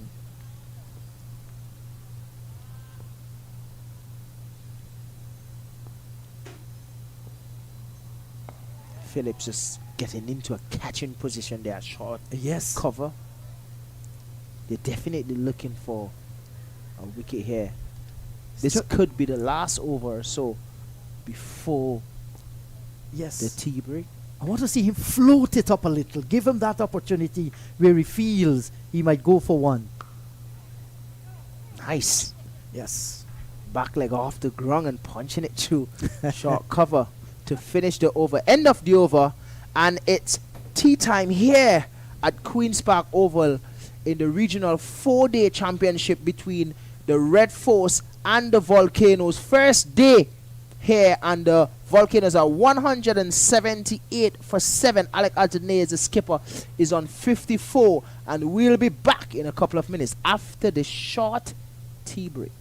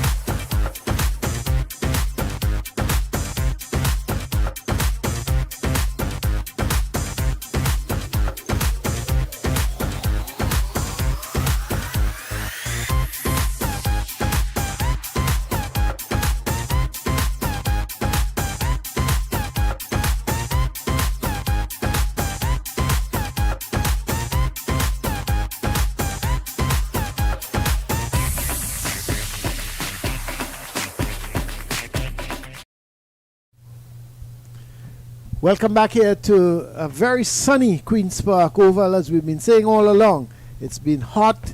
It's been a lovely day for cricket, but no gentle breeze, as I keep saying. You're looking at the flags there.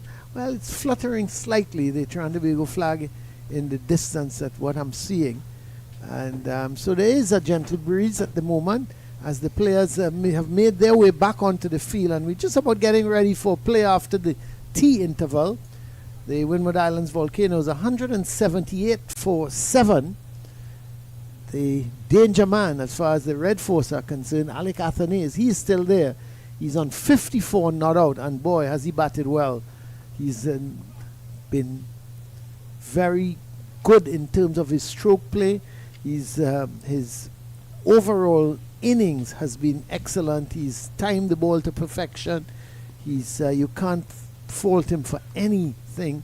He loves to play that sort of reverse sweep, which he's done on a couple of occasions, but he's done it so well that you have to say that it doesn't look chancy. But Jaden Seals is about to pick up the attack from the Brian Lara. No, it's not Jaden Seals, it's Anderson Phillip who is picking up the attack.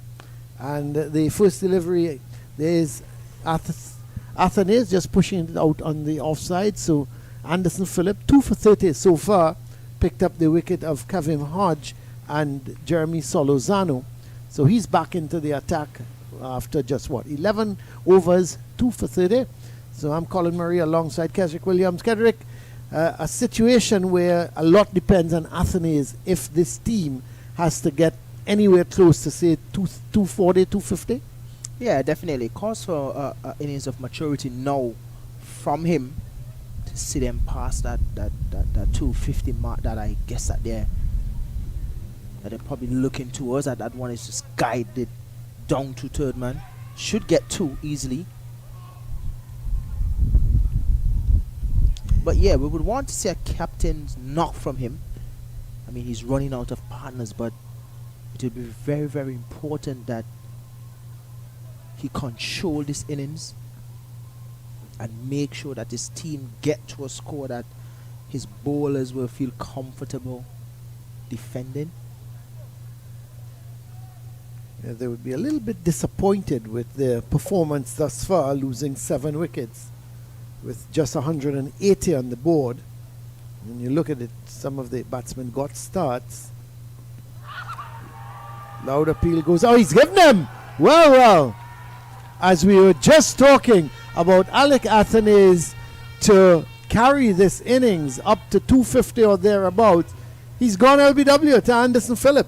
Looks a 50-50 chance. I would really like to see that again. I thought initially it might have been pitched outside the leg stump. But the umpire deliberated for a little while and then he raised the finger. Let's have a look. Outside. Well, definitely outside the line of the leg stump. Can we draw some lines? It Really does sorry. look, Don't have the I'm technology not to do seeing. it, but I'm not seeing the leg stump at all. When you look at it, let's have a look again. Well, it's definitely pitching outside the line of leg stump. yeah. So really a rough call there for Alec Athanaze. He's gone for 54. The score is 180 for 8.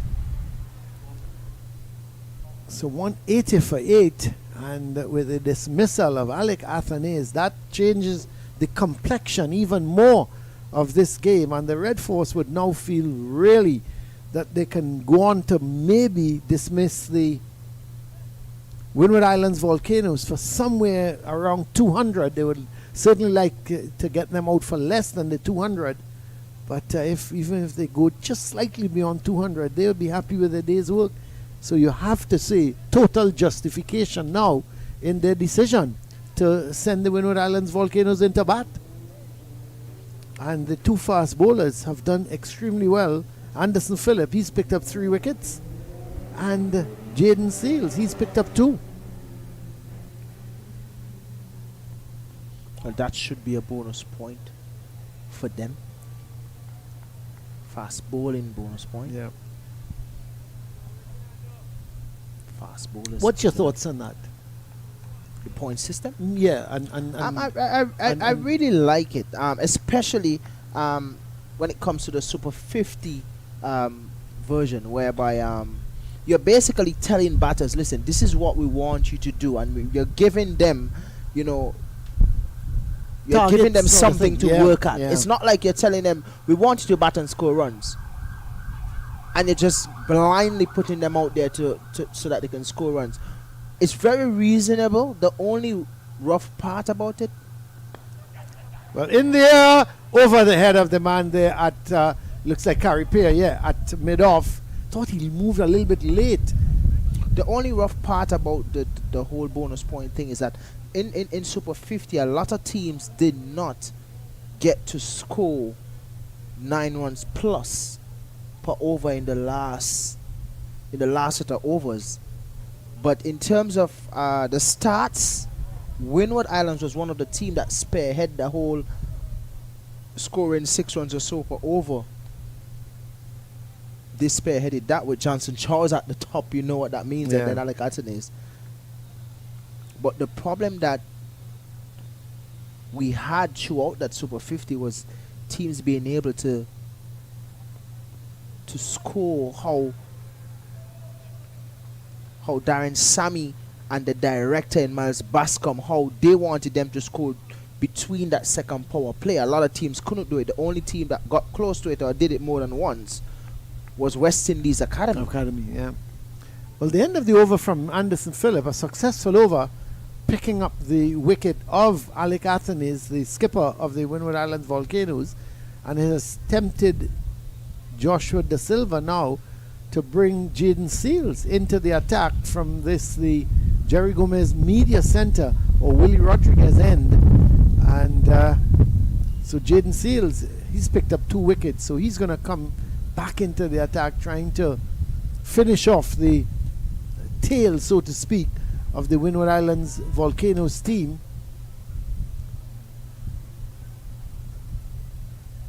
And Shamar Lewis and Kennet Dember are the 2 batsmen.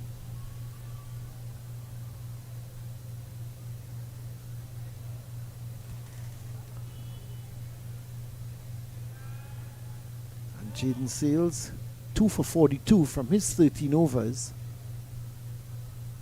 I'm still puzzled at that last wicket. I really want to see it again. I really want to see that replay again with the last wicket, that LBW shout. I know you did mention that you don't want to hit the umpires. I don't want to either. That's the last thing I want to do, but I hope so.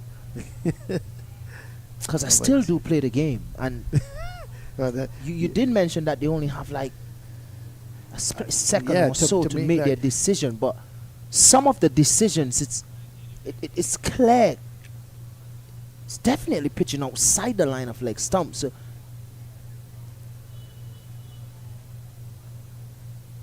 you must be disappointed as a batter. You would be, because you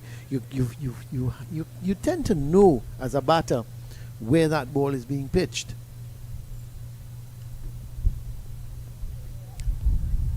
So Jaden Seals continuing, just moving that. He's got 2 slips and a gully, operating from he was operating from the Brian Lara Pavilion end in the pass, or earlier today, I should say. Try not to step on anybody's toes. So it's a really a rough decision. I would like to say. But no, it don't- is. I thought he I should don't have. want- I don't I thought want- he would have got the benefit of the doubt, because he took a little while, because as you saw, Athanaze, they were caught. They went for the run and they were almost completed the run. Oh, this is in the air, but he's going to get away with it, because Dember, looking to pull Jaden Seals, got the top edge and it went high over the slip region down to the boundary for 4. really went hard at that. That one was Yeah. just outside the line of 4th stump or so. Denver going hard, trying to go down the ground, just finding the edge. Fortuitous edge of it, by the way, but it's 4. Not where he wanted it, but it's 4 at the end of the day.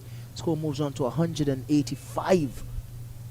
Getting closer to that 200 mark. Can these 2 players take the Volcanoes up to a total that will make them feel comfortable to bowl, to defend?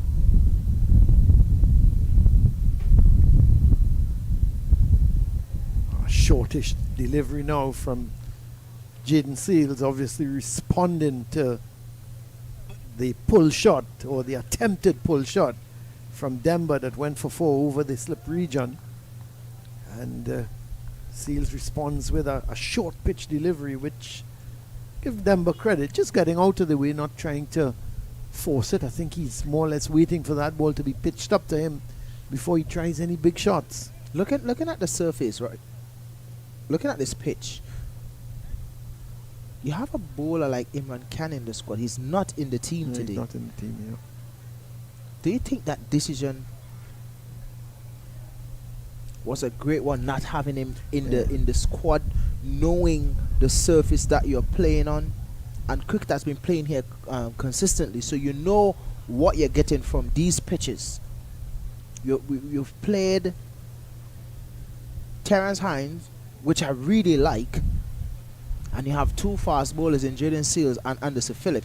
You end up and you use Tian Webster for that solitary over. Do you think there was more of a need to bring in another spinner, knowing the pitch that you're playing on? Of course, to me there's absolutely no debate in that, you know. And not only that, he's a leg spinner, which adds a little bit more variety to the attack. You got the left arm orthodox, you got the off spinner. I would have thought they would have played the leg spinner. And you've got, as you said, you've got Anderson Phillip and Jaden Seals, 2. Not only are they class bowlers, but they've represented the West Indies. I think he's being warned, Jaden Seals. Is it that he's running on the pitch? Just a little bit of fire between him and Kennet Dember. Okay, yeah, and you know, you've got Hines, you've got Tion Webster, so you know, I'm just wondering if they should have gone for the extra spinner rather than the extra seamer, which they did, and if you go with a leg spinner that Imran Khan, for example, as you mentioned the name, he can bat. So you would not lose much in terms of that batting low down the order. Another short delivery from Jaden Seals. I mean, when you look at it, obviously you want to see fast bowling come back in the Caribbean. You want to see, you know, after what we saw in Australia, you want to see good fast bowling, something that we have been lacking throughout the Caribbean for some years. But you also want to see smart cricket. You also want to see teams using what they have. And in Trinidad here, looking at the pitch this morning, you would want to think that, listen, this wicket is it's dry. There's not a lot of moisture in it. If there was any moisture, it would have been gone before the first ball bowled this morning. So you would want them to play to the condition, knowing that they have home advantage as well. A guy like Imran Khan with over 500 first-class wickets, you would want to think that he should be in the squad unless he has an injury. Gonna pick up a quick single. That's good running. Yeah, I would have thought, you know, if you have him in the squad, which he is, you know, why not play him, especially on a pitch like this? But it's the end of the over from Jaden Seals, and Seals walks away. Looks very unhappy. I'm not sure what's his problem at the moment, but at the end of the over, it's 187 for 8. Well, as a fast bowler, when you bowl a delivery just outside the line of full stump, and a batter who is coming in at number 9 or number 10 makes a big waff at it like that, and he has a top edge, and it goes down to fine leg for 4, and the next delivery you run in and he walks out. Yes, that will get you angry. Certainly will.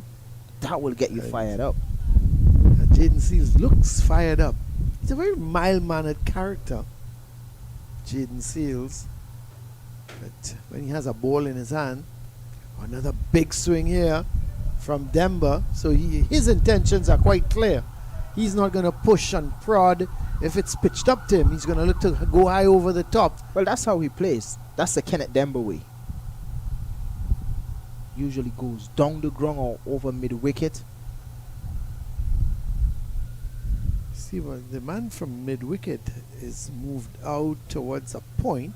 So they're going with a 7-2 field now, because they've taken the fieldsman, that's Jason Mohammed, out from point, and they're putting him at third man, almost like a fly slip, and they've taken the mid-wicket out and put him towards backward point. And he's bowled them. Well, you What a don't- good delivery. You don't need a backward point if you're bowling like that. And I was about to say that if he had made connection with that, he had aimed somewhere in mid-wicket, maybe Dember was seeing this huge gap at mid-wicket and tried to flick the ball, and it rocketed into the stumps, and Anderson Phillip picks up his 4th wicket. That's a very, very good delivery. Really smart from Anderson Phillip, moving that feeler from mid-wicket to backward point and then putting Jason Mohammed on the boundary and going full and straight. Dember looking to access the leg side. Just left his stumps open. Really. He's gone. In comes Daryl Cyrus. Dember gone. Didn't really do much to the score. It's 187 for 9. So 187 for 9. And when you look back, at Definitely one- a bowling point for them now. Yeah. And when you look back at one stage, the Volcanoes, they were going along nicely at 144 for 4. So they've lost what? 5 wickets for the addition of just 43 runs. Yeah, the thing about them is that they usually score well, but they just lose wickets. So this morning, we were having the conversation, and they were scoring well, but they're just losing wickets. After the first session, we were wondering who won that session, even though that Trinidad took 3 wickets. They clawed themselves back into the game in the first session, but we was always giving Trinidad the edge. But now, Trinidad look like they want to control, this session. Yeah, well, they've lost 3 wickets for 9 runs in this session so far. Well, surely they would win the day. It's because they went to tea at 178 for 6. And unfortunately, they've slipped now to 187 for 9. And doing the damage. It's been this man, Anderson Phillip. All in all, I think he started pretty well this morning. The errors in which he bowled this morning was really good. He was very meticulous in terms of his line and length, picking up that first wicket of Jeremy Salazano, bowling full to him. So it would be really good if he can get a 5-wicket haul here. Good work from him. His skipper did mention he's happy to have him back bowling, him and Jaden Seals. So they're showing the reason why their skipper backs them and is happy that they're back into the squad. Yeah, just a slight correction. They actually went to tea at 178 for 7 and not 6. So they've lost 2 wickets for just the addition of 9 runs. And he smacks that one. That's too short. I don't care whether you're batting at number 11, number 4, or number 1. If you bowl a ball that short, you deserve to be hit hard and over the mid-wicket position for 4 runs. Not a good delivery. Spanked with some authority as Yeah. well. You sure this guy's number 11? No, but Yes. that was a really good shot, though. You've got to give him credit. I guarantee if you go after the game and you ask him, he'll be like, you were a batter before, he would say yes. Most number All 11s. stories. Most All number 11s. All stories. You used to bat before? Yeah.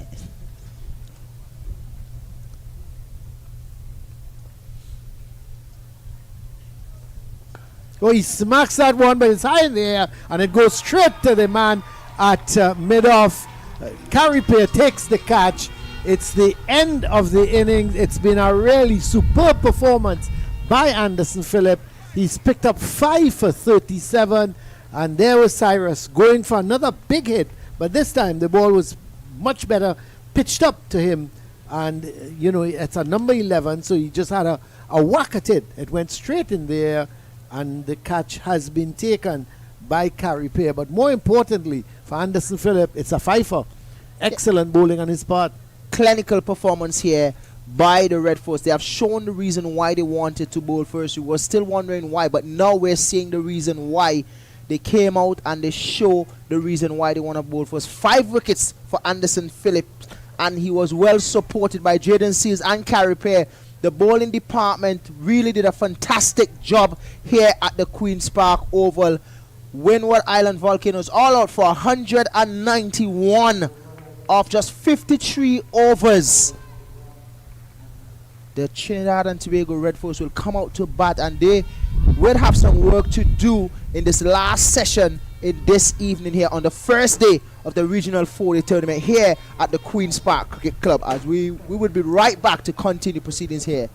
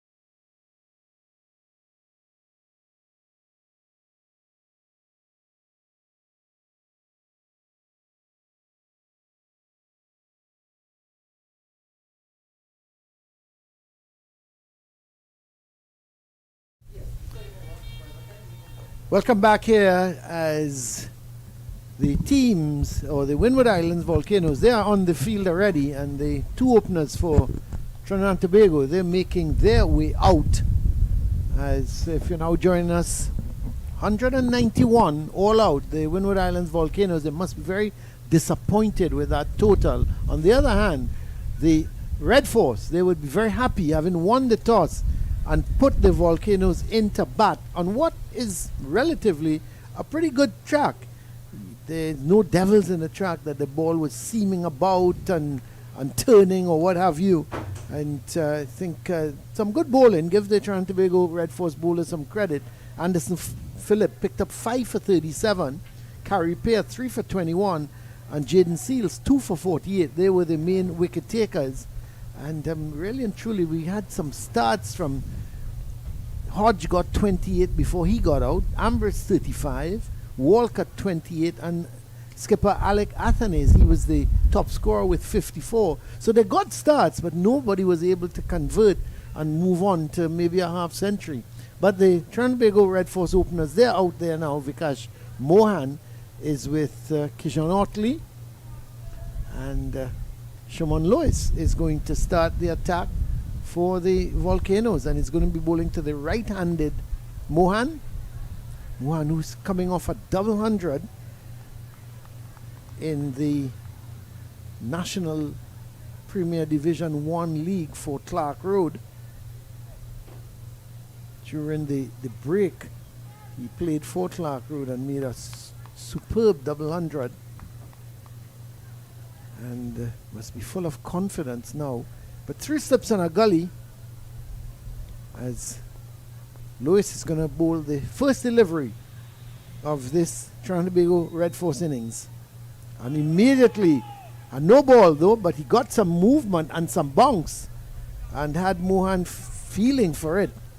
But umpire signals a no ball. How are they going to approach this, Keswick? How are they going to limit the Red Force for under 191? What have they got to do? Well, to be honest with you,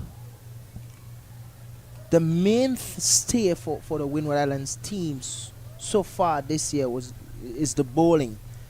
Shamar Lewis was missing in a couple of games, but he's back now, and they have done a very good job missing him. But playing against Jamaica in that first game, he did a wonderful job. Didn't really pick up a lot of wickets, but in terms of consistency, he has been really, really good. So him back into the squad now would only do a world of confidence for the team, for the skipper. So it would be good to see how he would approach this last session of play. That one, this first one was a lot of bounce and carry. This one certainly didn't have that. Wide of the off stump as well. What I would like to see is the approach of the Red Force team in this session. Well, isn't it just a bat normal? Go out there, bat normal. You've got 34 overs in which to bat out the afternoon. No real rush, no hurry. Just take your time and play each ball in its merit. I would hope, at least, that is the approach from the Red Force.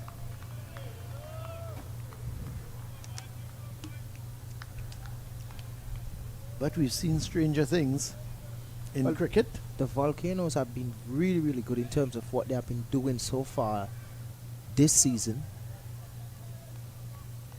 Sherman Lewis, Springer, Ryan John. And now they have Kaveem Hodge back into the team who bowls his left arm spin. Kennet Dember was in the team the last game against CCC. He's back in the team now. And then there's Darryl Cyrus, that leg spinner. So 3 spinners really. I think he got a bit of an inside edge. Yeah, when you think of the Windward Islands and the Volcanoes on their 3 victories, they dismissed the opposition twice. So they've picked up 60 wickets so far in the 3 games, and they've only had to bat chasing very small targets in the second innings.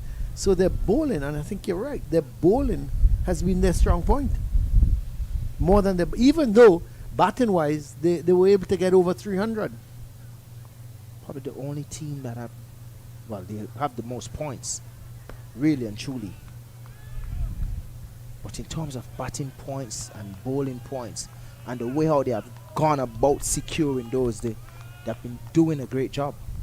Yeah, the best score was against the CCC of 395, of which of course Kaveem Hodge and Ambris got hundreds. But even against Jamaica, you think they dismissed Jamaica for 159, and then they were able to get to 341. Ryan John was the main man against the Jamaica Scorpions. 5 for The 43. first game. Yeah, 5 for 43. But then again, they were able to get to 341, which was excellent, and got Jamaica out in the second innings for 234, and just had an easy target of 55 to get. In that game, I was very impressed with how Lozano played. He didn't really get a lot of runs, but it's his approach to batting what I was impressed with.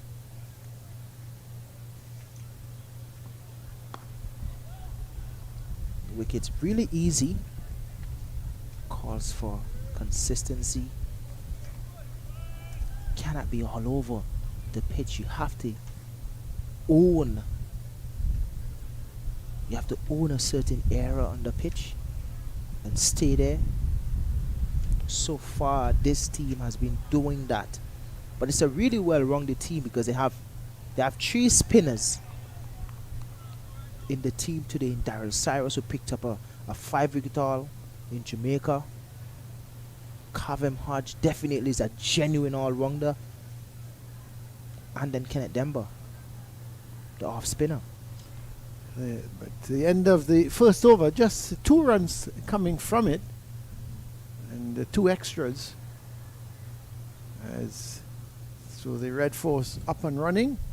But the most impressive performance, though, from the Windwards Volcanoes was the performance against Barbados, against the Pride, when they got the Barbados team with players of the stature of Brathwaite, McCaskey, Mosley, Drakes, Wickham, Primus, Dorridge, and getting them to 214 in the first innings and 126 in the second innings was really a wonderful effort on their part.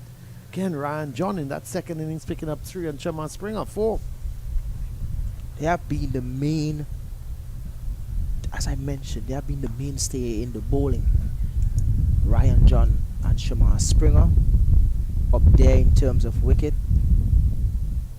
in this season. Well, the danger man, Ryan John, is going to pick up the attack from the Brian Lara Pavilion end.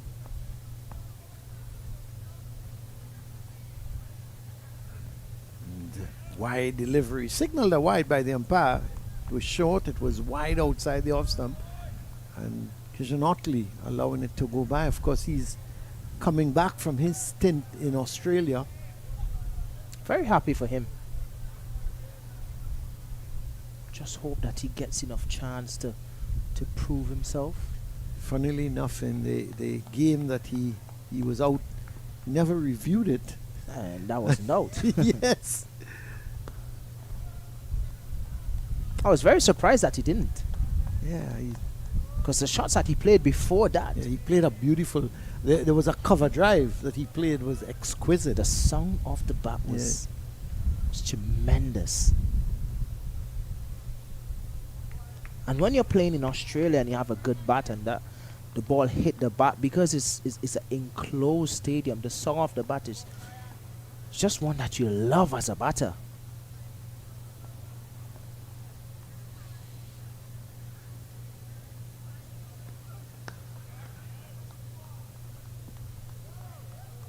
He's come into this trying to be a good team off the back of some good scores over the last year or so of Otley, because he's certainly not a young man. He's certainly not an old man, but he's getting on to 34.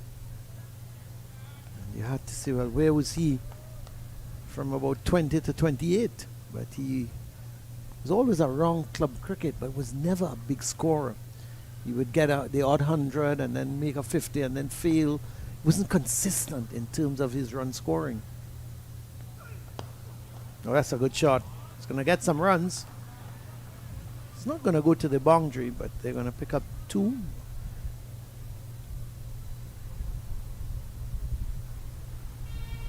But he certainly come into his own. Played a lot of cricket. Around him, played for CCC, him and his brother. Yeah. So it's Yannick Otley and Kitchen Yannick Otley. Yep, Yannick. Left arm spinner. One of those players that I think could have probably given a bit more chance at this level.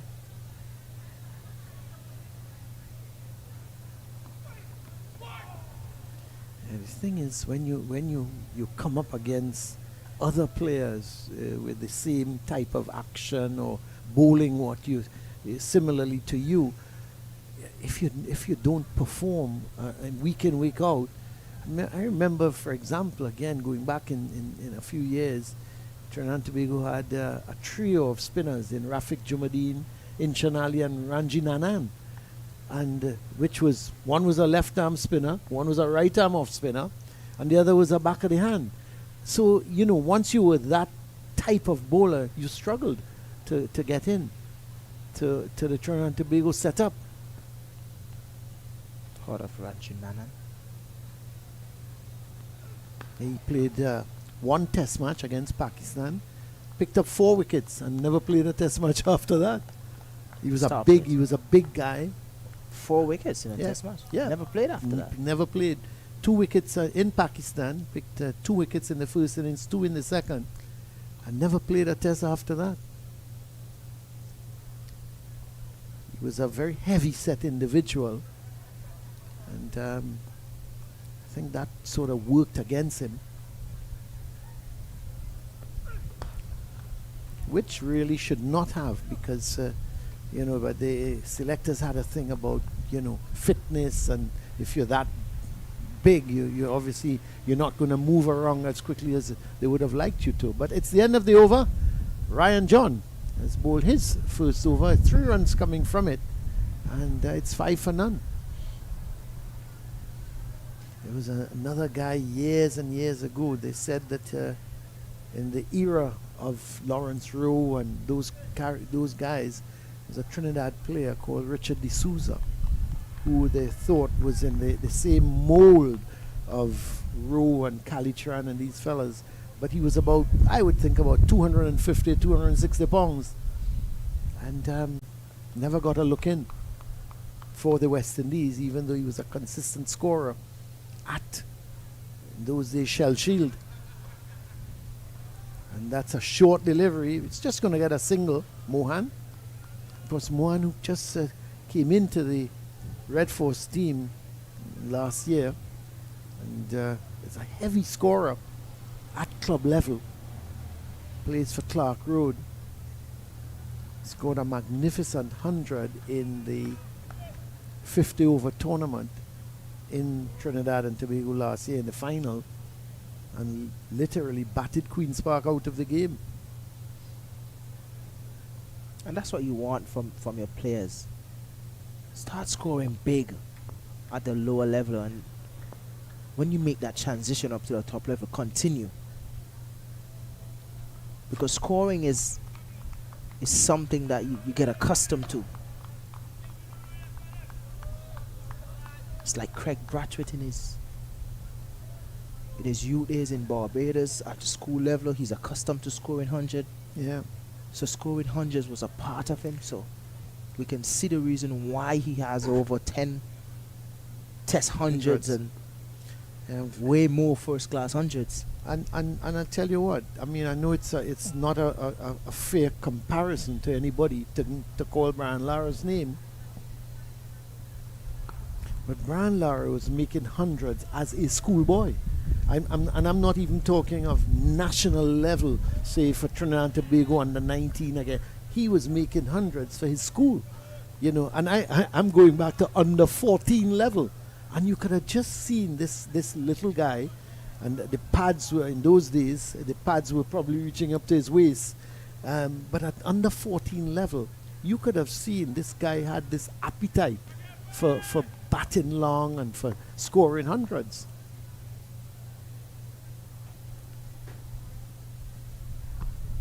And that's what you want from young players, having that appetite to score and score heavy. And then as they make the transition into under 15, under 19, under 23 senior level, that they take that appetite with them. Yeah. Because That hunger to score runs. because I've always said, when you score hundreds, it's a habit. You don't get out of it. But when you get into the level, to under 19 level, and you haven't scored 100, when you get close to it, you get nervous. You don't know what the feeling is like. I don't know what that feeling is like. I wasn't going in your direction, Keswick. I do apologize. Don't take it personal. To be honest with you, I've never made 100 with the bat or the ball. Oh, well, that's not bad if you haven't made 100 with the ball. I never did. Yeah, well, kudos to you. I've made half centuries though. Yeah, well, and the type of pitches you have, I'm surprised you haven't made 100 with the ball, because some of the pitches are so flat and docile. It's real hard work. I can remember my first CPL. And that's well played. 2 full, going down leg slide, just would get there for 4. Yeah, it That's does. a bit lazy from Kennet Dember. Well played. I was thinking it would have been 2. Yeah. But Just well so timed. Yeah, I was about to say that. It was pure timing, wasn't it? You hit it nicely, but too full. Straight down the leg side as Yeah. well. It's always easy peasy at this level when you stray on the leg stump, and that one was full as well.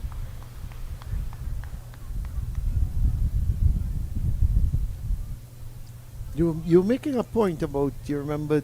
You didn't. You said you remembered something. It had to do with docile pitches, or you getting Yeah, close to 100? it was my first CPL, and can't remember the overseas player, but he was saying that he can't understand why our average and stuff is so low in the Caribbean, and after playing so much years, why we only have this small amount of game. And see the end of another Sherman Lewis over there, and the score is 12 without loss.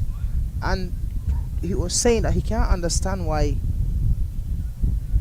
we have so much good players, and he was looking at players like Chadwick Walton and those guys who can really bat, and he's like, why your average is like this? And the guys just simply told him, you'll see. And after the first couple of games in CPL, he was like, oh man, these pitches. And the guys were like, you see why, right? He's like, oh my God.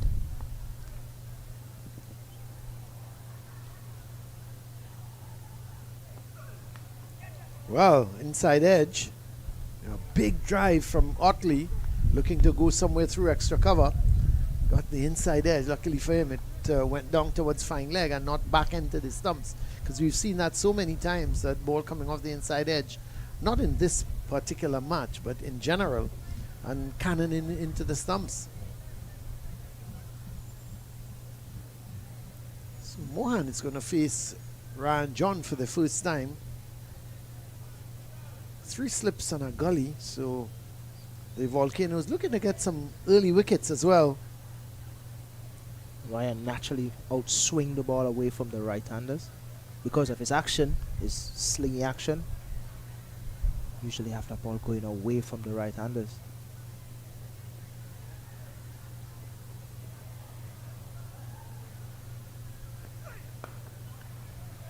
Not a great deal of pace, but consistency is what he relies on.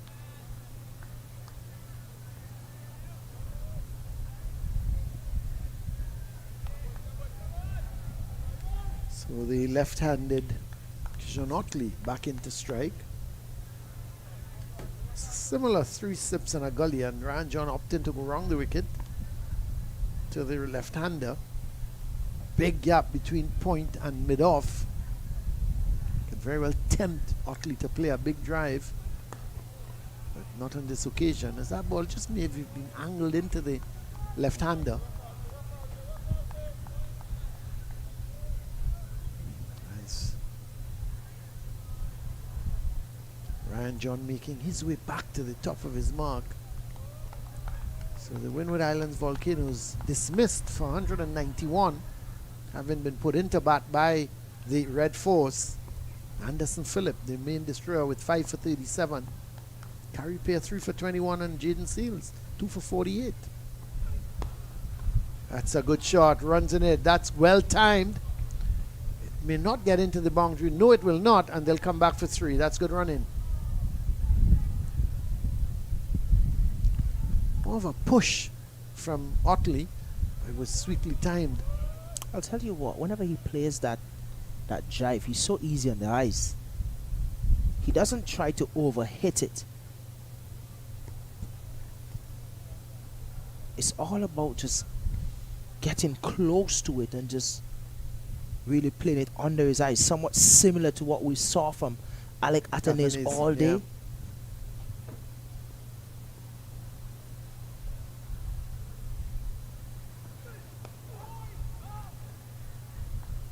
He's really looking to play everything under his eyes, Otley.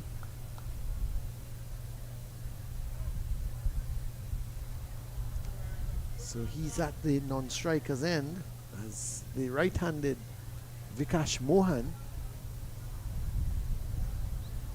He was also, we talked about Jeremy Solozano playing Test cricket, and in his first game as an opener, never got the opportunity to bat. Well, there's a similar story with Vikash Mohan,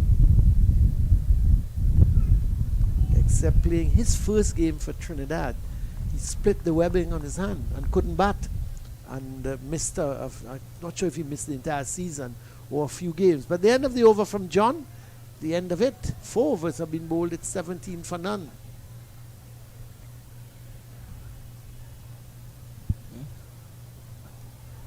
You go with me. So 17 for none there. Otley is on 7.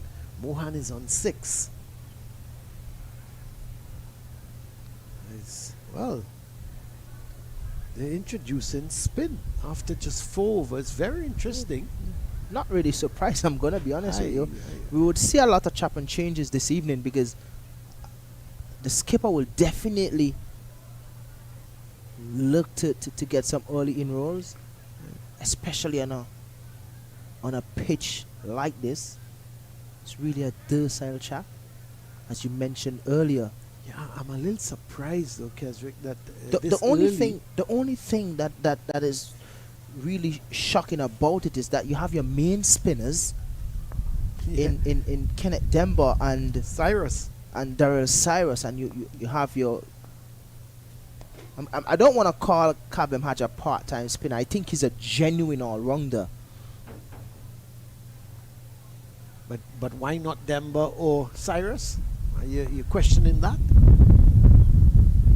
Well, the thing with Hodge again is that I could somewhat understand what the skipper is doing because the ball is new. Hodge sort of jiffed the ball as well, so I'm guessing he wants Hodge to jiff it, stay on stump, and he would finish his overs quickly.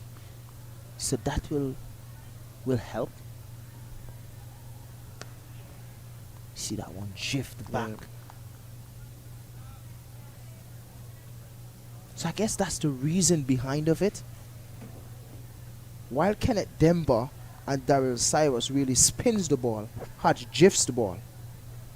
And with it this new, it may help to create or present that opportunity for a wicket. It's pretty early, as you mentioned. But in this case, I could sort of understand the reason behind of it. Could have been a close call, but yeah, I thought Otley should have found the gap. It was a full toss, and he hit it just to the left of Springer, but should have found the boundary because it was a wrongful toss. Not a good delivery, but the end of the over, 18 for none. The Red Force chasing 191. As Kesrick departs from the comfort of his seat, and taking his place is none other than Inderjeet Prasad. Hello the to man, you. The man from Guyana. Which Yes. part of Guyana are you from, Well, Inderjeet? there's a You may place. have told me before and I just can't remember. There's a place called Mycone, Mycone. the land of great men. I see. Okay, no comment. I will not comment on that except to nod my head. It's like about 50 miles away from the capital city, Georgetown. Okay. In the country areas. Been to Guyana on a few occasions. We had a youth tournament there when I was a young man, and we played in. I'll give you this one. Here, that's a short and Otley looking to pull a delivery that was short. Sherman Lewis is back in the attack, but from the Willie Rodriguez end, he in fact started from he's on from the Brian Lara Pavilion end now, but he did start from the Jerry Gomez Media Center or Willie Rodriguez end. Yeah, and we had gone to Berbice to play a game against Guyana. We had lost on first innings to Barbados. They wrong before, and we had gone to Guyana. Sorry, and we had gone to Berbice to play against Guyana. And this was after a game, Shell Shield in those days, where Joey Carew was the captain of the Trinidad Tobago team, Yeah. and Rohan Kanai was the captain of the Guyana team. And Trinidad needed to win the game outright to win the Shell Shield. And Guyana batted first and they made 400 and odd, and can't remember what Trinidad got. But Guyana was batting in the second innings, and it was coming to the end of the day, so the third day, and Guyana were leading by quite a few runs. The next morning, Guyana went back to bat, and Trinidad had to chase at this point over 300. And Joey Carew started to bowl on the hand. he was so upset that Rohan Kanai was not declaring to give Trinidad the opportunity. Why would you declare? I mean, but he was bowling on the hand, and apparently the game was in Berbice. Yes, I was And 7 years old. It was in 1973 at Skeldon, Berbice. That's right. That's Yeah. right. And apparently Joey Carew was he was very animated as well. He was that type of captain. He was he was very animated and very no nonsense and kind of thing. And I could just imagine how he was reacting and behaving in those circumstances. And so the following year, I captained the Trinidad Tobago youth team, and we were playing Guyana. And I remember I played a ball to short cover, and I ran in through the stumps down, and we all went up. Everybody thought, well, run out, and the umpire said, not out. And of course, I must have stamped the ground more in disappointment than anything else, and must have put my hands in the air. That's runs for more, and that's a good shot because he was getting right on top of the ball, and he was pushing it. That was so well timed, and they're going to come back for three. That's really well timed from. I thought that might have been just a single, but the ball just ran away from the fieldsman because it was so well timed. That's a good looking shot. Of course, it was a good-looking shot, taken on the up and just forcing it off the Yeah. back foot and exploring the offside field and picking up. How much did they run? Three runs, yeah. Yes. Three. So it brings the left-hander Otley back into strike. Yeah, so I was just... and boy, the crowd, because it was a pretty good crowd. Yes. The ground was full. Because they had come to support Guyana, of course. And boy, they took a turn. The Guyanese crowd took a turn in my skin. For me. Well, loud appeal goes up. Not out, says the umpire. And Lewis looks disappointed. But... Ken, we'll have to have a look at that. It may have very well been pitched outside the leg stump. Athanaze wasn't lucky. He was lucky with one that we seemed to be pitched outside the leg stump, and he was given out. Let's have a look at this one.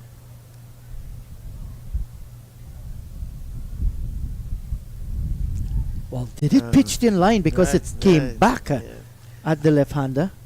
Yeah, that's an interesting call by the umpire. Yeah, but at the end of the over, 22 for none, and boy, did they take a turn on my skin. Thankfully, we won the game outright, but so I had the last laugh. But boy, they were shouting out to me in their best, their full Guyanese accent. You think you're Karu? You're not Karu. You're not Karu. Go back home, my boy. They didn't have the curry chicken and the chicken curry at the time. No. also, I would have got that as well. But boy, they never forgot what he did. And I was paying the price for it a year later. That's a good shot. So Hodge was only given that one over. They go through for a quick single. Oh, they're going to get overthrows here. They had a shy at the stumps. It's going to go to the boundary for 4. So 5 runs there. Should have been a little bit more alert, the fielder out in the outfield. I don't think he thought he would have thrown it. But a good run there for, 5 for Mohan. He now goes into double figures, so that takes him to 14. But just a little push and the offside. Yeah, so, it was amazing because there's poor me coming into Ghana. And a youngster. Just to play the cricket. And but the support was so passionate. Never forgot that. Well, they say in countryside parlance, Peter pay for Paul and Paul pay for all. Loud appeal, that clearly going down the leg side. Ball angled back into the right hander. So Hodge, it was obviously to change ends.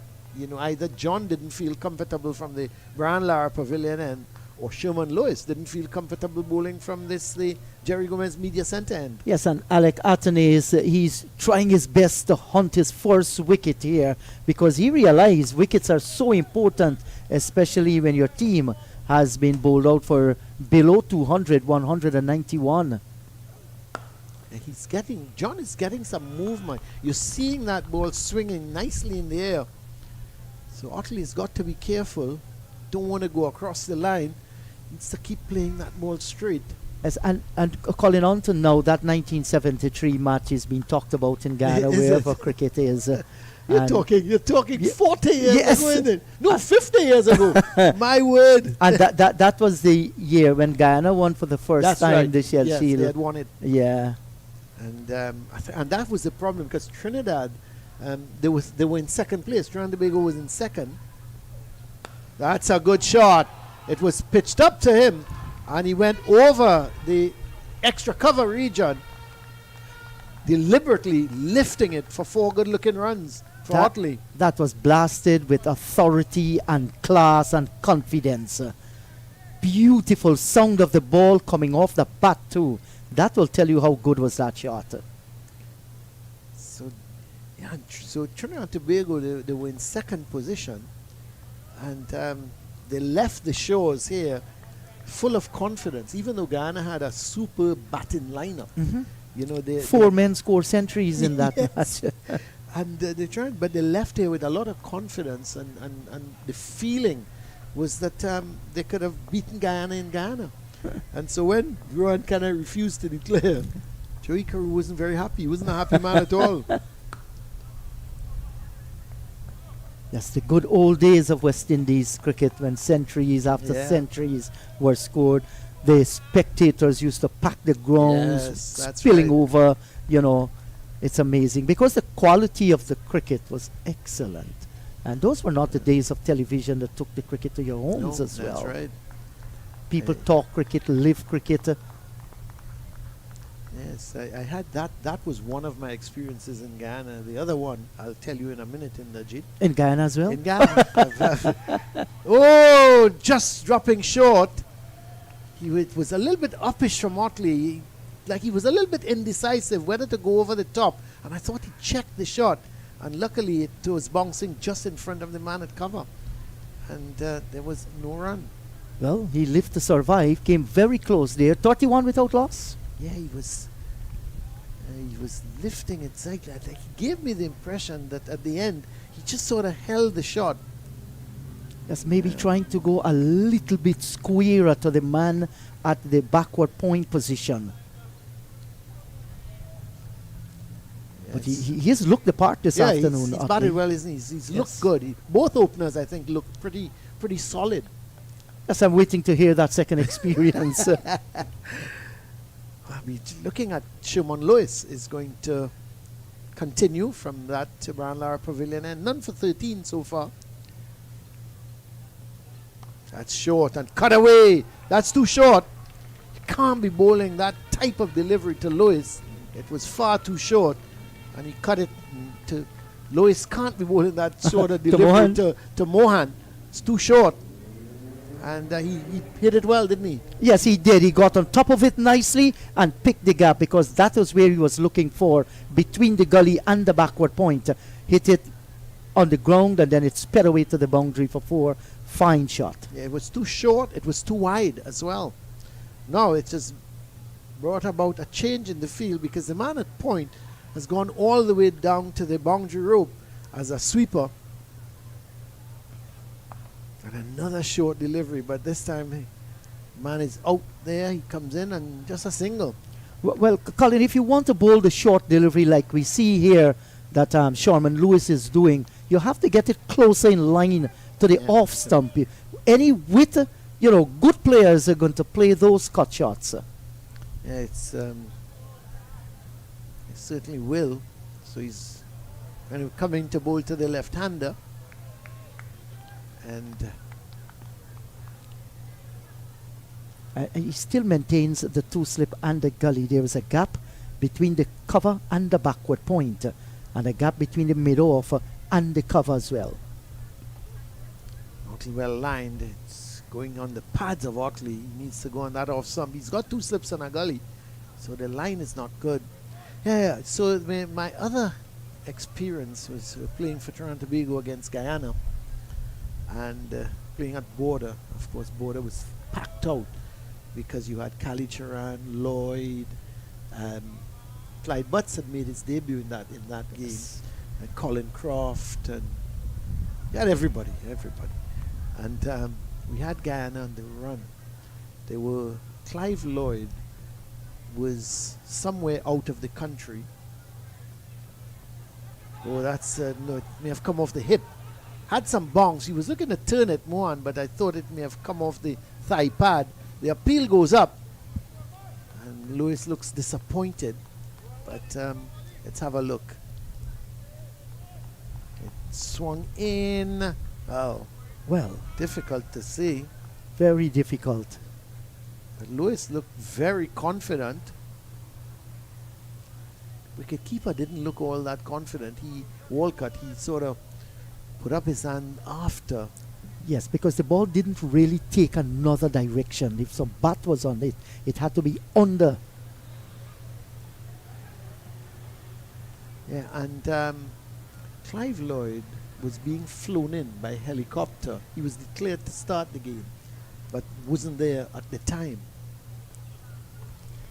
And when we got wind of it, won the toss, and we inserted Guyana, said, if we can get these guys out before Lloyd comes, would be great. And we had them on the run. They were 112 either for 6 or 7. And we got the wicket, the first water break, well, just about nearly an hour after the luncheon interval. And we heard this helicopter whoop, whoop, whoop, whoop, going around, and the crowd started to shout. So we knew the person in the helicopter. We didn't have to know. We didn't have anybody to tell us. There's a better delivery outside the line of the off stump. Well left by Mohan, judged it well and decided he wouldn't play at it. So the end of the over from Lewis, 37 without loss. Otley is on 13. Mohan is on 19. Been a good start from these two. Yeah, and so we didn't need to ask who's in the helicopter. We all knew from the crowd. Yes. That Lloyd. And there was a field opposite to Border, an empty field. And the helicopter landed on the field. And nobody at this time was looking at the cricket. Everybody was focused on the field opposite where this helicopter landed. And all of a sudden, there was this tremendous amount of applause. and I can't remember who was bowling at the time. And anyway, we continued bowling. We were not focusing on what was happening out there. And we picked up a wicket. Derek Ali Charan. No. That was no. the wicket before Lloyd.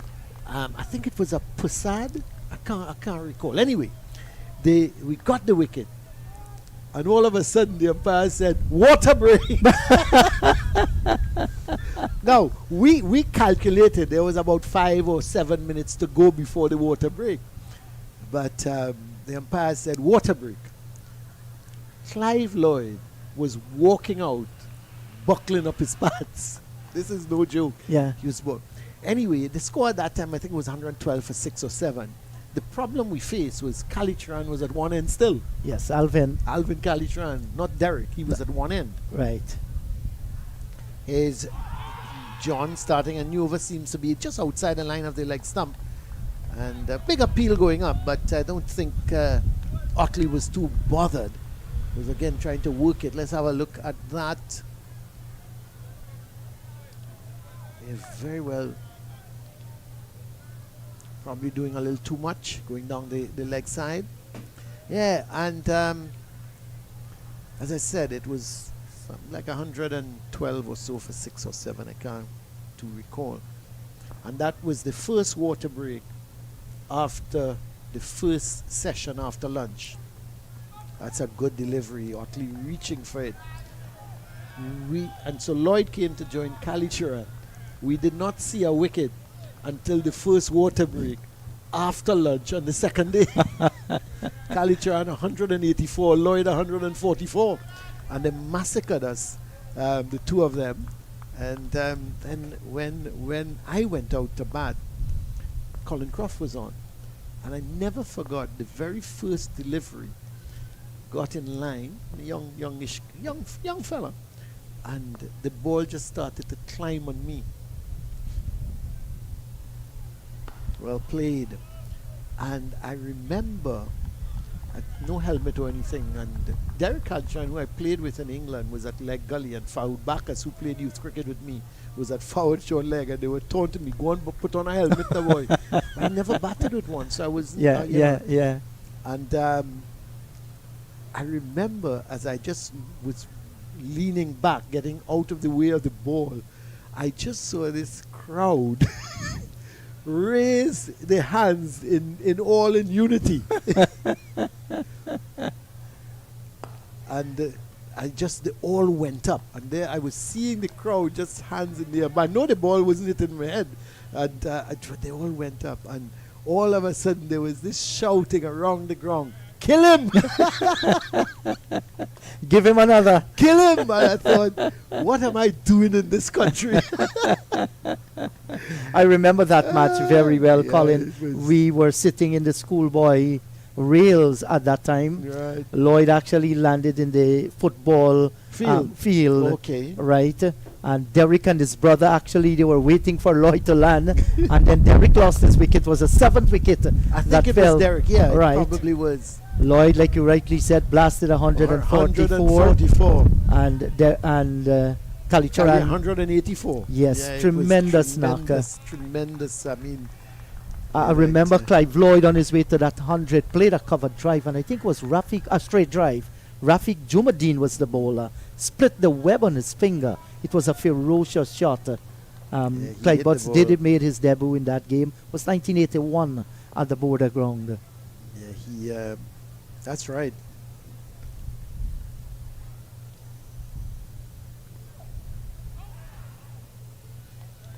We've seen some good End of bowling the in the over. last 2 overs here. 37 for none. Yes, and recently in Ghana, just before I left, 1 week before I left, we had a reunion match for the 1983 Guyana team that won the double. Okay. The Shell Shield and the Geddes Grant Harrison line. Right. Fawad Bacchus, Derek Kalichoran, Clive Lloyd, Roman Etwaru, William White, Kamal Singh. Those guys came back for the reunion match. It actually was planned with Clyde Butts as the leader of that planning. Okay. Clyde died Yes, before so sad, that happened. So very sad. Yes. Yeah. when we saw he made his debut in that game in 1981 Yes, he for did. Guyana, and it was so very sad when we read about his passing. Yeah. It's, We actually did so many matches on air in Guyana. Clydie was one of our leading analysts there. yeah, Died by accident. It was so horrific. it's Clyde Butts was a really nice individual. Yes, Every time he came to the Oval, Yeah. he would always harass me with something. He would. jovial fella, right? Yeah, really jovial. And Derek Calitran and myself, we were very close because he came to England when I was in England studying Oh, and playing. We actually played for Warwickshire under 19 at the time. yes.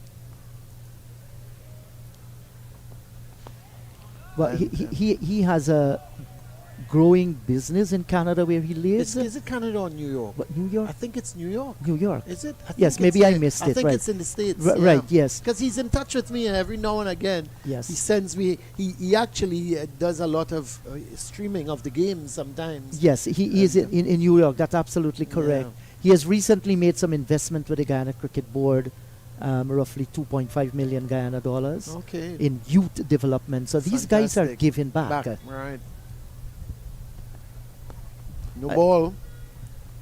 He was an excellent leg spinner. Yeah, Good he all was- rounder. I always told him though every over he has to bowl a long up or a full toss. I said, why you can't bowl 6 good balls? But he was a real great character, really good character with Eric Calitran. Yes, and this partnership is definitely going to bother the Volcanoes Yeah. because it's growing, the confidence is growing, and not too many things to worry about. 37 without loss. Excellent for Trinidad and Tobago Red Force. It's been a really good partnership. Still a lot of overs left in the day's play. It's what, 419 now, and if 25.3 overs, I don't think they're going to get all 25.3 overs in. I think they overrated the first 2 hours. That session before the lunch was very, very slow. The first hour was just 12 overs that were sent down. Yeah.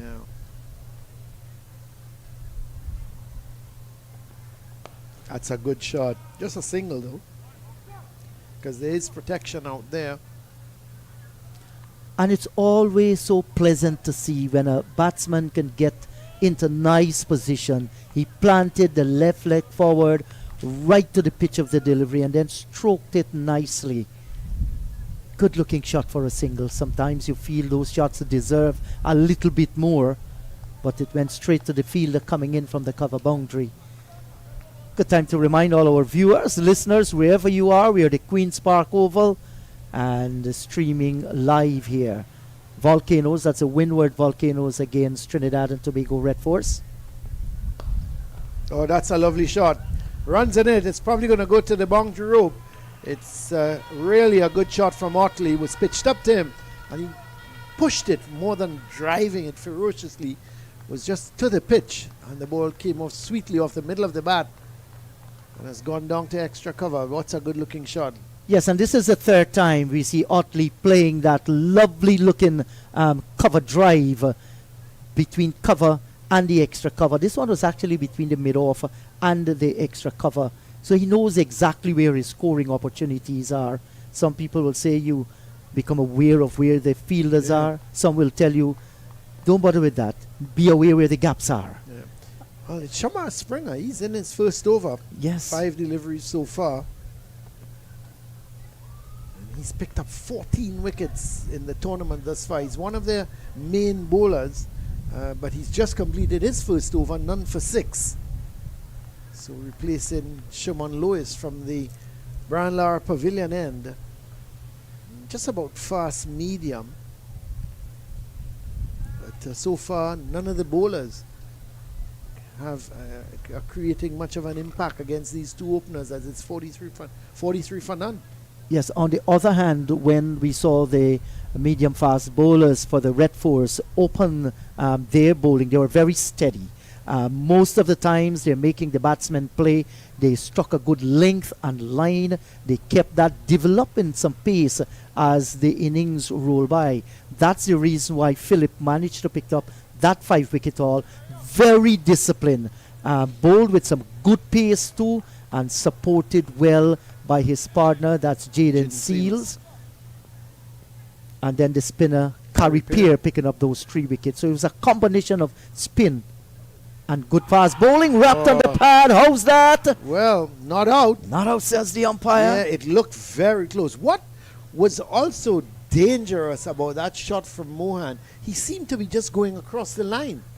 He was looking to work that ball, and that, to me, sometimes it's really a very difficult thing. But let's have a look, see where that is going.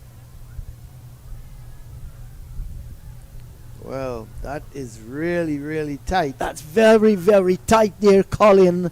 Maybe in the mind of the umpire, he did enough to miss the leg stump. Well, You'll never know. that's about the only thing. Yes. I don't think the bat was nowhere there to see, well, it took the edge of the bat. No, there was no edge on the bat at all. So the only thing you have to assume is that the umpire felt it might have been missing the leg stump.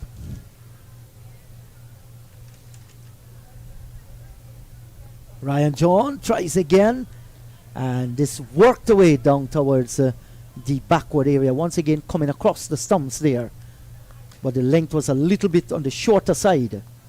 Important to let viewers know in the the 2 umpires are from your fellow countrymen. Yes, Nigel Dugid and Shannon Crawford. Shannon Crawford, we normally call him the fireman in Guyana. He works with The fire services.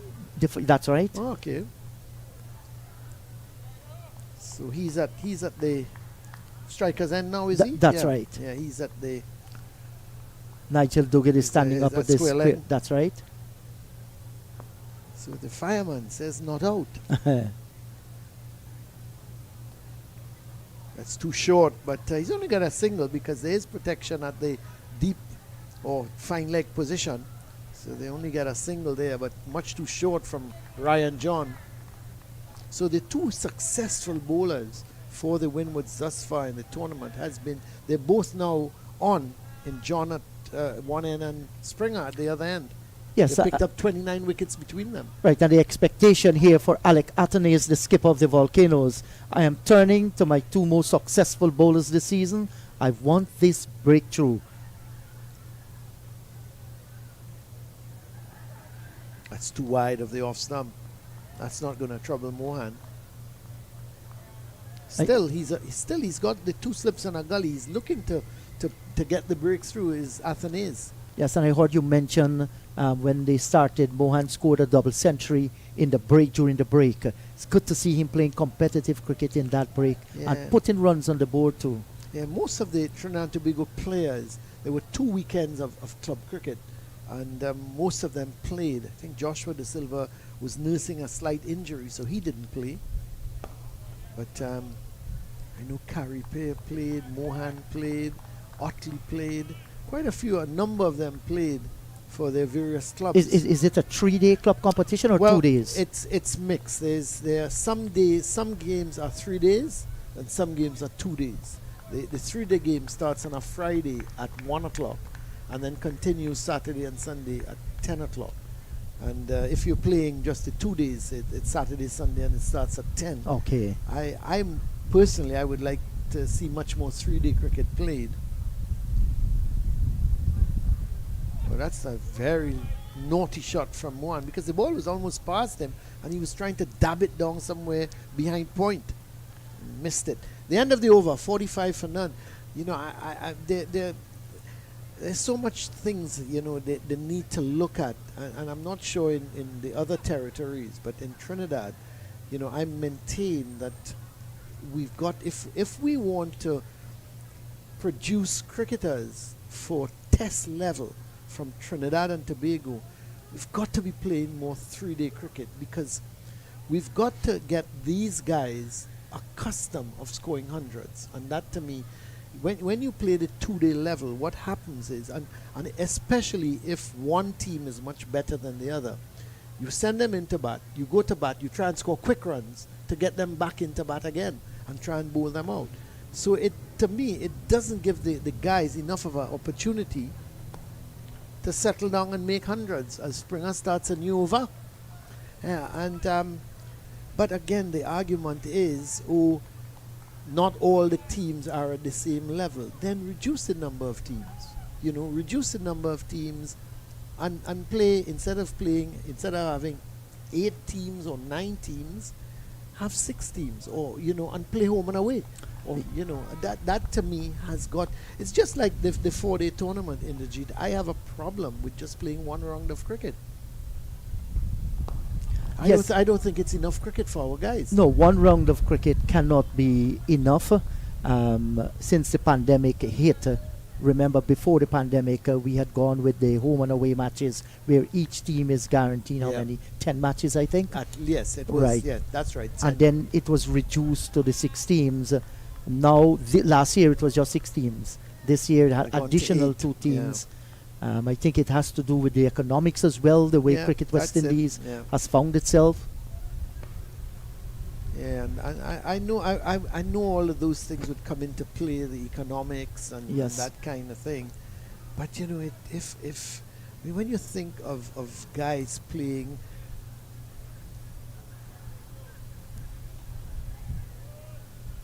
yeah, I think when you look at county cricket in England and you look at cricket out of Australia and the number of games these guys play, guys come into first class cricket.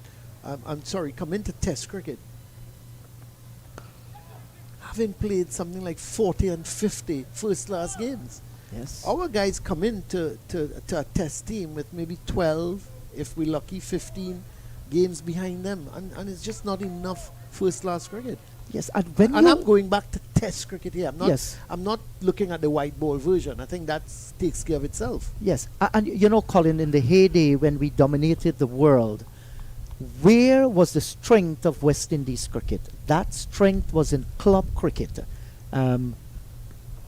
Almost all the territories played 3-day matches then. Yeah. And you know, that prepared our player for regional 4-day cricket. And because of that, there was a positive spillover effect into your regional team. Yeah. And thus you go into test cricket a very, very strong character because you come through a system that was very, very strong. Like in Guyana, in Georgetown, we are playing 2-day cricket. Before we used to play 3 days cricket. yeah. In Berbice, one of the counties that produced so many players over the years, you know, 2 days cricket are absent. So we don't even talk about 3 days there. But I know plans are in place to develop the game, get back to the days of 3-day cricket. Essequibo, Berbice, and Demerara, the 3 counties. It's going to happen, but that is something that is missing. So the over's been completed. The water, what can we say? We can't say water cart, but the guy's coming out with some beverage there with a score on 48 without loss. Are we two going to take a little break, and we'll be right back.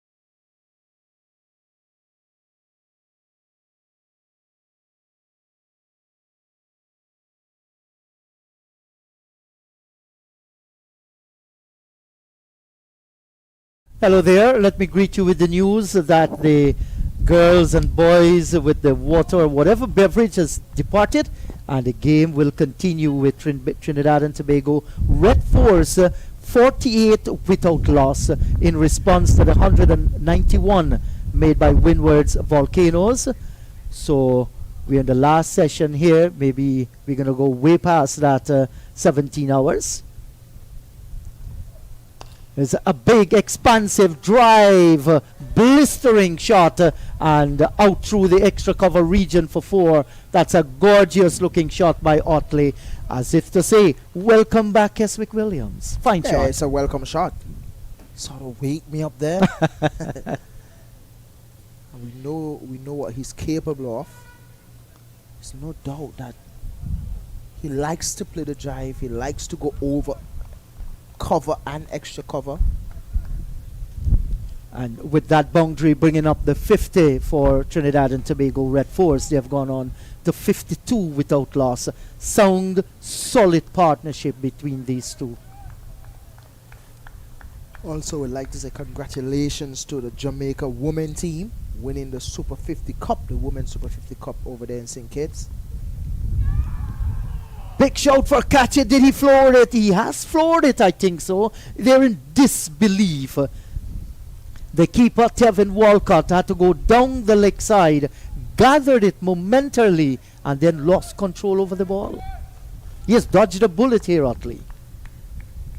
Well, you need a bit of luck in your life, don't you? Yes, you do. And they say that, success happens when opportunity and luck comes together. You're talking about Jamaica winning the tournament. Congratulations to them. I think they were bundled out for 82 or something like that today. What actually happened to that game? I actually didn't really follow it Oh. too much. But I just got the news that they won. Congrats to them. I think that will do a lot for Jamaica cricket, knowing that the men's cricket has fallen off a lot. And that's a pity, man. One of the most powerful country in the Caribbean, in athletics and sports in general. Music as well. Yes, let's not forget. absolutely so. How can we ever forget that stalwart? I wish I could have reached Bob Marley to just bow to him and say thank you for the messages you left with us through your songs. It says tighten line and length here, and especially in cricket, one of the powerhouses in cricket.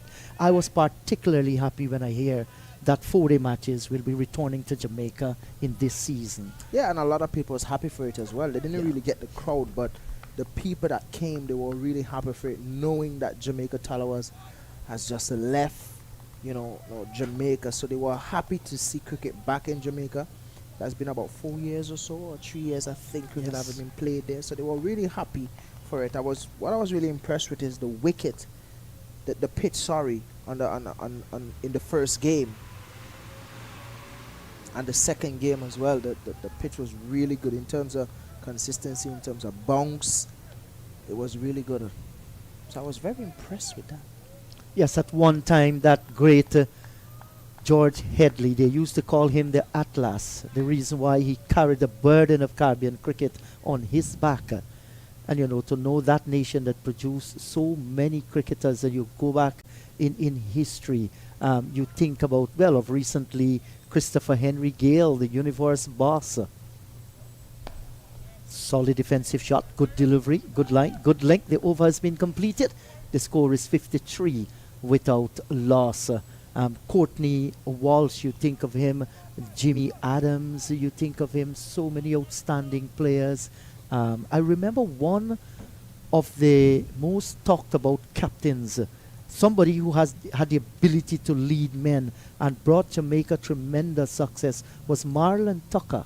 Never made the West Indies team. Yeah, he's actually on the wall now.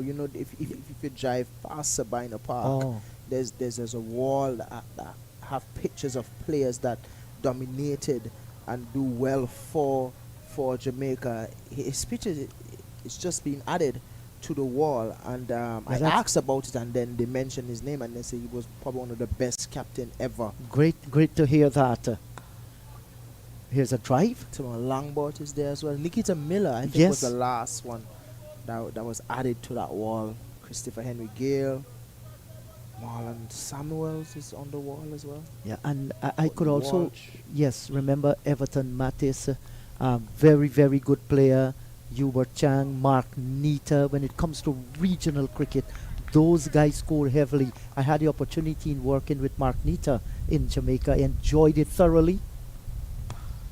Oh, this is a lovely looking cover drive. Look, he just came forward a little, stood up tall, punched it off the back foot in his favorite area, through extra cover. Otley continues to look good.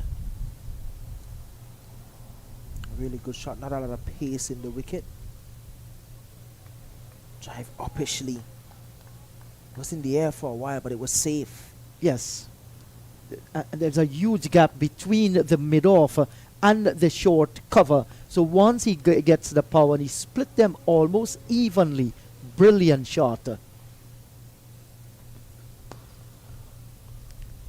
Springer operating from the southern end of the ground. There was another Jamaican guy who did well at the regional level, Daly. He was and Davidson. You know, they were splendid cricketers. Leon Garrick showed so much promise. In the Saw him in Jamaica. Yes. He was such an attractive player. And we can't take that name Marlon Samuels away out of those two T20 World Cup that West Indies won. He played pivotal role in those matches. Marlon Samuels, such a classy player. When you look at cricket in the Caribbean, probably 15 years ago, when you look at two teams playing, which two teams would you have considered to be like a mini test match whenever they play against each other? Which two teams you consider? I know Guyana and Trinidad and Tobago, they normally have heated battles. Well, we know the curry chicken curry argument that we've been having for years. Yes. You know, with the Trinidad is always a serious rivalry when it comes to Trinidad and Guyana. But doing commentary with a few of my co-commentators in Jamaica while I was there the last couple of weeks, I did ask a question and they mentioned that the Barbados and Leewards, that was the mini test match. The Leewards, not the Combined Islands. The Leewards. Leewards at that time on Barbados, because there was the Desmond Haynes, the Courtney Ambrose, the Viv, the Gordon Greenwich, and those guys at that time. Yeah, but look, listen. Strong Leeward Islands team. If you look in as they overcome Stonehenge here, 57 without loss. In the fast bowling arena, take the Leeward Islands. You had some amazing fast bowlers that they produced.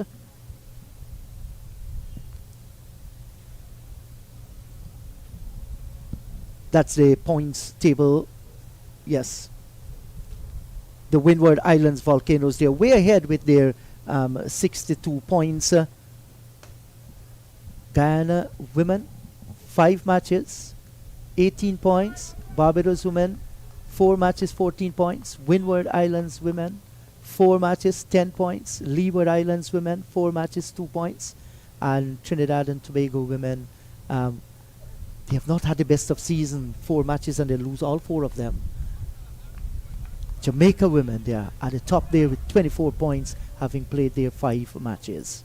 Well, we realize that the point system that's played a pivotal role in West Indies cricket presently. But it is playing a pivotal role in West Indies cricket presently. Yes, they have. And because there's reason for batting now, because then you get points in terms of how much runs you score, how you score it. And as I mentioned, I really like it. I like the implementation of the point system. Few things that I think that, you know, they can sit down and probably, you know, play with or tweak a little bit. yeah. Getting back to those two teams you were talking about, the Leeward Islands and Barbados, you imagine a Wayne Daniel, a Malcolm Marshall, a Sylvester Clark coming up against Richie Richardson, Sir Vivian Richards. You know, you could, and then there was Ralston Otto in the mix. He was a class player. There is no doubt about that. Here's a drive down towards mid-on, can't score. And leeward side, Hamish Anthony, George Ferris.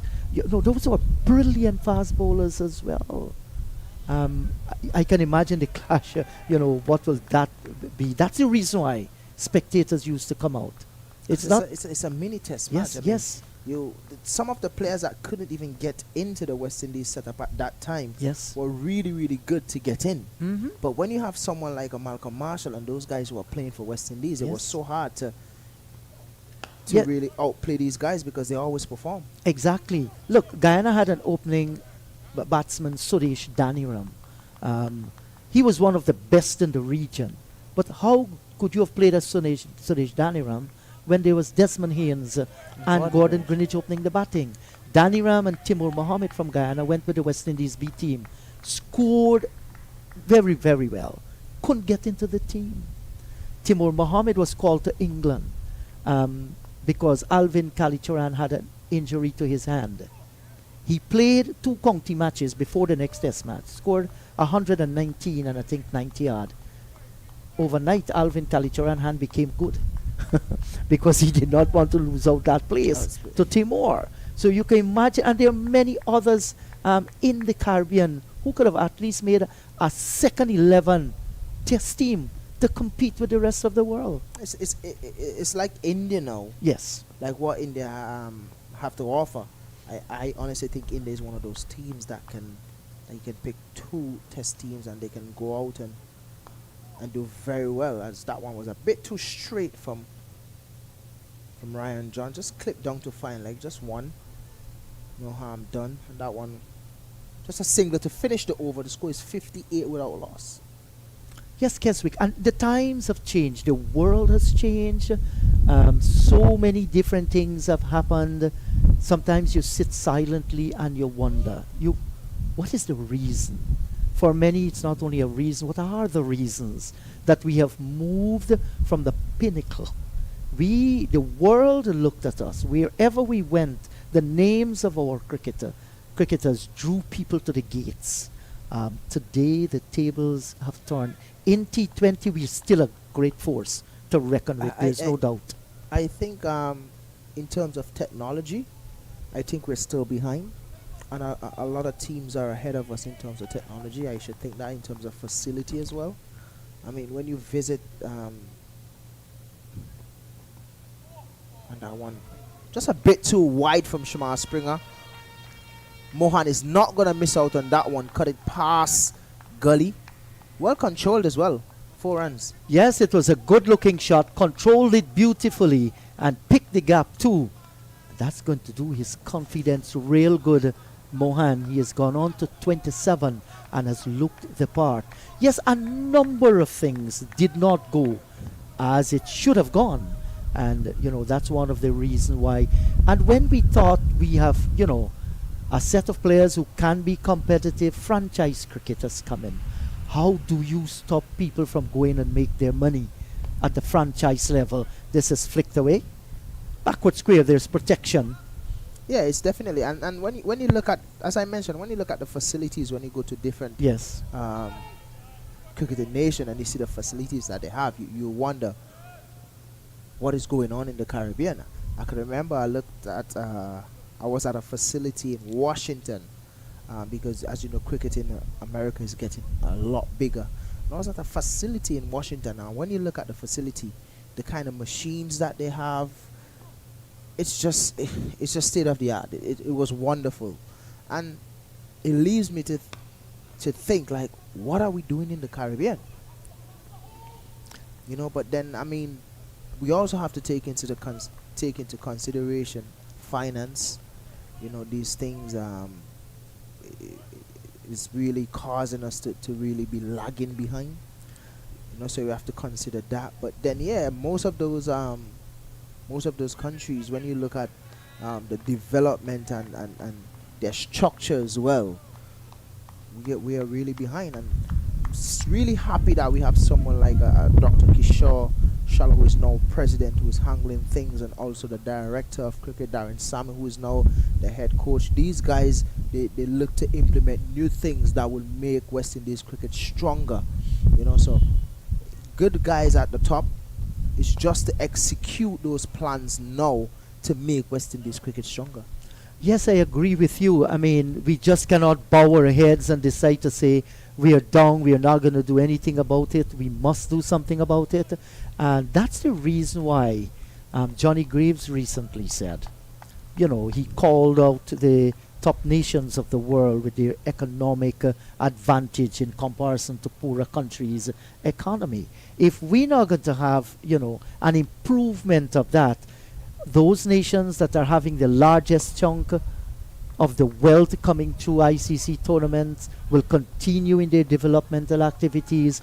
Poorer countries will continue to struggle, to get the necessary facilities, human resource, and other resources. Something that is very simple to show the difference in terms of the international standard and what we have here locally or regionally.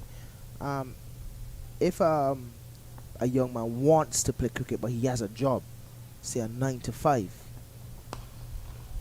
and that's spanked down the ground, just one though, but really well played, good presentation of the bat. So the end of the over, it's 66 without loss. But yeah, as I was saying, like when you look at what you see when you go to different countries and stuff like that. For example, in the Caribbean, I'm gonna look at St. Vincent because that's where I'm from. When you look at St. Vincent, if you have a 9 to 5 or 8 to 4 job, if you don't get to probably at the Annisville playing field before 4:30 or 5 o'clock, at 6 it starts to get dark. You can't train, so you have to try to do something before training. In other countries, I'm sure in Trinidad here, you finish work 5 o'clock, you don't have to worry. You can go to a nets, turn on the lights, and you can bowl a few balls. You can bat a few balls at night before you go to sleep. So you get some training in. You get at least an hour of training in. But where I'm from, we don't have that, so we're behind time. When I'm home sitting down at after 7, after 9, after 10, because I can't train because of the dark. I can't bat balls in the dark. I can't bowl balls in the dark. Someone else in another country is doing that. They have the opportunity to do that. Yeah. So they're ahead of us by a long way. Yes, I agree with you. If you're going to create that next generation of West Indian cricketers that's going to beat the world, be competitive in the world more consistently, our facilities must be able to improve. The general culture of the game, must be improved. Where changes are necessary, we have to get them, because a scientific approach now to international sports is the way to go. Definitely. Yeah, I can speak of Guyana now. I mean, we have found a new wealth in oil, and that one was a bit too straight from Kennet Dember. This could be 4. Yes, it is 4. Otley just bringing out his broom there. Bit too straight, just guiding it down to, or just sweeping it down to fine leg boundary. Yes, and Keswick, the time has come now in the region where governments and the cricket boards must work hand in hand along with the private sector to ensure the development of the sport. There's no one-way track in this thing anymore. And that's something that's very, very important. Like a lot of people who, especially the private sector, the bosses, the CEOs and managers for these companies, they don't really care about cricket anymore. It's just work. They don't want to hear that I have a training or anything. They don't care about that. They want to get their work done. Quite frankly, I understand them because they give you a job. Yes. But then if you don't have, that relationship whereby the boss of a company understands cricket or like cricket, then you can call it quits. Yes, because unless you're a Shamar Joseph, you decide, you know what, I'll call it quits and I'll focus on cricket. But that's the end of the over. Dot ball to end the Kennet Dember over. The score is 70 without loss. Yes, and like in Guyana, we have found the new oil wealth, and the government of Guyana, along with the Guyana Cricket Board, and a number of other sporting discipline, they have mapped out a program. They're treating sports not just as sports, they're treating it as an industry. The necessary infrastructure are now being put in place. Like in Ghana, we're having 3 brand new stadiums that are being built to international standard with lighting facility, one in Berbice, one in Essequibo. We already have one in Demerara, another one going up in Linden there. And not only this structure as per se, indoor facilities are being put in place as well. A number of academies, cricket academies in particular, there are 18 of them now across the country. And they're equipped with both human resource and the other equipment resource to ensure you produce that next generation. So Yeah. it's a collective effort that is needed. Yeah, I can remember the president, Dr. Kishore Shallow, and director was over in Guyana having Yes. a meeting with the president of Guyana, and he's fully 100% behind West Indies, cricket West Indies. He's fully in support, and he's ready to do whatever it takes to get back West Indies at the top, and that's what you need from our prime ministers, presidents around the Caribbean. Yes, and I think President Irfan Ali, our president in Ghana, is just not only looking at placing finances and development in Guyana. He understands the importance of CARICOM.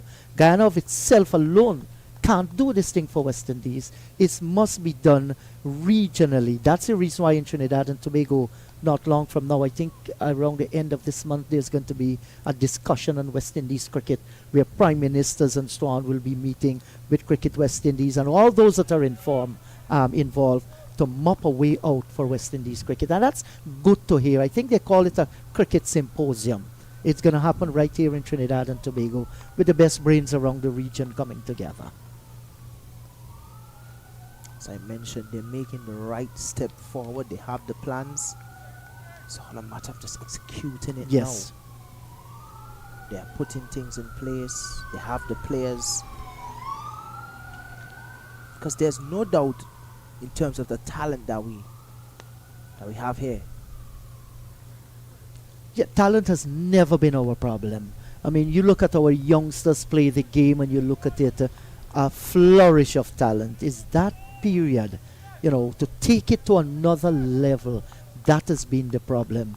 And you guys have traveled because it's your profession. You have gone to different parts of the world. You see people with facilities. You see what those things are doing for them. So when you come back here and you reach with this, you compare and you see the difference. You understand why we are not doing it and why they are doing it.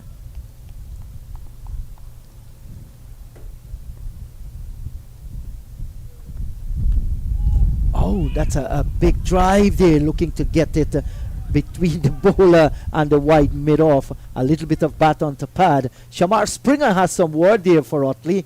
Otley stood his ground, and Shamar just glared at him, said a few words. And in the end, all's well. But it was a false shot there, looking maybe for the first time in this innings to hit it too hard.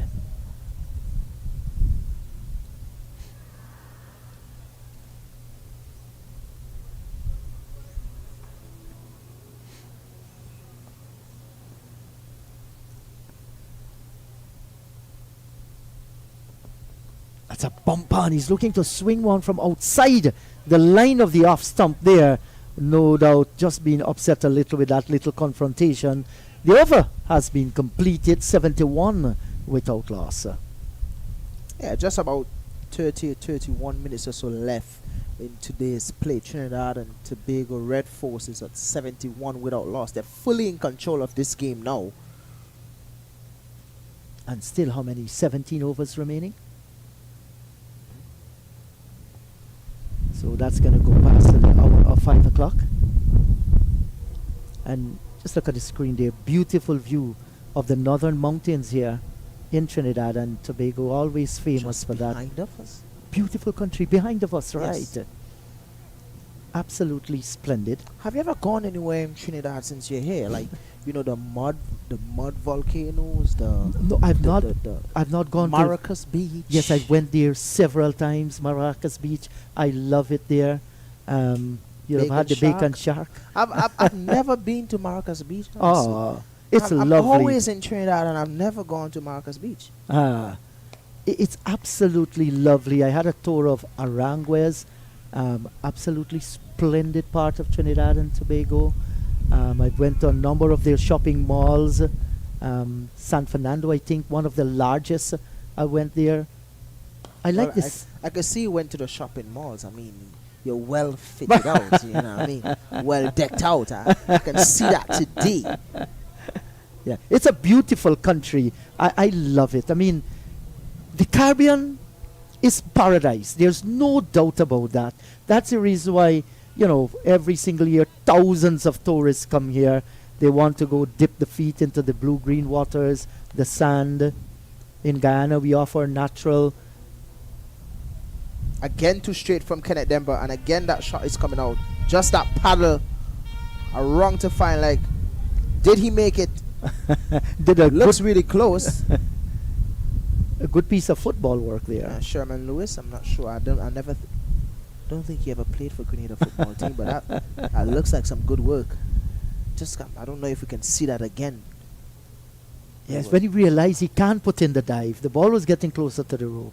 Out came the foot. It's not something that the guys like Courtney Ambrose likes. Diving on the boundary. He always say he always uses his foot. If he can't use his foot, it would be four. Sir Curtly. It's a wonderful man. I had the privilege of doing cricket commentaries with him on a few occasions. Remember the first time when he started, he went to Albion in Guyana. Loves his guitar too. One of those guys that simplifies cricket. He doesn't overthink it. He's so simple, and his way of going about things is just in the simplest form. This looks close, but it's going down.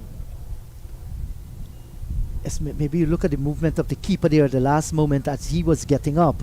Might very well suggest it will be going down the leg side. You'll never know, but that's the thought of the umpire. We watch it on the replay. Yes, you look at the movement of the keeper there. He was definitely going down the leg side. Can we see it one more time there, see please? that again, because I did mention it looked close.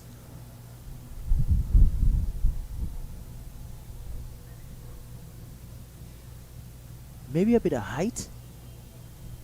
It did pitch in line.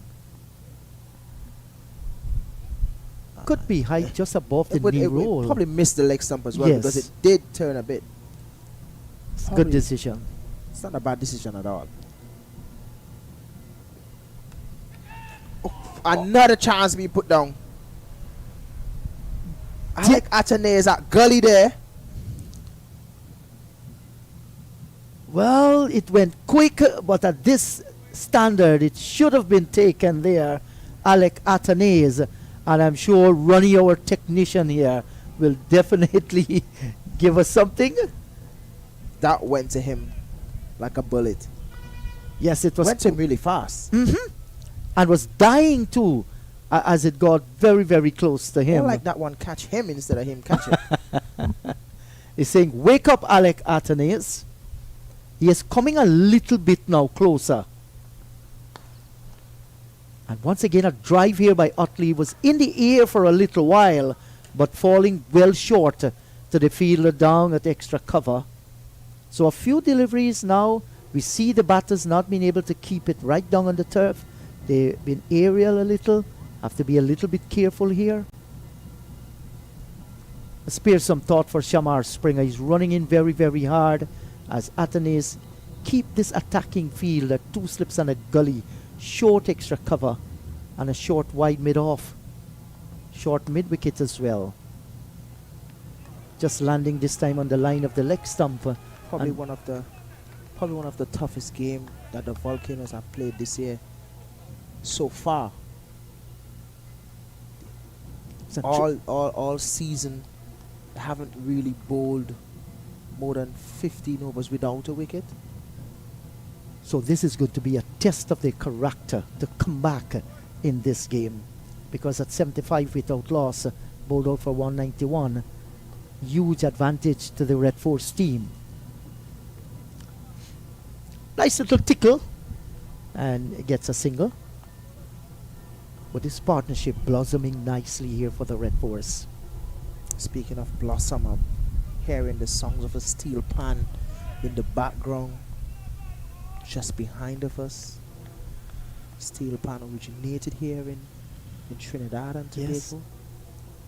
Coming from somewhere around the Just at the Mandela Park is at the back of us. Yeah. That's to the north. And that usually at this time of the day will be a hype of activity. This one lifts on him, but he played it well, Mohan. Speaking of playing, can you play the pan? I've never given it a try. You've never given it a try? No. What kind of music can you play? I play the guitar, Music instrument. Guitar? the guitar, not to a big standard. Are you good as Zambi? No, he's far better than me. I love musical instruments. I love the sound of music. Can never go wrong. Something that we love here in the Caribbean. Oh yes. And he pivoted on the back foot, and this is blasted away out through backward square by Otley, and he gets the boundary. Good looking shot. Really good going here from Kon Otley. Too short for a guy that's in form as well. He's not going to miss out on those deliveries. Not at all. It was too short. It was on the line of the leg stump, so it wasn't challenging him in any way. Yes, and with that shot, Otley moves on to how much? 42, and his partner Vikash Mohan is on 32. Well, that was the end of the over. So a 4 to end the over. Score moves on to 81 without loss. Just 20 overs, so they're really scoring well. And you were asking me about music as the steel pan pongs away in the distance. We grew up in the country areas of Guyana. Never had these fancy steel pan, but we used to hit what you call those metal basins and buckets. At the bottom, you turn them over and you hit them with your fingers. You cut pieces of sticks and you hit them. Sometimes you take spoons and put them into bottle. Ronnie knows what I'm talking about. Well, in and you St. shake. Vincent, we make drums. Yes. I think they use cattle skin or goat skin or something like that. and Goat they make skin, jam. the famous ones. And again, that puddle is coming out. Kennet Dember, I don't know if he likes the shot, but every time he goes too straight and too full, that shot comes out. That's the fourth boundary for Kon Otley down to the fine leg boundary with that paddle. Yes, and Dember has to be careful here. You can't be leaking runs in that area so often. Almost all of them has gone to the boundary once he puts it in that area, and Otley is going to play those shots. And my thing is that if the wicket is spinning, you have to try to spin the ball as a spinner. What you come in wrong, you would create problem if the ball is spinning. That one went on straight. Just pitch outside off stump and hitting outside off stump as well. So good decision again. So we give them the props whenever they make good decisions. But if they make a bad decision and we think it's a bad decision, then we get pumped on. Well, it's our opinion. We are calling the game, and we are calling what we are seeing too. I don't want anybody meeting me in the parking lot and asking, what were you saying earlier on commentary? It's not me. I'm trying to do a job here. Trying to make the right decisions, the right calls. Yes, exactly. And again, we're going to get 4 this time. Sherman Lewis is a little bit more squarer, so he cuts it off. Just 1 to finish the over. Score is 86 without loss. Trinidad and Tobago Red Force trail by 106. Yes, and Mohan is on 33 from his 59 balls, while Otley, he's on 47, so he's sniffing a half century here, need 3 more runs. I want to ask you something, Keswick, about our spinners in the region.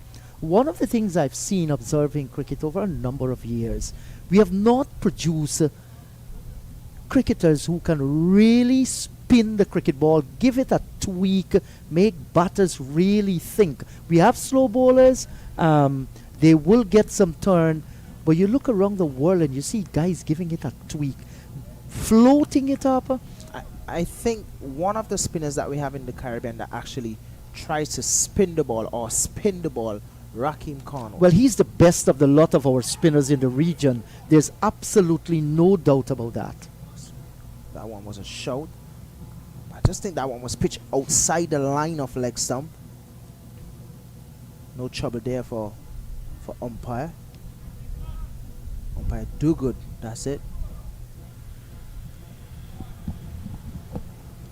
So, Springer, with the shadows lengthening here at the Queen's Park Oval as we head towards, what now, it's about 8 minutes after the hour of 5 in the evening.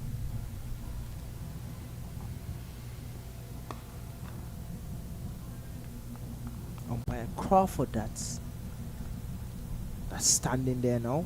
The umpire who's at square leg is do good. Both umpires out of Guyana. Yes. And I like how you call his name, Do Good. Nigel. I'm not going down that line with you. He's doing a good job. Yes, Nigel Do Good. Yes, Nigel do good. That's doing a right. good job. Usually do good. There's a shout of catch it. He settles under it and takes it. That's the fall of Otley. Shamar Springer gets it, man. And finally the breakthrough has come here for the Trinidad and Tobago Red Force. Otley has gone for 47. A pity he did not get the 100. But the Red Force, they are cock-a-hoop out in the middle. They have gotten the breakthrough. Shamar Springer, the man with the golden arm, the guy who has been taking up wickets for the Volcanoes this season, him and Ryan John picking up the first scalp here. Kijon Otley's gone for 47. Really a fall shot. Slow nature of the wicket as well. That one pitched on leg stump, sort of going across him, but Yes, John I think did not get enough bat on it. right. I think because you called it right, the slowness of the pitch, he got to the leading edge. And that's the reason why he's caught down at mid-off. A soft dismissal in the end. The breakthrough has come, 87 for the loss of 1. And as soon as Colin Murray, our friend, is settled in, you ready, Colin? I'll vacate my seat. And Keswick, you're going to be joined by Colin. Definitely been enjoying commentary all day. Sitting with two stalwarts here. Both guys definitely know their history.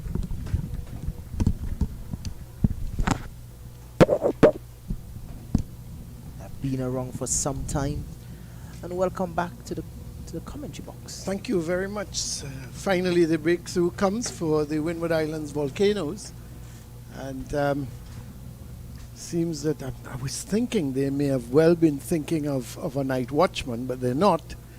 What's your thoughts on night watchman? The Australians hate it. I'm gonna be honest with you. I've answered that question about 4 times for the season. Well, I haven't heard any of your 4 answers. I honestly do not like night watchman. Australians don't like it. I think they mentioned it already. But Yeah. I don't like night watchman because my thing is if a night watchman comes and he gets out, are you gonna send another night one? Yeah. That's my thing. Let the batter come out and bat, because at the end of the day, you have a job to do as a batter.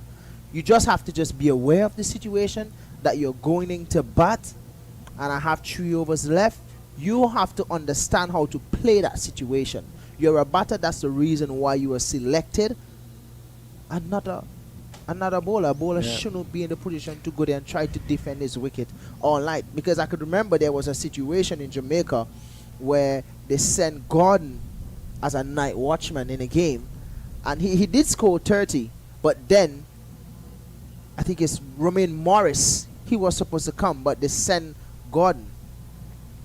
And the situation was, if Morris had come the day before and scored a bit of runs, he would have gone into bat early in the morning and they could have stand a chance of scoring more runs. Yeah. The argument as well sometimes, and I've heard this from the senior folk when I was a younger person, and they say that, listen, if your good batsman can't go and survive, how do you expect a night watchman to do it? You know, and that was the rationale being used. And but as you rightly said, the Australians don't believe in it. But not only that, if you're going to send a night, I would like to, if you're going to send a night watchman, to me, he must be capable. You know, you're not going to send a number 11 who is going to be a little iffy.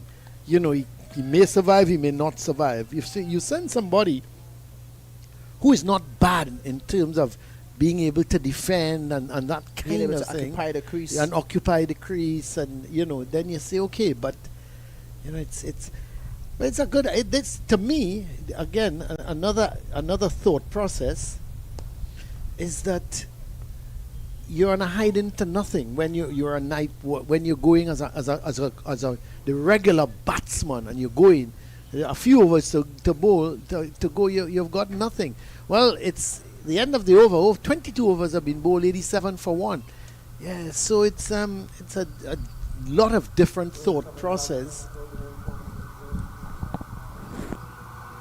Cyrus is going to pick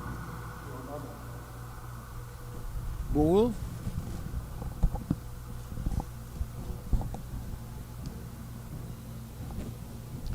So it's going to be the leg spinner, Daryl Cyrus. It's going to be picked up a 5 wickets against CCC in Jamaica.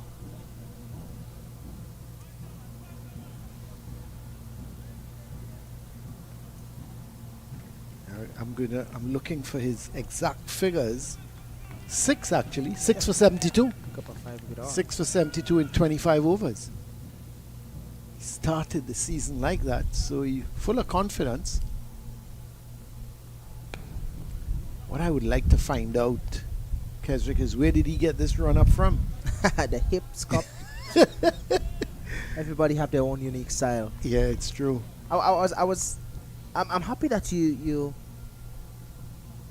mentioned it, because while I was in Jamaica, I asked a question. Looking at Jasprit Bumrah, do you think if he was from the Caribbean that he would have made it onto the international scene with that action? Yeah, it's interesting. Well, the thing about it is he's been successful, you know, so I mean, it's weird. Well, he walks about 10 steps. It's not the success. It's for I know a lot of coaches in the Caribbean that like to change bowlers. Mm-hmm. A lot of coaches, they don't work with what they have or what that bowler have. So you're saying that based on his action, the coaches in the region may have looked to change that action. They would have. Point. Definitely. Interesting. I could Very remember O'Shane Thomas.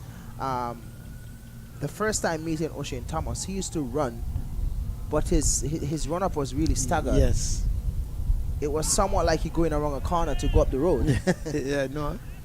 You know, and he was bowling good gas with it. And I could remember asking him, how you never play on the 19 for West Indies? And he said, I didn't make it because of my action. They said my run up was bad. I was like, wow, like, are you serious? He said, yeah. Interesting. A lot of interesting things happening. Yeah, that's yeah. But he did some work on his bowling action. Yeah, he has. He did some work on his run up. It's a lot better now. And he did a lot of work on his fitness as well. As you see the end of the over, the end of the Daryl Cyrus over. That's his first over. Score is 87 for 1. Checking to see how many overs left in the day's play. I think there's 12 overs. 12 overs left. I'm not sure we're going to get through those. But, I mean, the conditions, again, it's sunny and bright. So it's a pity that... Do you think that they should probably change it to as long as light permits, just play until... I would think so. I would think so. But I suppose the argument could be that these guys have been on the field since 10 in the morning. So do you just continue playing until 6 o'clock? It's like Chadwick Walton in Jamaica when they played against CCC. Field all day. And then the next day he opened the bat in the bat all day. Well, That's the thing about a wicket keeper that they've always said. Well, it's tough on a wicket keeper Well, that the truth opens. is he didn't Right. open that game. He did open, but he didn't keep that game. Oh, okay. Yeah, sorry, he did open, Yeah. but he didn't keep. Romain Morris is now the keeper for the Jamaica Scorpions. Jamaica. Really good player. He's one of those players that I think that they should keep a close eye on. He's very aggressive. Scored a 97 in the last game against Barbados. Barbados won that game, but I'll definitely say that he's some talent. Yeah. Him, Carlos Brown as well from Jamaica. Really, really good players. I'm really surprised that they're not doing as well as they should be doing. Badly lined from Springer. Maybe trying to get a little bit more out of the conditions here. Springer and losing his line. Being very aggressive to Gooley. It's you look around the region and there's so much talent, as everybody keeps saying. Oh, there's a lot of talent in the Caribbean. Why aren't we doing much better? And it's just a situation where I don't think the guys get enough opportunities. More cricket you play. Yeah, I was discussing that a little earlier with Inderjeet when the regional tournament was over 2 rounds. You have Think we'll get back Australians. to that? Well, I would hope so, but I don't think so because the economics of it, they say they don't have any money, there's no sponsor, and that's the problem. But you have a youngster or even a guy, let's say a guy 26, going into to look to play for the West Indies. He would have played maybe 10, 15 first-class matches. That's badly lined. Where an Australian would have been probably played 55. I'll give you a story. I could remember when I made my debut for Windwards against English Lion in Dominica. That year, English Lion came down. That team was consist of players like Keyswetter, Hildred, Taylor, Bairstow was in that team. When was this? I think it was 2012, I think. 12? 2013, somewhere around there. It was just the only reason I'm asking now. I was trying to see what. Yeah, see English if I could, Lions did came down and play some first class games. Almost every game they score very heavy because they have some serious. They had some serious players in their team. But I can remember Bairstow was in that team as well. See the end of the over there, dot ball to finish the over. 87 for 1. Yeah, and I saw Taylor walking out, short, not a lot of body. He looks like a kid, and I saw him walking out, and I'm like, who's this guy? And then they put his stats up on the screen, and I was like, wow. This guy plays so much games already. It's like, wow. And then what I looked at is that guys in the Caribbean, they would play 5 years or 6 years or even 10 years of first class cricket, and when you look at the amount of games they played in 10 years, you're like, yeah. 10 right. years. And they're in a team every single year, but when you check it out, you played 6 years of cricket, of first class cricket, and you probably only played 19 games, 20 games, because you played the first game, you didn't perform. They're going too far. Quick run. They'll have to hurry. Gooley as well. Good backing up from him because once the call was made, he went off very early. So in the end, it was a well-taken run. Yeah, so you played the first game, you didn't score. The second game, you're on the bench. The third game, somebody may replace you. By the time you pick back some form while you're at home, the tournament is finished. Yeah. The season is finished. You have to wait until next year. You come back again, score runs. Like, for example, you have to score runs in the Windward Island tournament. You score runs for St. Vincent. You make back the team. 2 games, you score. The third game, you didn't make any. The fourth game, you drop. The season is finished for you. Yeah. So when you check it, you play 6 years and you only go on 19 games. In England, you play 6 years of first class cricket and then guaranteed you're over 30, 35, 40 games. More than that, yeah. So the more cricket you play, the better you would get. And something that I think that is lacking as well in West Indies cricket is that when you have players who lives in Trinidad, St. Vincent, Dominica, Antigua, wherever they are, I think that the West Indies Cricket Board should have coaches in each of these territories. For example, when I played for West Indies, when I left and I go back to St. Vincent, I was just left to train on my own. Yeah, that's You know, well. so Well, don't again. They expect the board to fill that gap, the territorial board. But in some cases, the territorial board is not. They're looking after their own interests. In other words, and they're not really looking after West Indies interests per se. The end of the over from Cyrus, so it's 88 for 1. Just about 10 overs remaining in the day's play. Yeah, and no one is really paying attention to those players that come back from the West Indies duty, and they just expect them to train on their own or fall into some kind of system. Some of them are well assisted, because then you when I was playing, we had like Roddy Eswick, who was the bowling coach. Was Yeah. the bowling coach. He's from Barbados, so the Barbados guys were well taken care of. But they You know what I mean? lucky, Not yeah. saying that it's any fault of his No, or whatever. yeah. But obviously he would make sure that those guys do what they're supposed to do. But I would be in St. Vincent, I would train, I would do what I'm supposed to do. But in terms of the knowledge, that knowledge to say, okay, Kez, you're training today, tomorrow, whatever, that day you have to rest, because you have 3 weeks of off time. Your next series is in 4 weeks, so we have to build you up for that series. Right. But when I'm home, all I understand is that I have to train, I have to work. But then when I get ready for that series, I'm overtrained. But are you given a routine or a schedule? That's the thing. There was no schedule given. It was a situation whereby you go home, you train, you get ready for the next series. So there was nothing to work towards to get back to that point, that when you're back in the next series, you're well rested, you're well trained, and you're ready to go. But then you overwork yourself, so when you're back in the next series, you're already burned out, because you're just home doing your own thing, thinking that it's the right thing. Yeah. And So there wasn't any proper supervision in terms of getting yourself ready for the next series or whatever the case is. And this is something that I think that the West Indies should look into. Yeah, they should. I I never realized that. I'm surprised in a way to hear what you're saying. I'm all for getting West Indies cricket better. Yeah.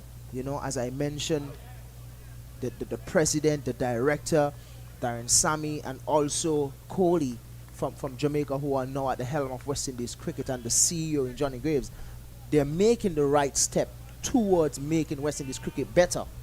It's all up to the guys now to execute, because there are talks around the Caribbean that guys shouldn't be coming in who is on a contract. You can't be able to rotate the strike. You can't be able to play a good ball and get a single off a good ball. You're a contracted player whose job is to train and play cricket.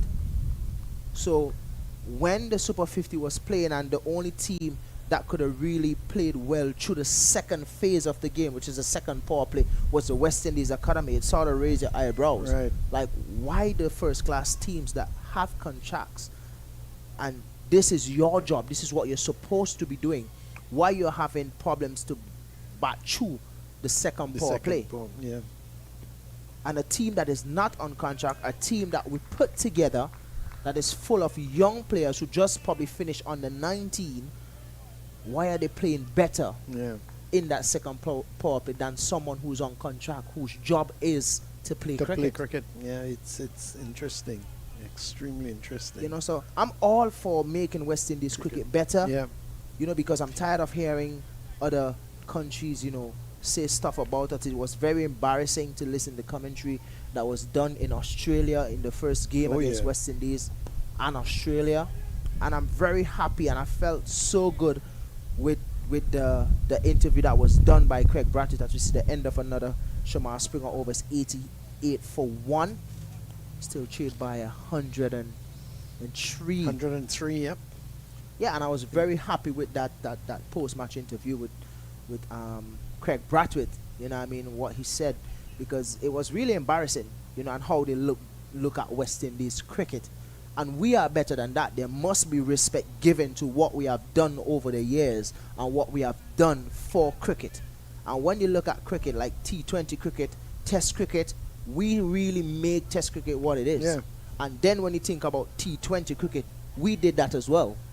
Because when you look at the T20 players that we have around the world, there's no doubt that we should be in the position that we're in terms of T20 cricket. And we could go back to 50 over cricket, because it started with the World Cup in 1974. Exactly. But it started at 60 overs, and we ruled the roost. 74 we won it, 78 we won it, 83 we reached the finals, you know, and we should have won that. So when you look back at the history, all formats, West Indies were on top.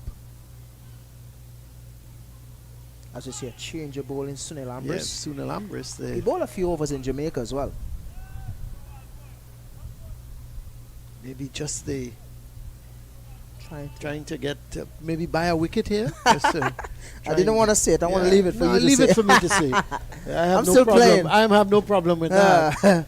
But you know, it's a situation where they know he's not the number one bowler, and it's always good to say, you know, and it's all a mind game, isn't it?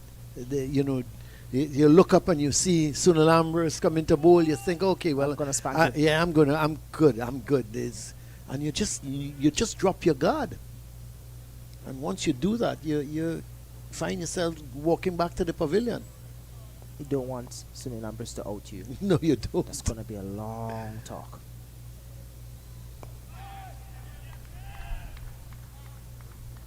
Bowling just like his father, Walford Ambris. God rest his soul. He's also the brother of Romel Currency, Okay. who is now the CEO for Windward Island Volcanoes. So he's stopped playing now from Currency. Yeah. Remember him opening the batting? Played for CCC as well. Yeah. So he's the CEO of the Volcanoes. He's now the CEO of the Volcanoes now. Glad to see when these guys come back into cricket. I think Ambris, the last time I saw that, Tony Gregg ran out Kali Charan, and they nearly had a riot here at the Queen's Park Oval in a test match. And Sangyu actually gave him out. Umpire Douglas Sangyu, because he was out. He didn't call over. And Kali Charan, who was the last ball in day's play, he took his gloves and started to walk. And Tony Gregg took off the bails appeal. Sangyu sent him. Well, I don't think the English left the field very comfortable at that point in time because the stands were packed. But it's the end of the day's play. And the final over, bowled by Sunil Ambris, just trying to see what he can buy there, because it was really up and down. But Guli and Mohan survives. And it's 89 for 1. The only wicket to go down was that of Kon Otley. But it's been a good day for the Trinidad Tobago Red Force, because when they won the toss, sent in the Windward Islands Volcanoes, and we all thought, well, it's an interesting decision because the pitch didn't seem to have any devils in it. It was very flat, no moisture, but give credit to Anderson Phillip, who bowled very well. He picked up 5 wickets. Jaden Seals did well. He got 2, and Carrie Pear, coming with his left-arm orthodox spin, picked up 3 wickets. Alec Athanaze, he got a half century for the Volcanoes, getting to 54. He was really the only one that got past the 50 mark.